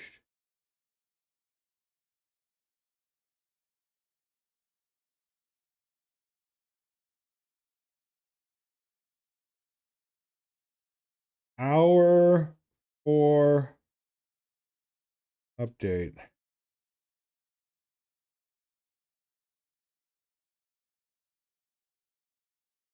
Okay, there we go. And let's get a cool picture. This shit. Oh.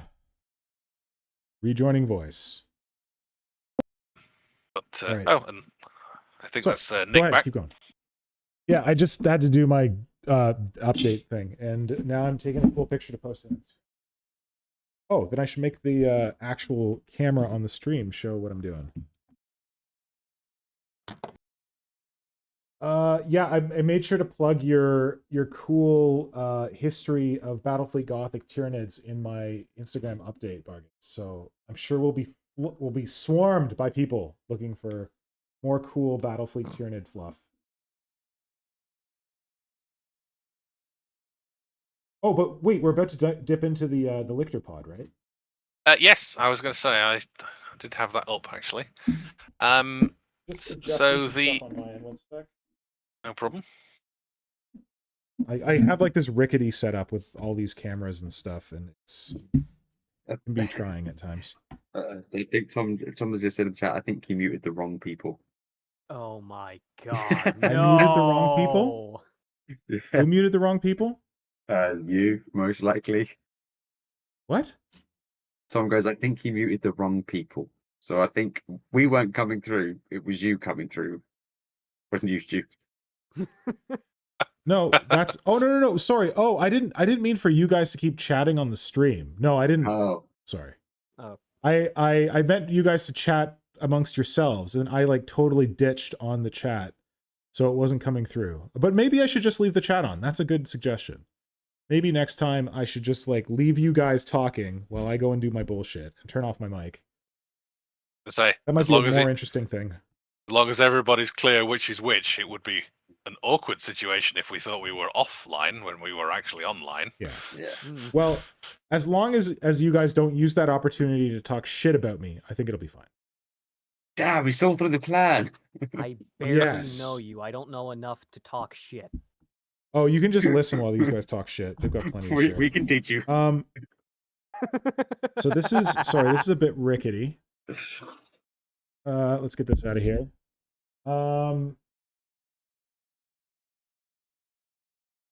So you can see, well, you don't need to see the tile. The tile is just a tile.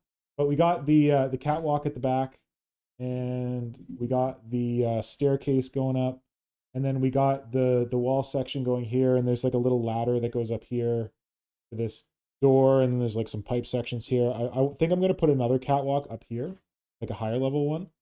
But this whole thing is separate. Woohoo! So you can like take it off and attach it. I don't know how I'm going to attach it, but I'll figure that out later. So No more nails. What's that, Flynn? No more nails. No, I want it to be removable. So I want it to be some like piece of hardware that I can like attach and detach. Maybe try to make a slot for a peg to slide into. Yeah. That might be a bit much. I was also thinking about just putting like a some kind of like kickstand on the back, so I could just like put it up, like just like stick it up behind there, and then like it's not going to fall forward, but like it might be tempted to fall back. But I don't have to solve that right now. I've got an idea quickly. What about a set of hinges? So where the that'd be cool. Trying to think of how you here? do it.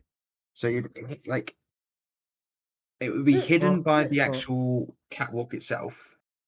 So you could actually fold it completely flat on the other side. So you have the two flat parts touching each other.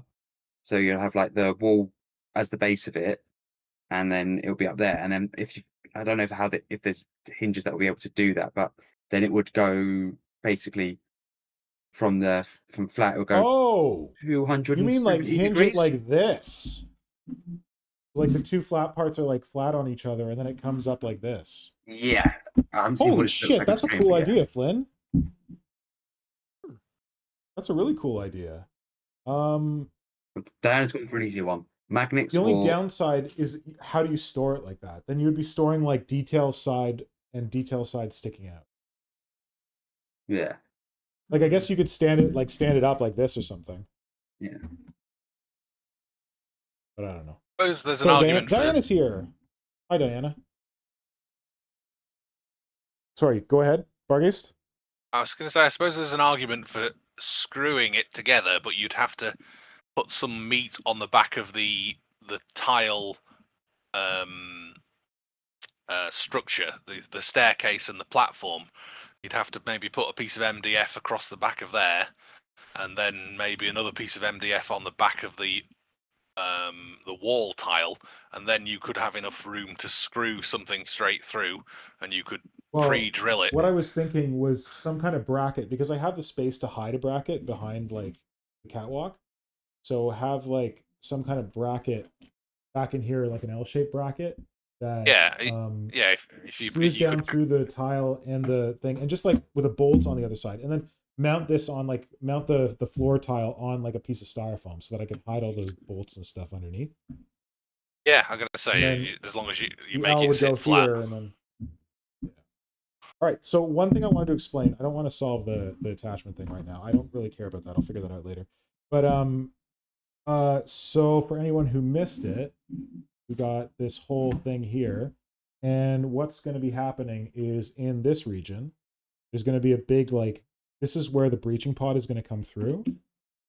So I'm going to like cut out the masonite here and probably completely waste this. I should probably just take that out. I don't know why that needs to be there. That one, not going to be useful. Oh, great. Now it's covered in somewhere else. This part is going to be totally like hollowed out. So I don't think I need that piece there. In fact, I might not even need this next piece beside it.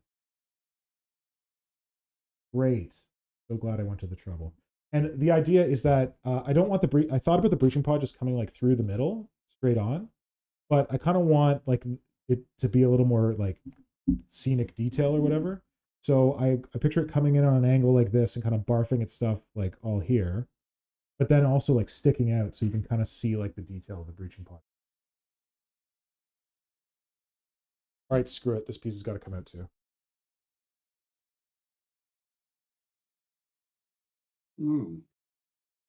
I just got to cut this damn thing. Yeah. Can we have the story about the lictopod, please? Oh yes, the lictopod. Thank you. Okay. The context then is an Angel's Excelsis starship called the Splendid Pinion that is busy shredding a Tyrannid scavenging fleet, and it's basically just flying through the leftovers and blowing them all away. And it has a section that might not be hugely relevant to what we're talking about, but I think is one I return to for Tyrannids. It starts with to humanize a Tyrannid organism was a single thing, a beast like any other.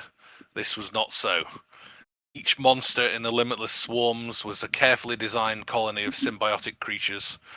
Once incorporated into the Hive Fleet's genetic knowledge, the baseline genome of those organisms chosen for a primary host was paired back to the bare essentials and gifted with the characteristics common to all Tyrannid creatures: thick chitinous armor, a hexapedal anatomy, multiple redundant organs, characteristics that above all made them incredibly difficult to kill. Only then were the true adaptations added. Though the finished creature may have looked like a complete single being, it was made up of a multiplicity of individual creatures, many of them semi-sentient in their own right. This was most obvious to the casual observer in the weapons borne by the larger constructs, whose repurposed anatomy still retained recognizable biological shapes. There were other, less obvious examples of forced parasitism: thinking blood, organs that could live separately from the creature they served, subsidiary brains that awaited the death of the main nerve stem, or the presentation of some unusual circumstance that required specialist knowledge not present in the basic mentality of the creature. Both events that might never come to pass. Organs could be installed, fully aware, and live for centuries, never realizing their potential. The Hive fleet was so huge it could afford to be profligate with flesh. So that's the setting of the context for what this is. As the Angels Excelsis annihilated the small Tyranid scavenging fleet, one such colony of beasts approached the splendid Pinion. Amongst the debris of the dead Hive ships floated something that appeared to be another piece of biological wreckage, but was in fact a cunningly conceived single-occupant void pod. The nature of the Tyranids made it impossible to say which part of this gestalt biomechanism possessed the guiding mind. Was it the sensor beast mounted on the blunt nose that perceived the Space Marine ship and originated the nerve pulses that dictated the pod's action? Or was the splendid Pinion spied by the eyes of the pod itself? And was it then the pod's rudimentary brain housed at the rear that directed it? Or were these elements of the colony subsidiary to the mind of the infiltration beast carried within, that slumbered and yet looked out upon the void through the linked brains of its outer casing? They were all ultimately part of the greater whole of the Hive, so which was the driving sentience? The classifications used by the Imperium to define levels of consciousness among the swarm's parts were crude. They lacked subtlety. Perhaps even at the height of its power, mankind could not have understood the Tyranids. The creature in the pod was autonomous in every way, except when it was not. It was natively cunning, an individual in its own right, but not a thing of will unless it was needed to be. Contradictions to the human mind, but not to the Hive. Moist sensor pits as sophisticated as any Imperial auger scried the splendid Pinion. A calculating mind observed the ship in multiple spectra and judged it a worthwhile target. In truth, it was all the sub-creatures together, the pod, its subsystem beasts, and the cargo it carried that made the decision to vent a portion of the pod's meagre stocks of propellant. Gas puffed from orifices along the pod's flank, sending it spinning along a random seeming trajectory resembling the tumble of harmless debris. Dramatic cells on the surface flickered to match the color of the red scar void. Counter-auger creatures insisted in the pod's skin digested themselves, their electromagnetic screams sending out a cloud of obfuscating radiation on all frequencies. Silently, stealthily, the pod moved towards the splendid Pinion, tracking the metal ship as it pulled away from the debris cloud and made its way to safe translation distance. The pod's journey was one-time chance, but it was one of millions. It was disposable, as all creatures in the Hive were. The mere act of fulfilling its purpose guaranteed its death.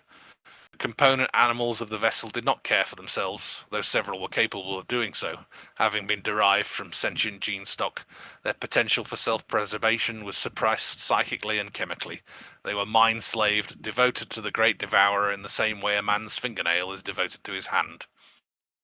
Gunfire strobed the void as anti-missile batteries locked onto pieces of shell and muscle spinning through the void, atomizing them in bright bursts of radiant particles. The pod corrected its course, moving away from the thicker clusters of wreckage, taking care not to move at all like the smattering of Tyranid torpedo spines streaking directly towards the prey ship. Invisible behind its baffles, the pod sailed unharmed through soundless explosions. A separate, distended brain creature housed in a cyst deep inside the pod's bony armor calculated the precise speed needed to penetrate the ship's void shields. Too fast and the pod would trigger the displacement response in the energy field and be sent to the warp where it would be annihilated. Too slow and the pod would be outpaced by its prey. More precious propellant gases were expended. The pod slowed, its path became more certain, a parabola that brought it up and underneath the vessel towards the crags of the ship's keel towers. A soapy ripple on the skin of space marked the pod's position as it punched through the void shield. This was the point of highest danger. The vigilant machine spirits of the vessel might note the anomaly. Now the pod's camouflage was a liability. Not seeing what caused the disturbance in the field, the machines could alert the prey within their dead metal ship. Detection, if it occurred, could not be helped. Countless infiltration organisms had died performing the exact same maneuver, and countless more would. The Hive fleet shed them like a human sheds skin cells. Successful infiltration was a matter of probability. It only took one to make it through. The pod hurtled towards the splendid Pinion unseen as the ship from the growing debris field. A desperate venting had the pod match speed with its target. With a final eructation from the rear sphincters, it came within grasping distance. Bony plates blew from around the prow, flailing tentacles burst from cavities revealed, their broad suckered ends slapping onto metal eroded by long exposure to the void. Contact was made. The pod hauled itself onto the hull, its arrival so gentle there was not the slightest impact tremor. Once attached, the pod extruded a gummy foot and hauled itself along the plasteel in search of a crevice to hide within. It found one soon enough, slipping into a space between turret base and the podium of an angelic statue, made faceless by centuries of micrometeor impacts. Once ensconced, it jettisoned tentacles blackened by exposure to hard vacuum and withdrew its pseudopod into the safety of its shell. Sticky resins leaked from pores all along the ship's length, bonding its chitin fast to the ship. And that's basically it. The rest of it's just talking about how the Lictor is woken up, a bit like an Aversa assassin. That was pretty cool. Yeah, it's not quite the sort of bursting through the hull concept that you're going through, but I suspect it could But how be. does it get through the hull? What does it say about getting through the hull? So what it does is it actually this is the start of the plot in the novel where the Lictor pod attaches to the Splendid Pinion, which is the Blood Angel successor chapter ship, and it actually uses it to get onto the Baal, and so it doesn't actually get onto the ship.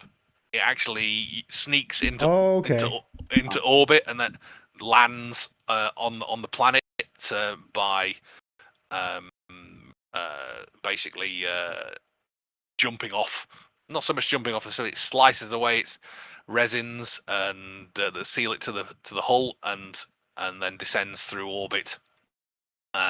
It describes it as the pod's inhabitant extruded its sticky foot from the shell. A set of razor claws composing of a synthesized material punched through its skin. The claws were intended to be used once and had no exit from their sheaths, but through the flesh of the pseudopod, destroying it in the process. The claws snapped out in a welter of fluid that froze in the voidal cold. A frenzied twisting of dying muscles sent them slicing into the resins, sealing the pod to the hull of the Splendid Pinion. The pod convulsed and shook. Limbs trapped in calciferous cavities beat hopelessly at their prisons, shaking the pod loose of the weakened resins, and it drifted free. And then it just thrusts towards the planet and lands. So it's basically a covert infiltration pod, but if you go back to the description, the idea is that these things could basically do anything. They could bore a hole in a hull, or they could secretly stick to it while it, a bit like the Millennium Falcon on the Star Destroyer, and use it to sneak past the orbital defenses of Baal. And eventually this Lictor is part of this huge long-running plot to infiltrate a Lictor into the void shield generators of the primary Blood Angel fortress, and it basically blows itself up to destroy the void shield generator as part of a pre-planned strategy by the Tyranids that nobody believes is something they could probably do, but they do. So yeah, that's a Tyranid covert infiltration pod / boarding pod. Fantastic. The description obviously, includes this sort of high density exotic material claws for slicing through its that rip out of it, because it's a disposable pod, so the claws basically come out of it and tear its flesh open at the same time, and that's the sort of armor breaching concept that I imagined for a Tyranid boarding pod. But from your perspective, yeah, that's what it would be using: big claws and an acid spray and lots of goo. Yeah, the goo is what I'm more into. Yeah, and I think it also describes tentacles to sort of pull itself in. So if you imagine it sort of burns through the hull with pyroacid and claws, and then drags itself through the hole with big tentacles, and then the thrusts itself into the void tile space, and then whatever's in it rips out. I don't know what scale you're thinking of, Carnifex or a flood of gaunts, or even just sort of rippers or something. Ideally, I want like an entire Tyranid kill team to be able to come out of it, but I think that might be a bit much. How many models are in a kill team, or the kill team you're thinking of putting on? You can have up to 20. It's massive. But for a kill team size that you would think of doing the board for, Sorry, what? the kill your Viridian Stalkers. How many do you have in your kill team, roughly? Sorry, my headphones are, I don't know what the fuck's wrong with them. You guys are breaking up like crazy. I don't think you're actually breaking up. I think it's just my headphones. Your Viridian Stalkers. How many do you have Yes, in your kill team? there's about 14. 14. So I'm gonna make a pod that looks cool. I'm not gonna make a pod that actually could seat 14. That's gonna be too huge. Well, to be fair, I was going to say, to be fair, the Tyrannifex is always a good start for something that carries Tyranids, simply because it's got that big bladder on the front and the mouth on top, and you can add bigger sort of armor piercing claws to it if you want, or do that. Because I was going to say, you've seen the guy who did the Carnifex inside of a Sporocyst, something monkey or monkey something. I can't remember his name, but it's like he's done it where he's like, you can open it up and has Carnifex like curled up inside of it, and that's just in a normal Sporocyst. And I'm thinking, if you were to think of doing that with the Tyranids, like they'd be curled up. You could do it in half the size of a Sporocyst, I think. Just like having like the front half of it just popping through there, and having like tentacles just on the side of it, and it just had the opening up bit, like I did with the flying Tyrannocyte expelling the Carnifex I did.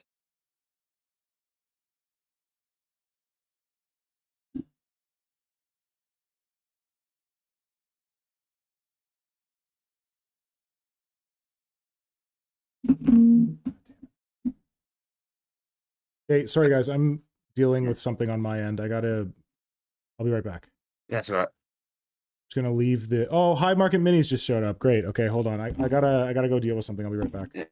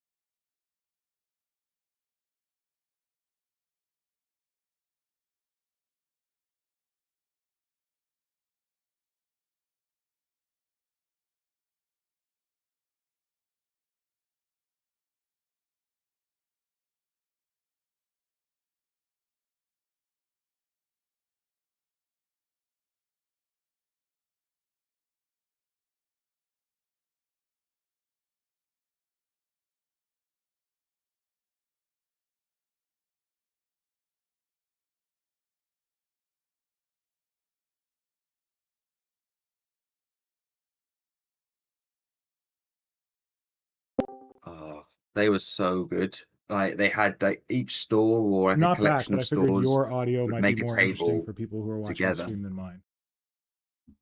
Yeah, I got to That- go to one in the US with that. Yeah.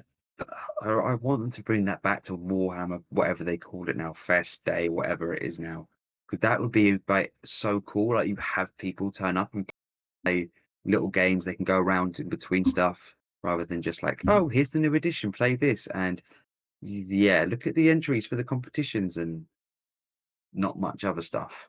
I'd love to have those tables and stuff.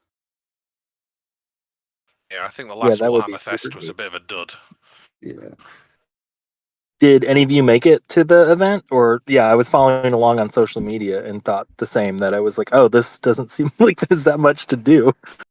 It didn't resemble the games days I went to. I mean, mine obviously were quite a few years ago, but right when it was in the NEC, I think it was, and Yeah. they were a bit wilder and less corporately organized, if that's a term I can use. They, you marched in there with your with the standard of the store that you'd gone with, because they would do buses from each individual store, and they all had their own standards, and you'd put all the standards at the base of Space Marine statue, and it looked like some that's sort cool. of it looks like something out of a piece of 40k art, to be honest with you, with all the standards lined up and everything, and the huge banners up on the side of the arena spaces and that sort of thing. And from what I saw of the last Warhammer Fest, it was a little too much like a launch event for the new edition, and less like an actual Warhammer Fest. And I think they turned the tournament side of it, they dedicated too much space to it, so everything was a bit half-assed, it felt like, apparently. And apparently that's what a lot of people felt as well, but who knows? It was post-COVID. Yeah, that's well put. Give them a chance to reboot it this year or next year. I can't remember when the next one is. And maybe the pendulum will swing the other way. Yeah, I want to go to the next one more so to meet up with other people, like other people from the community are going. It'd be nice to actually meet some people in person for the first time, because obviously a lot of us have met through the internet, Instagram, and some of us who are in the UK were spread across the UK, and it's not like we can just go around the corner and be like, oh, hello. And same for other people, like in America, we've got people who are each side of the seaboards, and then you've got people in Australia and stuff, and it's like 6 hours for someone to get to each other. So it's just like going to those events is always quite nice to meet people that you've met online and haven't had a chance to meet in person. That's kind of why I want to go to one of them. Like the other stuff's like having the big tables would be great, just to see what they put in the effort into it. Because sometimes it's like it's not even like the game the special game they created for that day. It's just the effort you see into the models and the table. It's just amazing. And sometimes you couldn't even get onto a table because it was so popular.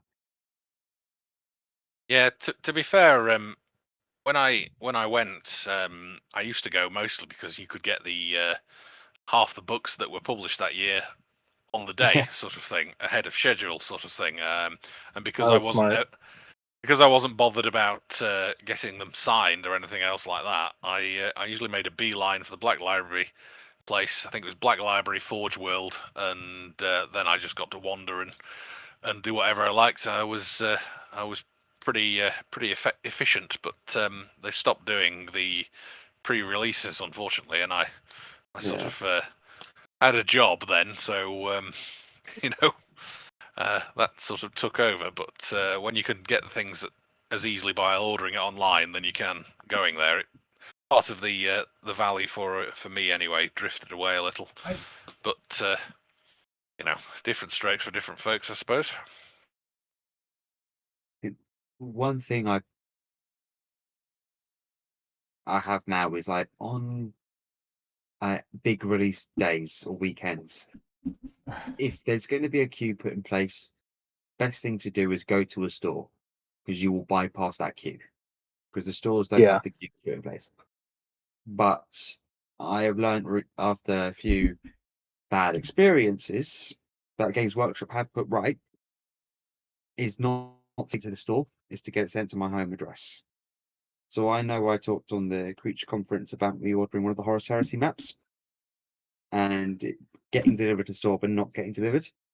I had gone to the store recently to do like the order for the Rogue Trade rulebook, amongst some other things, and something else is sort of, I'm hoping it's all okay, but I'm not too sure.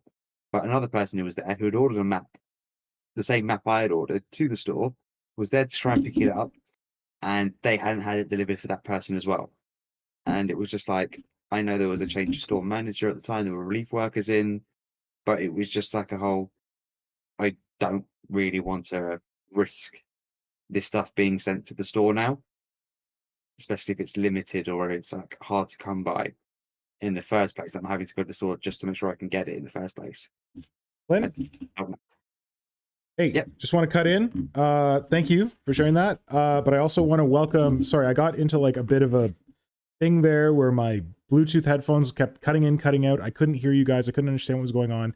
So as I ripped them out of my ear in frustration, the little cup on the end of the earphone stuck in my ear. And then as I tried to get it out, it went further into my ear. And I was like, God damn. So it was a mess. And just as Hive Market Minis joined us, and I feel like a shit that was how you entered the chat. Thank you so much for joining the chat. Yes, hello. Yeah. Hello, welcome. Glad to get to say hey. Yeah. Glad you're doing this. It looks awesome so far. Well, I would not be doing this if it wasn't for you. So I'm really glad you're here because I would love to hear more from you about like your vision for the 24. So what we're doing here, I've mentioned it a couple of times on the stream, but I'll mention it again.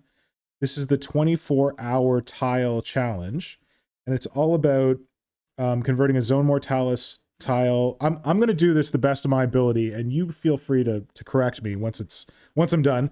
But this is, you're supposed to create a Zone Mortalis tile within 24 hours. Not within 24 hours, but like take 24 hours to do it. You made it clear when you were posting about it that you can do it in one go, or you can do it in a bunch of different sessions for 24 hours, right? You don't have to. Yeah. Yeah. Everybody has schedule stuff, you know, and that was a lesson I got when first kind of discussing the project is, you know, we're all on our own time frames depending on commitments with jobs, kids, family, that sort of thing. Yeah. So, sorry, what is the best thing to call you? Should I keep calling you Hive Market Minis? Should I call you? Totally fine. Yeah, works for me. But okay. Yeah. Can we call you Market? So why don't you go in? I'm going to do some cutting here, which is loud and noisy. So I'm going to turn off my mic. But why don't you give people a rundown of like how this got inspired for you and kind of like the work that you've done in developing the idea? Yeah, I'd be happy to.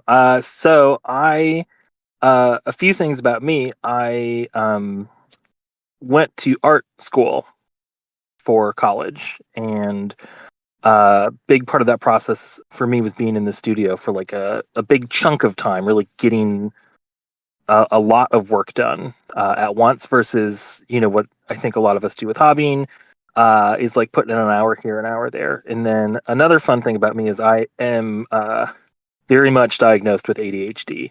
And so I crave some kind of deadline and external force when trying to really finish something. Because for me, I'm chasing whatever's exciting. And with hobbying, like what I love about the kind of corner we're in with all of this is that there's always something to be excited about working on. I do a lot of kit bashing, and you know, I can spend a lot of time just coming up with new ideas and then starting projects and then moving on to the next project without seeing stuff through. So the genesis of this for me was really trying to take a concentrated time frame and say, I'm going to start something that's going to be a little more in depth. I'm going to see how far I can get.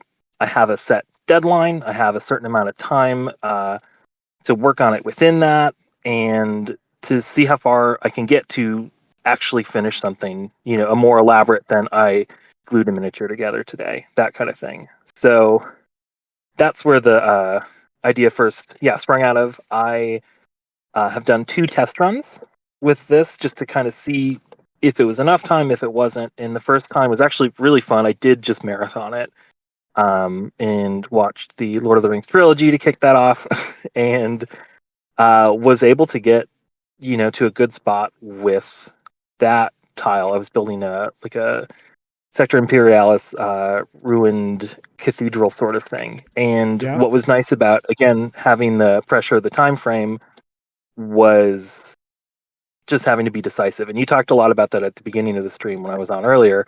But you know, you just kind of have to go for it because you only have so much time, and then it, I think, forces these kinds of fun decisions and chasing the next step rather than just getting caught up in making the perfect move every time, making the perfect next step every time. So I think that decisiveness that comes with that crunch frame is nice too.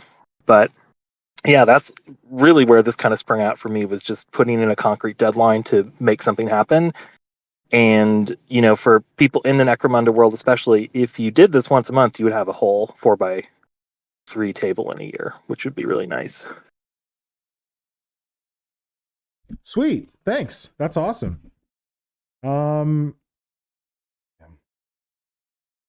Keep seeing new cuts I need to make, and it's such a mess cutting this stuff in here, but whatever. Yeah, so it's mostly it was you see yourself as more like Necromunda community, like that's the community that you feel closest to, or That's definitely what I feel closest to. I really love seeing all the stuff out of just the kit bashing and converting community in general. So a lot of the Inc. 28 stuff is really great, and I have watched all of your sculpting videos. As somebody who is a good maker. So yeah, so those are the just the we're all making stuff community, I think, is the one that I'm most comfortable in. Yeah, I love the converting community. I can get behind like conversions, I can get behind conversions of Space Marines, and I think Space Marines are boring as crap. But strongly agree. Yeah, as long as someone's converting them, I'm interested. So I definitely get behind that. Yeah, I think getting to really see what people are doing constantly is a great inspiration feed, and like you're saying, I think Space Marines are boring, but seeing a great Space Marine, seeing a great sculpted edition or really smart kit bash for that stuff, still inspires what I'm working on. So that's, to me, I always kind of think of that community as we're all just excited to see cool stuff, and it's fun getting to cheer each other on doing cool stuff. So I think this is hopefully another manifestation of that. Sweet. Sorry.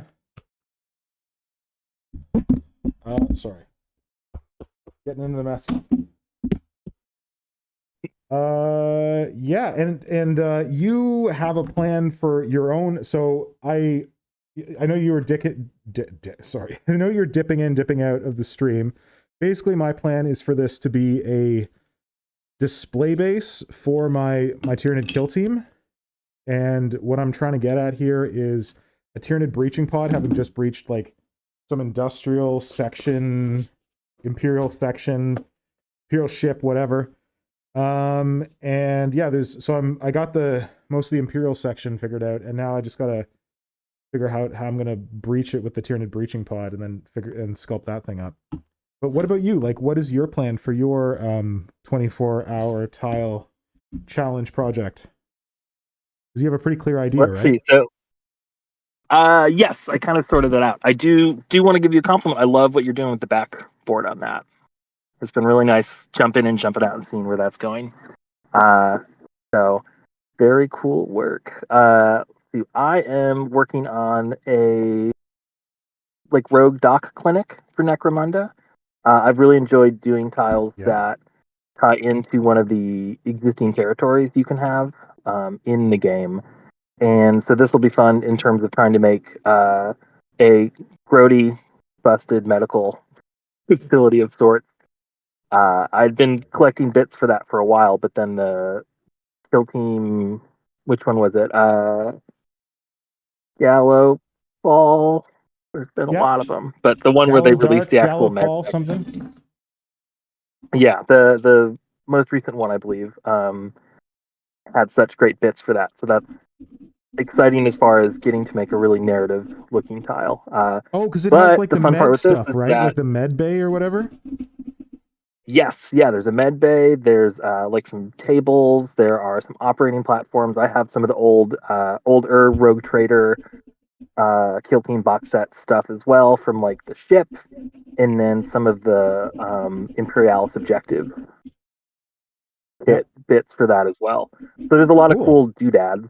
But yeah, trying to make a narrative thing, but then still have it be vertical, still have a lot of functionality for playing, and that's fun because I don't know what that part is going to look like. that's at some point I'll have executed what I have kind of thought up already, and you just have to go for it and keep building. So I'm looking forward to that part where I jump off from what the plan is to time to keep going. Nice.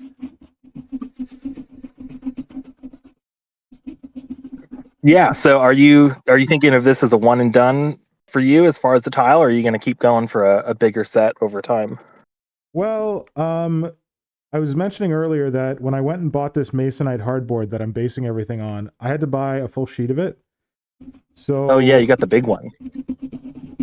Yeah, and I was at Home Depot, and like I don't have like a table saw or anything, or like a whatever saw that you need.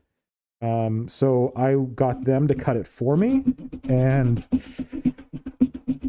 I was like, hey, can you cut it like into 1 foot squares? And what's 4 times 8? Is that 48? No, 4 times It's a 8 is lot. 32. 30, yeah, 32. There we go. Good at math. So I have 32 of these squares now.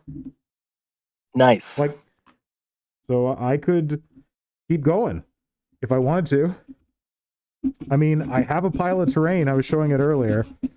So I definitely have the materials required to keep going. But for now, I'm going to go with this and see how I do. And then I have a wild idea for, we've got our own community event coming up in November, Idvember, which is like focusing on Tyranids for November. And yes. For the theme for this year, Flynn Hammer helped come up with this theme. We're going to go with non-combat Tyranids, so kind of like the Tyranids that are used for digesting a planet. Or whatever, like the stuff that comes after the combat. And I have a wild idea for a Tyranid partial display, like scenery piece, partially. Oh, there we go. Partial scenery piece, partial creature. And I think I'm going to use one of these tiles as a base for it, so it's going to be pretty big. So, yeah. That would be really neat to see. I'm looking forward to seeing what you come up with that. Far more organic, far less like sector, Zone Mortalis, Sector Imperialis stuff. But yeah. So and that could be a cool jump off for a board where you go from, you transition from the sector and zone plastic stuff to something a lot more organic. And I did something like that and do sculpting and all that. Yeah, I did something like that a long time ago. In 2008, we did a board that was infested with Tyranids for Games Day Toronto. And we won best table, and that was like one of the coolest projects I was ever a part of. And for that, we had like the club that the group I was working with, they had already started building like a city board, and they got it like half done. And then we had the idea of like infesting it with Tyranid stuff. So I took over, and with my buddy Ross, Accommodator, we did the Tyranid elements to it, and it was pretty cool. And it was kind of like like morphing from a city into Tyranid stuff. But that was like pretty early in my hobby career, and I've been itching to do something like that again because I think I could do a much better job. You've got the skills now.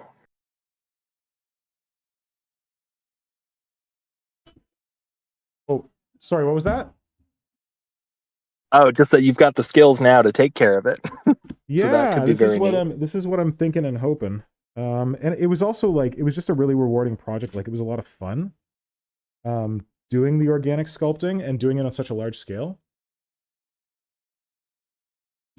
Like, I just thought that was really cool.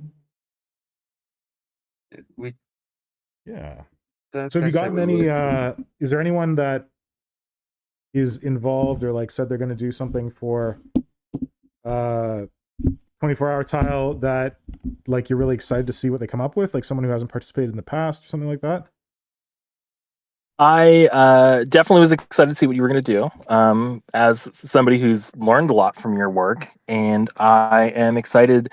The very excellent Zone Mortalis and Terrain Builder tabletop War James was amped to jump on right away. So that's cool. I'm just curious to see, because again, he's somebody whose work I've followed for a long time. And that'll be exciting. But yeah, there are a couple people who should be interesting to see because it's kind of their first go around at terrain. You know, I've been chatting with a few folks on Instagram who haven't really done terrain before and have been looking for an opportunity to jump in. So I'm like extremely glad this could be that opportunity. You know, that means a lot to me. Nice. To get to help kind of give them that push. And so I'm curious to see what people who maybe aren't so familiar with building that, you know, what they can bring to the situation. You know, and you said something earlier on the stream that I laughed about when you were busting out the Zone Mortalis stuff and said I should probably read the instructions, but it's fun that you haven't used it extensively, you know, and kind of seeing what your take on that material is. So that's always the stuff I'm looking forward to seeing is just what people's creative interpretations of these things we all have access to in some way, shape, or form, or have in our piles of shame or whatnot. So I got the Zone Mortalis stuff. I intended to do make like a Zone Mortalis-y kind of board. Despite the fact that like I'm into Tyranids and Tyranids are very organic. I like the contrast of like them being in like a very industrial setting. And like the kind of like city fight stuff that terrain that Games Workshop has put together, like that stuff appeals to me. So I love that stuff. Appealed to me, but I just haven't gotten around to doing it. So mostly like I've been using Zone Mortalis stuff for like basing. Like I used one of those big blast doors on the base of my Screamer Killer conversion, like where it was kind of like melting through it. But I've never built it as it's meant to be built, like for actual terrain. So yeah, this is a learning experience. Although I'm kind of just like taking the pieces and using it to do like a textured wall, but I don't know.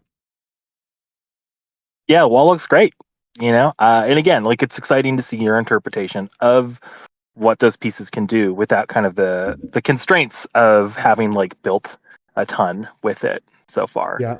You know, and the basing stuff, like I totally agree with that too, is it's like fun to use it to kind of embellish that.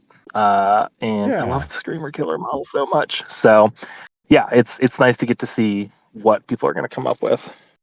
Cool. Someone, I don't think you were here for it, but someone, was it Bargaze? Oh no, I can't remember who. Maybe it was Peter Evil Eye. Was joking like, oh, are we all gonna like send the tiles to you, ship them to you, and then you can put them all together into like a big board or something. But I heard that when you were dealing with the headphones, it was mentioned, and I said it would be fun if at one of the larger conventions or meetups or something, if people brought some of those down the line. Oh yeah, that would be a way to do it. Well, I was thinking like we could do some kind of like photo trickery, but I don't know. I think if people could get like the perfect overhead shot of their board, then maybe you could like put them together like tiles or something. Just overhead. That would be cool. But I do have the Photoshop skills to pull that off, so that would be neat. Oh, there you go. I love that idea. Yeah, and you know, like the hope being that people really do get to execute on their own kind of creative vision with this. Yeah. So I've tried to say this a lot in comments and in chatting with people. It's like I like getting to provide a structure for this sort of thing, but I want everybody to bend it to fit what their interests are, what materials they have, what time they have.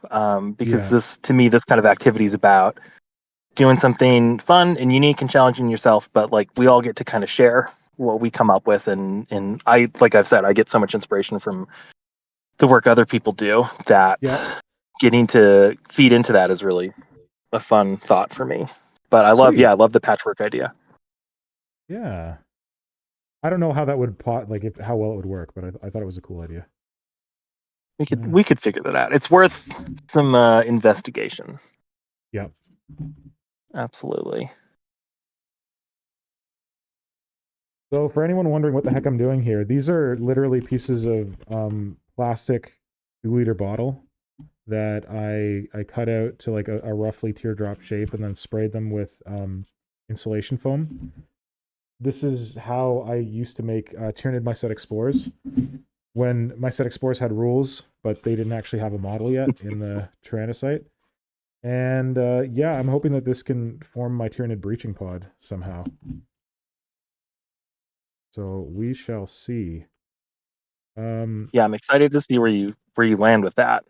Because again, I think that's very much in your wheelhouse, and I love your work. And it's again, it's just exciting to get to see people kind of take this idea and run with it. Yeah, thanks. And where roughly you're in the States, right? Like whereabouts are you based in the States? I am in Philadelphia in the United States. Philadelphia. Hmm. Cool. Born and raised. No, unfortunately not. I'm from the Midwest. Yeah, I'm playing But baseball, I have been to West Philadelphia many, many, many times. So Everyone, I feel like friggin' everyone in the United States is from the Midwest. I feel like the Midwest is the largest part of the United States. Like people are just like, oh yeah, the Midwest. I'm like, that literally encompasses most of the country, I think. It is a broad You're- term. you're definitely not wrong. And I think in the hobby community, a ton of people on YouTube, especially, are based in the Midwest. Who are in the U.S. Why do you think that And I always is? get a kick out of that. I could not tell you. It's cold and there's nothing else to do. Straight up. I mean, yeah, So that's also the case too. Oh, Diana's yeah, just said something, everybody in something about what you could do with the collage. You could print the collage and Crystal Maze style the games mat with it. Crystal Maze? What? So for non-UK people, Crystal Maze is basically this game show that was around in the early 90s.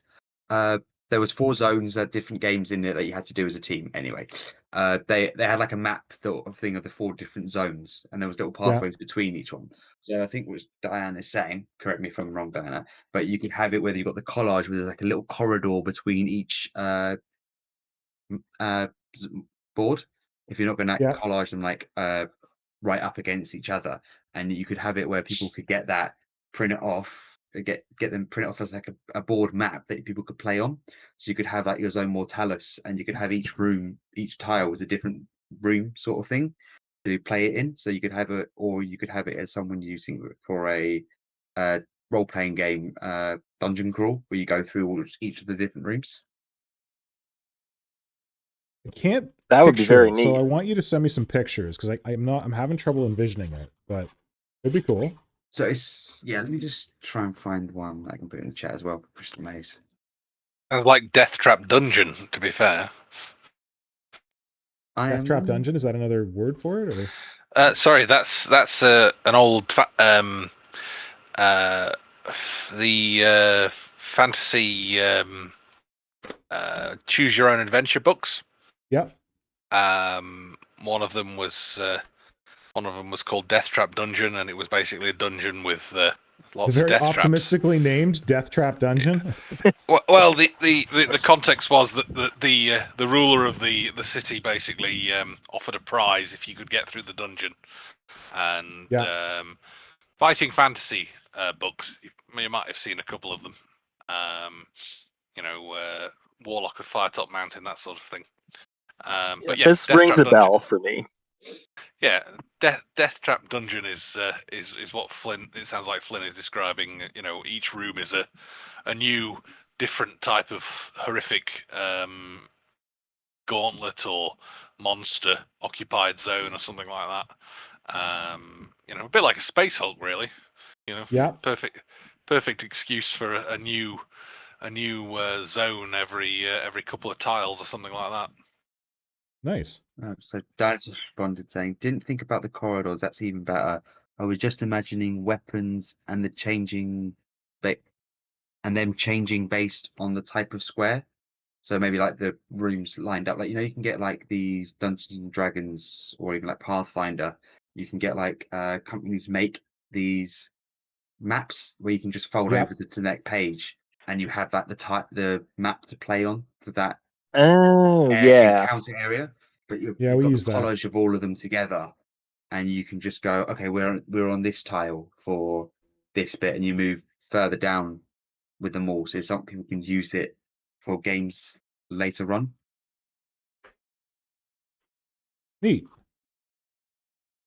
And this does ever so slightly touch on the structure of the hives in the 40k universe in terms of you could frame it as a lot of small domes that you're breaching into, Yeah. in a fun way for that kind of narrative gameplay too. Cool. I'm just thinking that this would be great if you were to get them all together as like a proper games day table. I just wish like we were talking about that while you were off, Nick, like them bringing those sort of things back. It would make the next Warhammer Fest or whatever day or whatever they call it even better. Well, Warhammer Fest would be challenging, like for those of us in North America to get the tile over to the UK, but I don't know, maybe it's possible. Oh, I was meaning in general, like even if it was like you had a North America meetup for it at Adepticon or something like that. Yeah, where they yeah, have yeah, like you these could sort of do that. events. Yeah, that's definitely. I would love to do something like that down the line. That would be very fun. But Is Philadelphia within striking distance of Chicago? I'm not. I grew up about 60 minutes from Schaumburg, Illinois, so I'm planning to go to Adepticon this year. And it's not, it's a plane right away, not a big deal. But it would be great to do something like that. Yeah. So I got to figure out how I'm going to pack this thing on a plane, so I can make the meetup. It makes me think of Trazin the Infinite's little collection as well, almost. Oh yeah, Who's got? That's my favorite bit of 40k lore too. So that's great. Mr. Doombot. His Pokeball collection. Yeah, I mean every different. Well, he likes making dioramas, doesn't he? So. I didn't know that part. That's creepy. Yeah. He collects people and formations and assembles them into little dioramas and people are still conscious as he does it, sort of thing. He does collect Tyranids as well, but as any smart person would. Oh well, no, they often escape. Oh, that's fun. Yeah, they escape, and there's a short story because Trazin and Orican don't really like each other. So they often try to sabotage each other's endeavors, and in one of them, Trazin is working on a hive tyrant with his Adeptus Mechanicus pal, because he has a buddy who's basically an AdMech guy who works with him. What? Yeah, he's Trazin's not really a conventional Necron, so I believe the AdMech guy actually has mind shackle scarabs, but is quite happy to have the opportunity to work with the variety of things that he does when he works with Trazin. Yes. So he gets to sort of take the mick out of Trazin and everything, and he suggests to Trazin that resurrecting the dehydrated hive tyrant is not a great idea, and Trazin sort of waves his hand and says no, it'll be fine, and it isn't fine. And the hive tyrant basically breaks free of its mind shackle scarabs with a psychic scream later on in the short story when Orican tries to possess its mind shackle scarabs, because Orican can take an energy form, and there's like I think half a dozen examples where Trazin is mentioned as having Tyranids and later regrets it because they break out and sort of sabotage things, and it's basically anyone who ever locks up Tyranids regrets it sooner or later. Which I think is a nice feature in the 40k background. Just kill him, just kill him.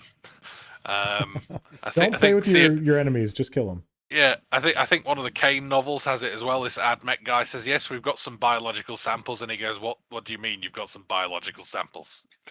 No, they're kept securely. He's like, "Kill them now, or we're gonna die." Oh, I remember that one. Yeah. Oh. It's a bit like Xenomorphs, isn't it? Really? Yeah. Yeah. All the like alien movies where it's like, oh, we're gonna domesticate the xenomorph. We're gonna use it as a weapon. It's like, okay, sure. Yeah, classic xenomorph. Not there's I don't know how many novels and comics there are with some scientists going, this time we will. Yeah, we've got succeed. It this time. Yeah. What could there couldn't be any surprise this time. They're never going to escape. There's not Nothing going to be could possibly go wrong. possibly what do go you- wrong? Yeah, you know, maybe that guy who obsessively stares at them and sort of talks about how he loves them probably shouldn't be given the keys, but whatever, you know, see you next week sort of thing. You know, it'll be fine. You know. Okay. So I gotta make some decisions. We've been at this. I've been at this for 5 hours now, just over 5 hours. By the timer. I need to think about some dinner.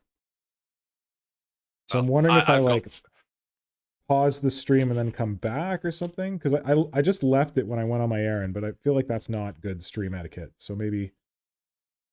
Play adverts. What's that? Oh Play yeah, an advert. perfect. Sorry, one more time, Flynn. I didn't hear that. Play an advert on the stream. Play an advert? Yeah, well, you decide, and then you can come back and say, "This is what I've decided to do." I don't do that. I know that I can tell YouTube when to play ads, but I have no idea how to do it. Yeah. Hold on. 7:30 now. I'm going to give you a second to think about it. Yeah. I'm actually at work, so I'm going to hop back to that. But this is my little break, and I just wanted to say, hey. Yeah, thank you. But if you're on later, I'll see if I can pop back in. And yeah, sounds great. I will definitely be on later, so do not worry about that. Awesome. Hey, thank you so much for chatting about this, and I really appreciate you jumping in on it. You know, like I said, I love your work, and I've learned a lot from your videos. So it's a nice feeling to get to all be a part of this community. Created this for us to mess around in. It's a really cool idea. I'm glad to have, like you said, it's good to have like a deadline. It's good to have something to inspire. So thank you for creating it to inspire all of us, and I can't wait to see what everybody comes up with.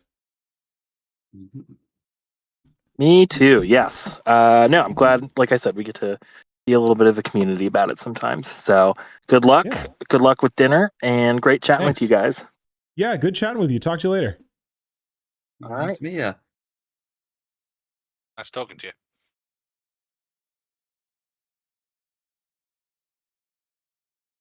Well, I'm virtually out of battery myself, so yeah. And well, maybe this is a good place for a natural pause then. Yeah, let's say pause the stream. I don't think I can pause. Well, what I can do is I can stop streaming and then YouTube will just buffer, but I think it'll give up after a while. I'd say stop the stream, do the next one as part 2. Yeah, I'm gonna do this as part 1. Yeah, do a schedule of however long you're gonna need for food or whatever, and then start it again from there. So you've got I think that's a good idea. Maybe I'll take a break for an hour and then start it in start it after I've fed the dog, fed myself. Just do it in an hour and 20 minutes, so you've got a longer period of time. You're starting bang on an hour. Sorry, what was that? Do it in about an hour 20 minutes to have the next one. So you've got an hour 20 minutes to add food, and then start the next one right on an hour mark. Oh, that's a good idea. That is a good idea, Flynn. Thank you. So anyone out there? Sorry, what's that? I sometimes have good ideas, not very often. Normally they're crazy. Normally mine are just bad. I can barely hear you. What's going on? Okay, hold on. Let me just push the microphone closer to my face. Does that help? That might work. Sorry, let's try again, Radon. Does it help if I push my microphone closer to my face? Slightly. I was going to say that's a vast improvement for me. Yeah. Good.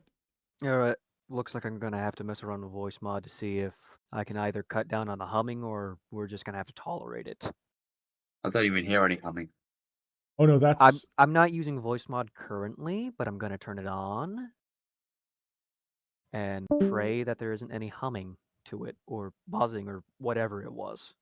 Oh, I might have to be ready to turn down your audio because I have it way high. I've got nothing. That is a wise idea. Very wise. Are you turning it on now or? No? I just need to switch the input from normal mic from Discord into voice mod input. I'm doing it now. All right. Want to try saying something? Am I obnoxiously loud? Normal. That's good. You're a little better. All right. All right. Any weird Yeah, humming when go I with that speak one. or anything? Nope. I don't hear any humming. We all hear a Okay. sort of strange chittering in the warp anyway whenever we talk on these streams, so don't worry about it. Good point. You know what? That's fine. Fine. Oh no. I What were you now gonna have say before we got obsessed with how loud you were? I forgot what I was gonna say. Oh no! It happens all the time. Oh, my ideas are normally just bad. That's what I said. Oh, okay.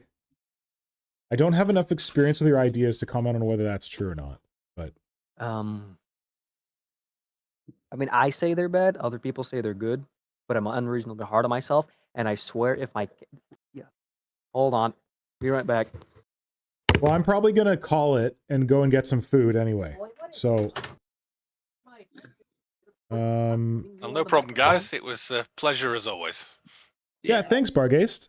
I really appreciate all that the lore that you shared about like Battlefield Gothic and like Tyranid breaching pods and all that kind of stuff. That was really awesome, and thank you for reading it for us. No problem. Talk to you later, guys. Talk to you later. Yeah. Wait, how do I sound like on the stream? I don't know. People said you sounded better on the stream, but I don't know. That's why I'm asking. Like, did I somehow make it bad on the stream? I don't know. Also, Well, what are you planning on having for dinner?